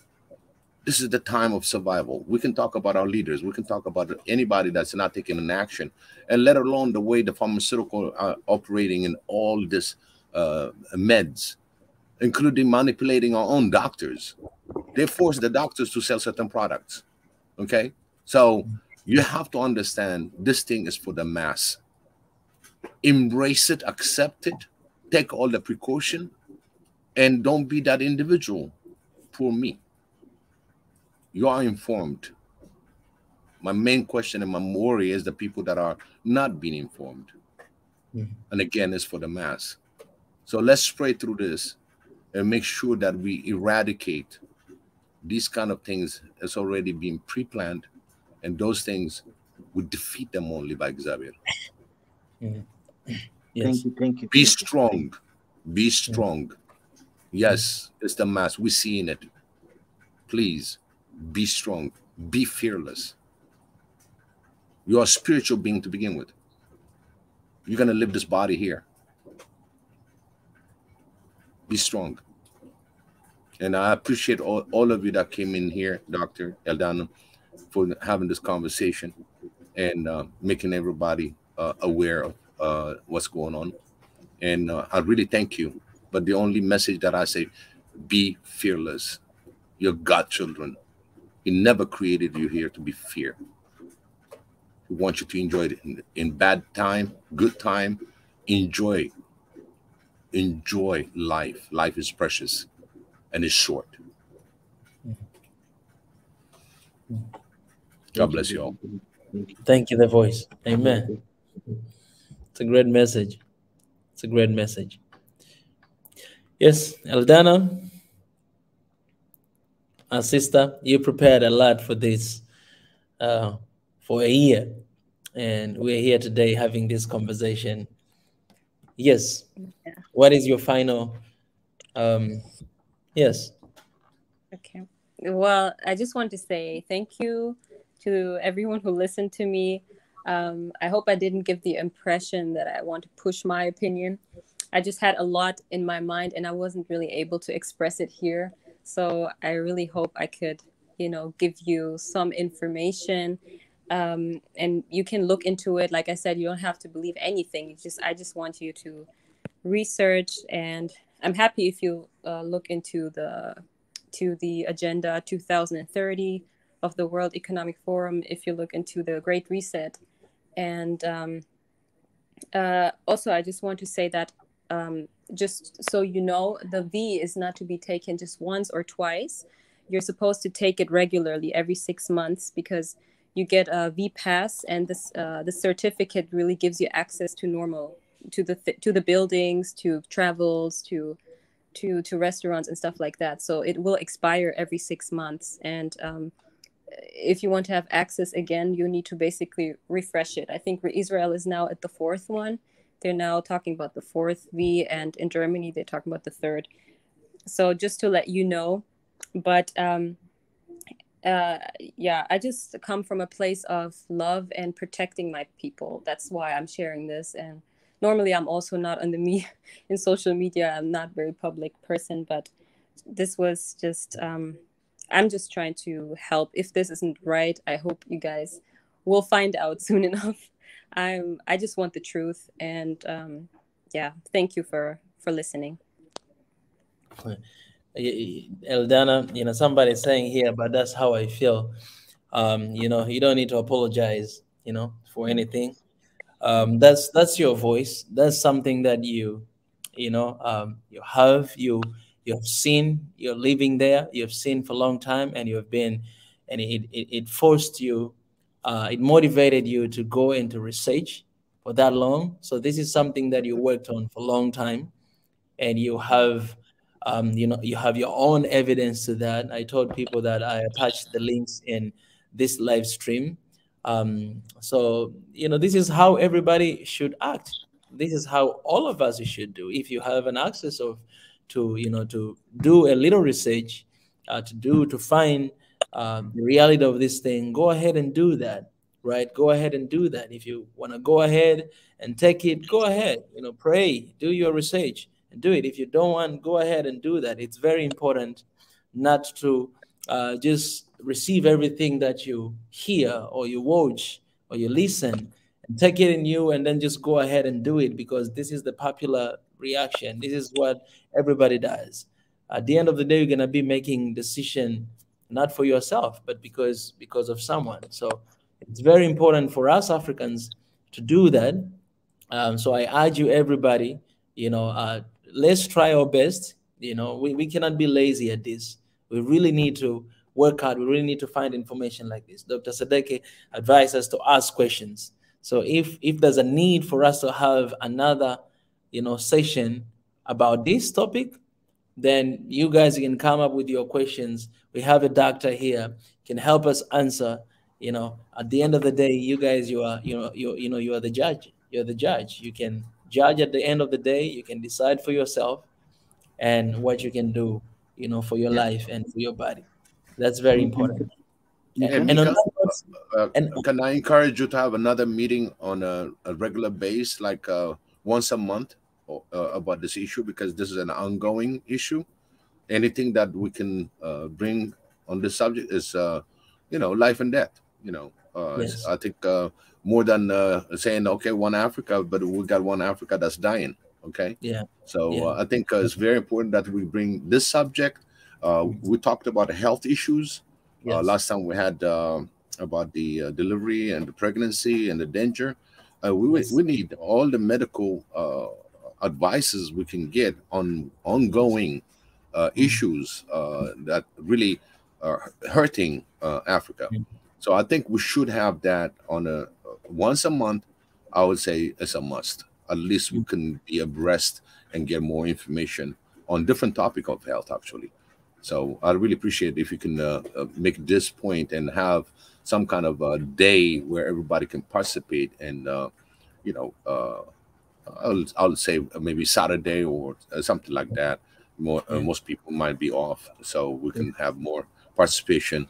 But again, Eldana, we would really appreciate it, Doc. And I mean, it's just unbelievable. So we should have this. I think it's very important for our African concern when it comes to health. I 100% agree with that, Biggie. And I'm a little bit too extreme. Like I'm thinking once every single week, because health is very important, and in a week in the future, if we have like different sessions, for example, we used to have, we actually have every week, Mr. The Minister of Education has been coming here and share with us about decolonize the mind, different historical background about Africa and everything. Every single week has been having that session. So for something like health, which is very important for our people, I think it's important to have that session as well, because it's not just with one person. We have one person that will come here soon to share with us. She's also in the medical department. She'll come here to share something about eye. There's something that she sees happening in Africa, and she have hearts for that, and she want to come to share about that as someone who is working, from that area. And actually, she has also a really big plan, something to figure out for the entire continent of Africa. So I think this is an amazing idea, and as long as we have people who are willing to come here and to give us some education about healthy issue, we can have that session even every single week, once a week. We can have. It's very important. I would love to have Eldana and Doc getting involved on this. If you can set up some program for us, I really appreciate that. Thank you so much. I know we're taking so much time.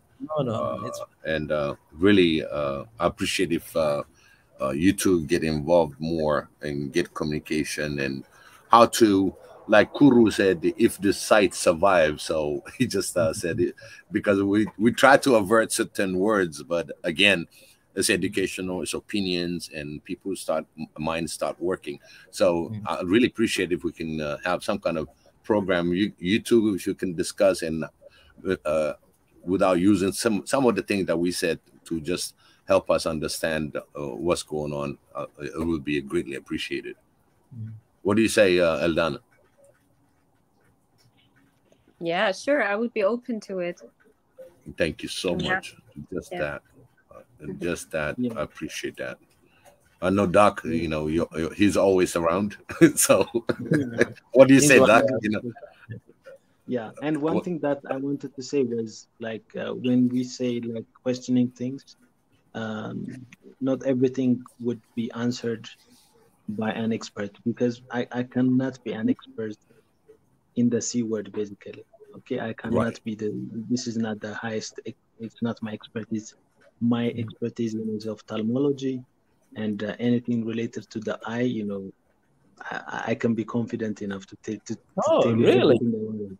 So, but the others, it's also a research for us, okay, for every one of us. So, because we have to protect ourselves and we have to protect our patients, and also at the same time we need to respond somehow, because at the end of the day, when it's a pandemic, everyone would be involved, so we need to know about it. So Eldana did a very nice trigger, and I really appreciate her comprehensiveness of her research, because I was listening to her, and I like I said, I didn't want to go in. Had it been you wanted to listen the whole thing. Yeah, but because I was really loving what she was saying. Thank you for being here. Thank you so much. I was also learning a lot about your what you had to say and your insight. I'm happy that we have a doctor here, and I'm open to work in the future, and talk about this this issue and do something about it to protect the people. Thank you. There you go. I told you we're gonna create leaders out of this platform. We're gonna create a bunch of leaders. Xavier bless us. We started it, and we're going at it. 2022 is going on like you see it. The Monday is going online. We're really doing. We're getting more people involved. It's a blessing. It's a truly blessing. Thank you, Mika. Really appreciate that. Mika, had you been in Ethiopia, you wouldn't have found out about Eldana at this point. So, everything happens for a reason. That's what I said, Mika. Everything has a reason. You know, Yeah, everything is it has. Yep, God is good. He always has his own reason. And sorry, we made you work overtime today. You know, no, I please, really please appreciate no. that. You know, I'm glad I stayed here, and I'm glad you went this further. Absolutely. Thank you so much. Thank you, Biggie. But I have this little question for Dr. Sadeki again. Lastly, so I feel like I'm going backward, but because I was waiting for the moment and then I found out that I'm too late. But it's about one of the points that you shared today as you're talking, and about let me see here. I wrote somewhere about about yes, about the social benefit or responsibility versus the personal freedom. One of the ways that here in my country they use, because as I told you that here in the country, it's a choice for people to do it or not. So when you go to public places, right, public places where there are a lot of people, then you cannot go inside without having your mask on. You cannot go inside without doing all those stuff. Those are kind of the ways that they use, especially in the public places. I don't want to go back, but I don't want to leave this anyways. But do you think that it could be one of the ways? I'm talking about having compulsory and not having that. It could be one of the ways that it will, like if you don't take it, then make sure that you have your mask on, and make sure that when you go to these public places, you protect yourself and protect others, rather than being like you must take it to be able to be in these public places, even if you have to put on like 2 or 3 masks.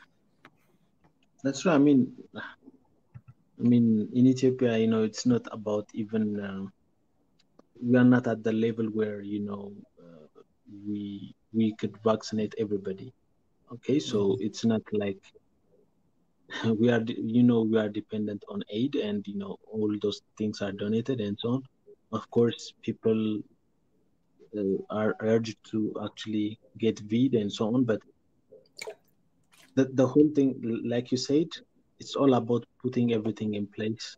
And if you go deeper, even wearing a mask could be a human right. Okay, so it's all about compromises. If you go to the US, the controversy that has happened.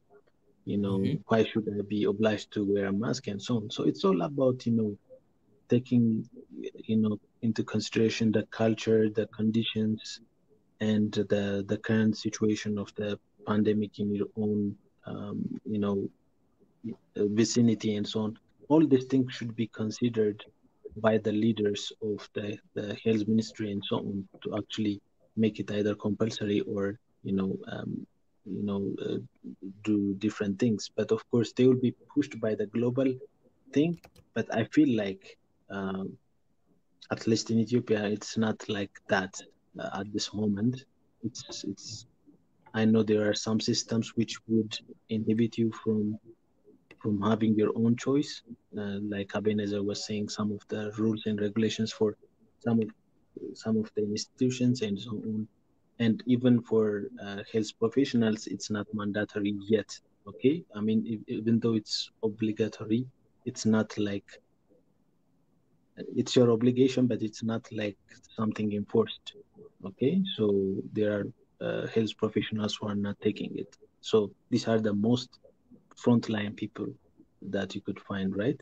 So it's all about getting a feel out of it. And like you said, if one thing is too extreme, then you can go for some easier options of easier options that do not violate people, and this which are less risky, like wearing a mask and keeping your distance and so on. Thank you.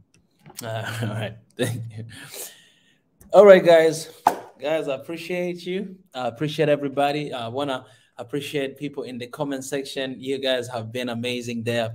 All the members there, man, we are blessed here in SNN with all the members you guys have been keeping the conversation going on. So shout out to Yenatan, shout out to Senu, shout out to Africa Agents of Change, shout out to a lot of members here have been, doing a lot of work. And Nati, Theo, our brother Theo, I appreciate for everybody that raised voice in one way or another. For those who came here and raised their voice on the live stream, appreciate y'all. And for all those, man, it's amazing. So many, you can see like how much people they wanted to have this conversation in the comment section. And I want to appreciate for you guys to be very professional. Eldana, Sadeke, you guys have been very professional, because usually people they take on their side. Like if I didn't take it, then I'm gonna try to force everybody not to take it because I think I'm right. And people who took it, I'm gonna try to force everybody to come take it because I think I'm right. But you guys, the way that you presented yourself today, and the information and everything, you can tell that you guys are being very neutral and understanding the situation, and giving you a opinion according to what you all know. So this was very productive conversation, and this is not the end. You're gonna have it again. I know, Eldana, you're working on this, you're still working on this, so whenever you're ready to continue with another session, I'll put you back here again, you and Mr. and Dr. Sadeke, and we'll have another conversation about this. I think it'll be very, very interesting and really good. Yeah. So I appreciate, guys. I'll let you go for now. And somebody said, honestly, I thought this convo was going to go crazy, that I was pleasantly surprised. Dark Moon Gaming. He's right. He's right. I was actually, not only him, but I was feeling that way. I didn't even want to share the link at the start. That shows we are human. That shows we are human. That we need that humor. One thing I usually pick on Red Sea, I didn't see Red Sea today, but I'm gonna pick on Theo. I want Theo to come on this conversations. I don't know what he was saying, but he's got some comments. I've been following him, seeing him, and Theo, please, if you join us, I really appreciate that.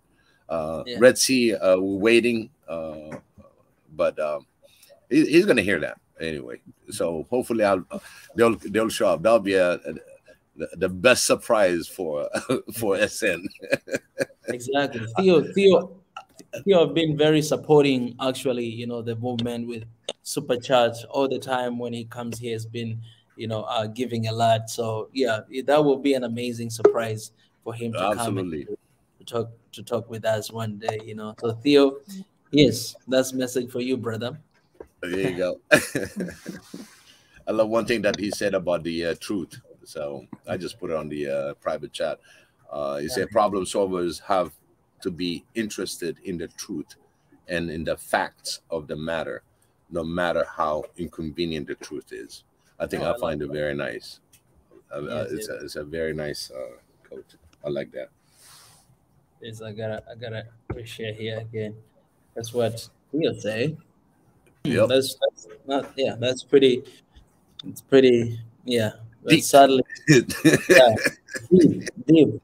Sadly, that's not what we see all the time. You know what I'm saying? That's sadly, absolutely. Yeah. Like but as I say, 2022, it's the year of action, and we're gonna be brutally honest with one another. And I appreciate that we are on that way. And sometimes we might be right, sometimes we might be wrong, but I'm glad that today we had Dr. Sadeke here as well to give us the perspective from his side, and I think it was really, really useful for all of us. And for those people who they're like, I don't want to listen to anybody else but Doctor. All right, you had Doctor's opinion today, and for those who, anyways, but I don't know. Man, Red Sea is in Ethiopia. Red Sea is in Ethiopia. Yep, for the homecoming. That's why he's not around. How do you know that? I just Kuru just sent it. That's why today was not here. Yeah. Anyway, Eldana, welcome to our family. You know, that's the way we pick our own people. You know what I mean? We just look on what Thank people you. comment. You know what I mean? I'm happy to be part of your group. I'm Thank so you glad. so much, though. Oh, so thank you to the family. This is the family. It's a big family. Yeah. Thank you. You're welcome. All right, prayers. Okay. For our conclusion, we always start with prayers and we end in prayer because I didn't get the first prayer. Yeah. So. All right. Let me remind you guys to continue to subscribe. To continue to subscribe. Please do so. We still need to reach the 200K. So help us to reach there.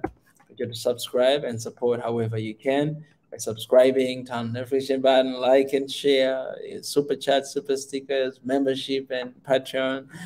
Whatever you can do, go ahead and support the family.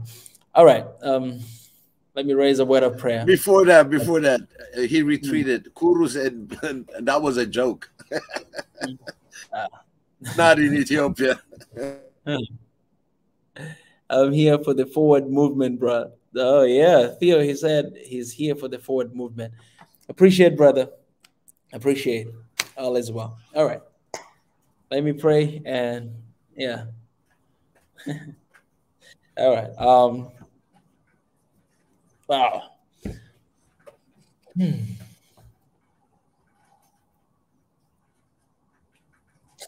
Yes, God, we thank you for this conversation today. I just had to take a little bit of break to just, look deep inside and to reflect on what has happened here today in this discussion. Thank you for the wisdom you've given us.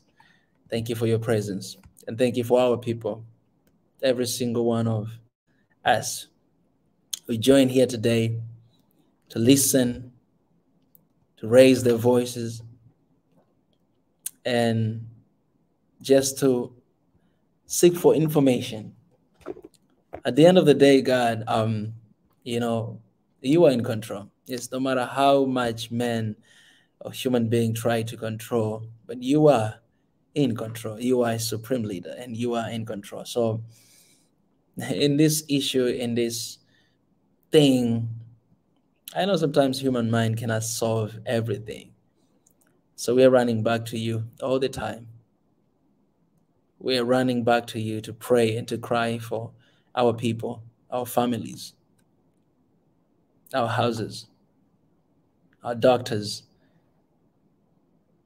and everybody in this world, because this pandemic has affected everybody. Everyone is affected by this.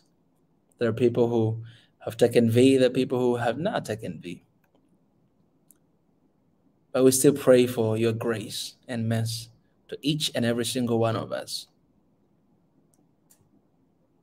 If there's any agenda behind it that's not aligned with your will, we pray that it will not succeed. It will not succeed. No matter how much money have been spent, no matter anything, things that we know, things that we don't know, but you know everything. We don't know everything, but you know everything. All-knowing God, you know everything. So for those we know, help us, God. For those we don't know, you know it. And because you are in control and you are a supreme leader, you can protect, you can save, you can change, you can heal. And your plan, at the end of the day, God, your plan will be established. And we, as One Africa, we're welcoming you and opening our hearts and our hands. That God, let go and let God. We're letting you. We're letting you take over control. We're pulling over so that you may drive, because you're a good driver than us. So help us. Not only Africa, but the whole world. Help us. Help us to get out of this crisis. Because at the end of the day, you are the answer. We don't have answer for what's going on right now, but you are the answer. So at the end of the day, God, we want to look up to you because that's where our help comes from. So help us. And even those who are affected right now, they lost their families, their friends, God, we pray for the comfort that comes from you. We pray for the peace of God that surpasses all understanding to rule over their hearts. And for those who are affected, maybe they're in the hospital right now or they're in the quarantines, God, we pray that you may heal them by the power of the Holy Ghost. We thank you because you're in control. And we're giving you all the glory, the honor, and the praise for everything that has happened here. Bless everyone who joined, everyone who gave a suggestion or opinion in one way or another. God bless each one of us. We thank you. We give you glory. In Jesus' name I pray. Amen. Amen. Amen. Amen. Amen. Amen. Amen. Thank you. Thank you. All right.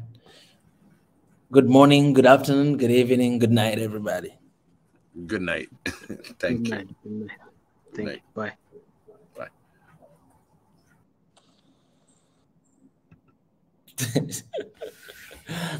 Not he's saying, I just imagine God asking, what is V? Yeah. Amen. Amen.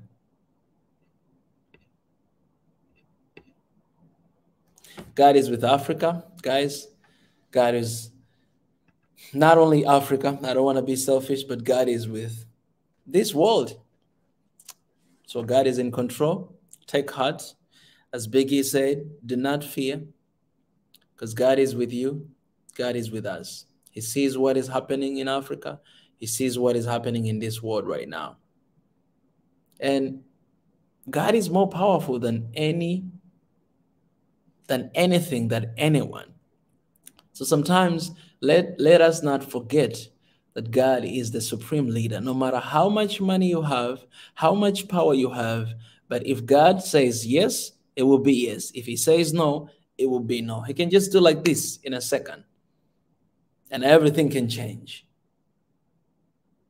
So we got to understand and acknowledge this sovereignty of our God. We have to acknowledge that, because a lot of time, I feel like a lot of time, for example, if you, again, I'm talking as a spiritual person, right? Not as a medical doctor. When you think about all these issues that we are going through, I'll give you this one example. I'll give you this one example that it's something that really happened. When I was in Korea, I was attending this one church, and we had small groups. We call them cell groups. In one of my cell, I was the leader of this small group, right? And in our cell, we had one lady. She's coming from Latin America. This lady, she had a dad, and she was there studying, and then one day she got a news from her country. They told her that her dad has been diagnosed with cancer. And you know what you think about that. The moment you hear that, you know that death is coming. This is what Big E was talking about. So she was out of the mood. She was heartbroken. She was disappointed. And she came to church that day, and then she shared with us. She said, I don't understand why God can do this to me. She was very disappointed. I don't understand why God can do this to me. I've been coming here, I've been praying, I've been doing this and this, and now I found out that my dad has cancer. He's going to die. Share with us in the group. So this is what I told them. This is what I say. I said, let's pray for your dad. Let's pray for your dad. Pray until something happens. Let's push for your dad. So we held our hands together. It was before Corona. Oh, it was before the C word. We held our hands together. All people, we just few people, like 5, 6 people, we held our hands together. And we pray for her dad. It's just ordinary people. Just pray. We spoke about it. We said that God can heal. God can deliver. God can do things that we cannot do. Let's pray for her. You are in Korea right now. He is there. You cannot do anything. The best thing you can is pray and talk to your dad. Let's pray. So we prayed. And it wasn't even a long prayer. Guys, it wasn't a long prayer. We prayed, and then she eventually went back home during the vacation. She took her dad. They went to hospital to check her dad again. You all know the answer. He was free from cancer. Doctors were surprised how this happened. We diagnosed him with cancer. He didn't use medicine. He didn't do any therapy. Now he's healed.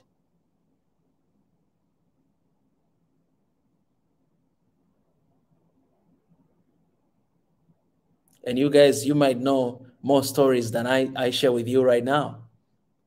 Why I'm saying this to you guys, human being, we don't have all the answer. And we all agree, just like what we're talking about today, we don't have all the answers.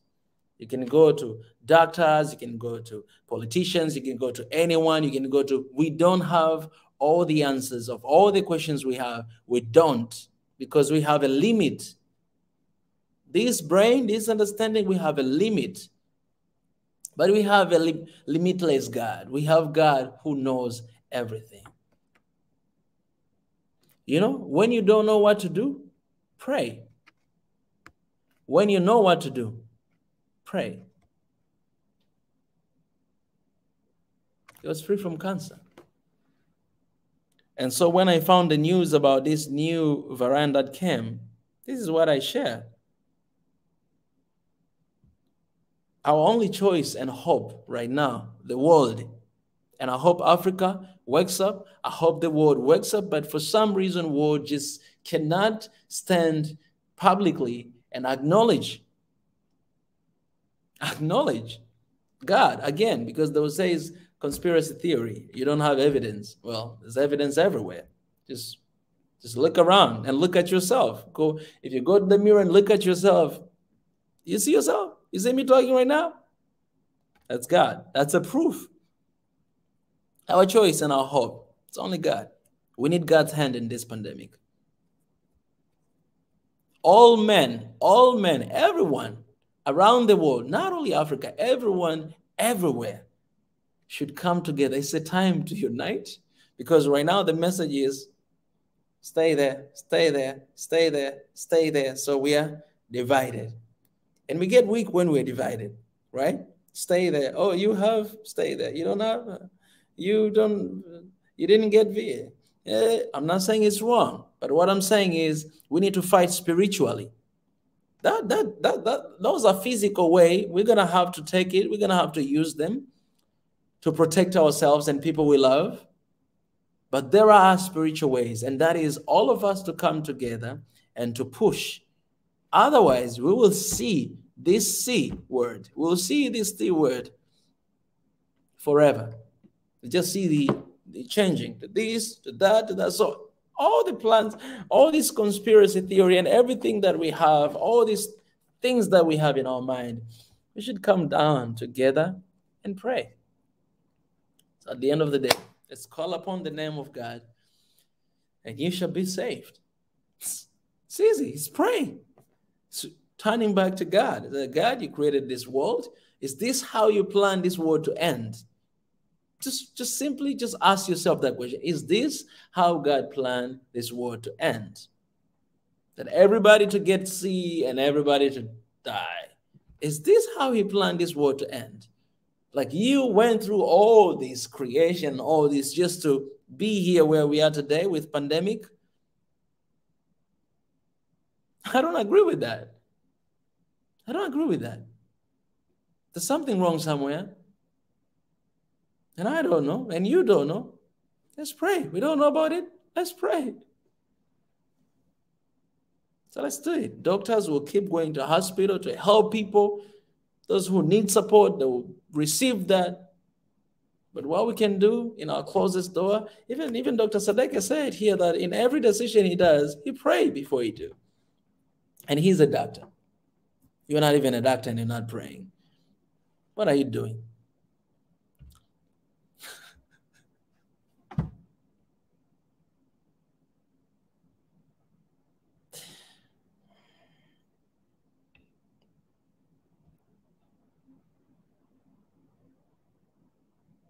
I want to appreciate my brother here, Johannes, the super chat. He says, Swahili Nation, God bless you, bro.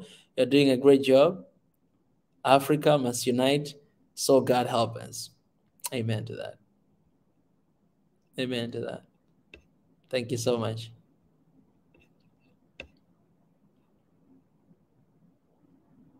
So let's pray, guys. Yeah, let's pray. All the time. That's how we're going to get out of this. And you don't have anything to lose, guys. Just try. Try. If you never prayed before, try. Just how can you pray? I'll teach you. Just start. It's like the way you came here and talked to me. Talk to him. Talk to him. Alone in the room, talk to him. Say, dear God, I don't understand what's going on, but I know for sure I could use some help. Maybe I've never met you before. I never believed in you before. Help me in my belief, in my unbelief. Simple like that. Just like the way you talk to anyone. Try. Try. And you tell me. Because some good is going to happen. So please hang in there. All right. Before I get out of here, also, I want to wish my brothers and sisters from Ethiopia and Eritrea a Merry Christmas. Merry Christmas to all Ethiopians around the world and all Eritreans around the world. Merry Christmas to you guys. My wish was to celebrate that with you in Ethiopia. But God has his own plans, right? Like all these things that are happening. God has his own plans, but I'm still glad and proud that I'm celebrating with you that Christmas here in Africa. It's good. It's just like nose and mouth, right? Yeah, here in Africa. So Merry Christmas. I hope you guys are going to have a good one. I love you guys, and I love everybody who joined here today. All the countries, all Africans, please continue to spread the word and the news about this movement to everybody. Share this link with different people. We need to reach 200,000K. So help us to reach out there by sharing this link. You can share on your social media, on WhatsApp, story. Just share. So guys, go and subscribe to this channel on your Instagram stories, on your tweet accounts, Facebook, all these social medias. Go and share. And most importantly, remind everybody that we're meeting here every single day at 9 p.m. to have a conversation. One of the wish that I mentioned last year, it was to bring one of my mission, I said last year, is to bring diaspora back home. It's to bring diaspora back to Africa and to bring about change. For those who are staying there, we have a lot of people who are staying outside and we are still making some change. But tomorrow I might have a conversation. I might have a conversation with someone who she is diaspora. She is an African. To be specific, she is from Ethiopia, but she has decided to come back home and to move back after leaving for a long time. She has decided to come back and to move back home and to live here in Africa. I want to tell you guys, it's not an easy decision, especially when you spend your entire life somewhere else. It's not easy, but she has decided to come and to live in Africa. So I might have a conversation with her tomorrow, and for you guys, you can see that conversation happening as an encouragement for a lot of people who are out there and maybe they're feeling like, I cannot move, I cannot go, I've been here for a long time, maybe it's uncomfortable. She'll share her experience and why she want to move back and all those stuff. I think it will be a huge encouragement to a lot of people. So you guys, you can come, you can join me, spread the word. You can ask questions and all those stuff. I love this conversation, right? Because you're having this conversation with ordinary people who want to do extraordinary things for Africa. All right. All these people are loving Africa so much. All right. You guys, you do. We do here in One African Swahili Nation. So please don't miss that. At 9 p.m., we'll start doing that right away. We want our stories to inspire a lot of Africans outside there who are living outside of Africa. Maybe we can get a lot of them coming here and work for One Africa movement. Maybe work for Africa. Yeah, so I'm very excited for that. I'm very excited. All right. Appreciate, guys. I think that will be the end of me today. And thank you to everybody. Yes, I love you guys. Merry Christmas and good night, everybody. It's been 5 hours today. This is beautiful. All right. I love you guys. And I love Africa. I hope you do too.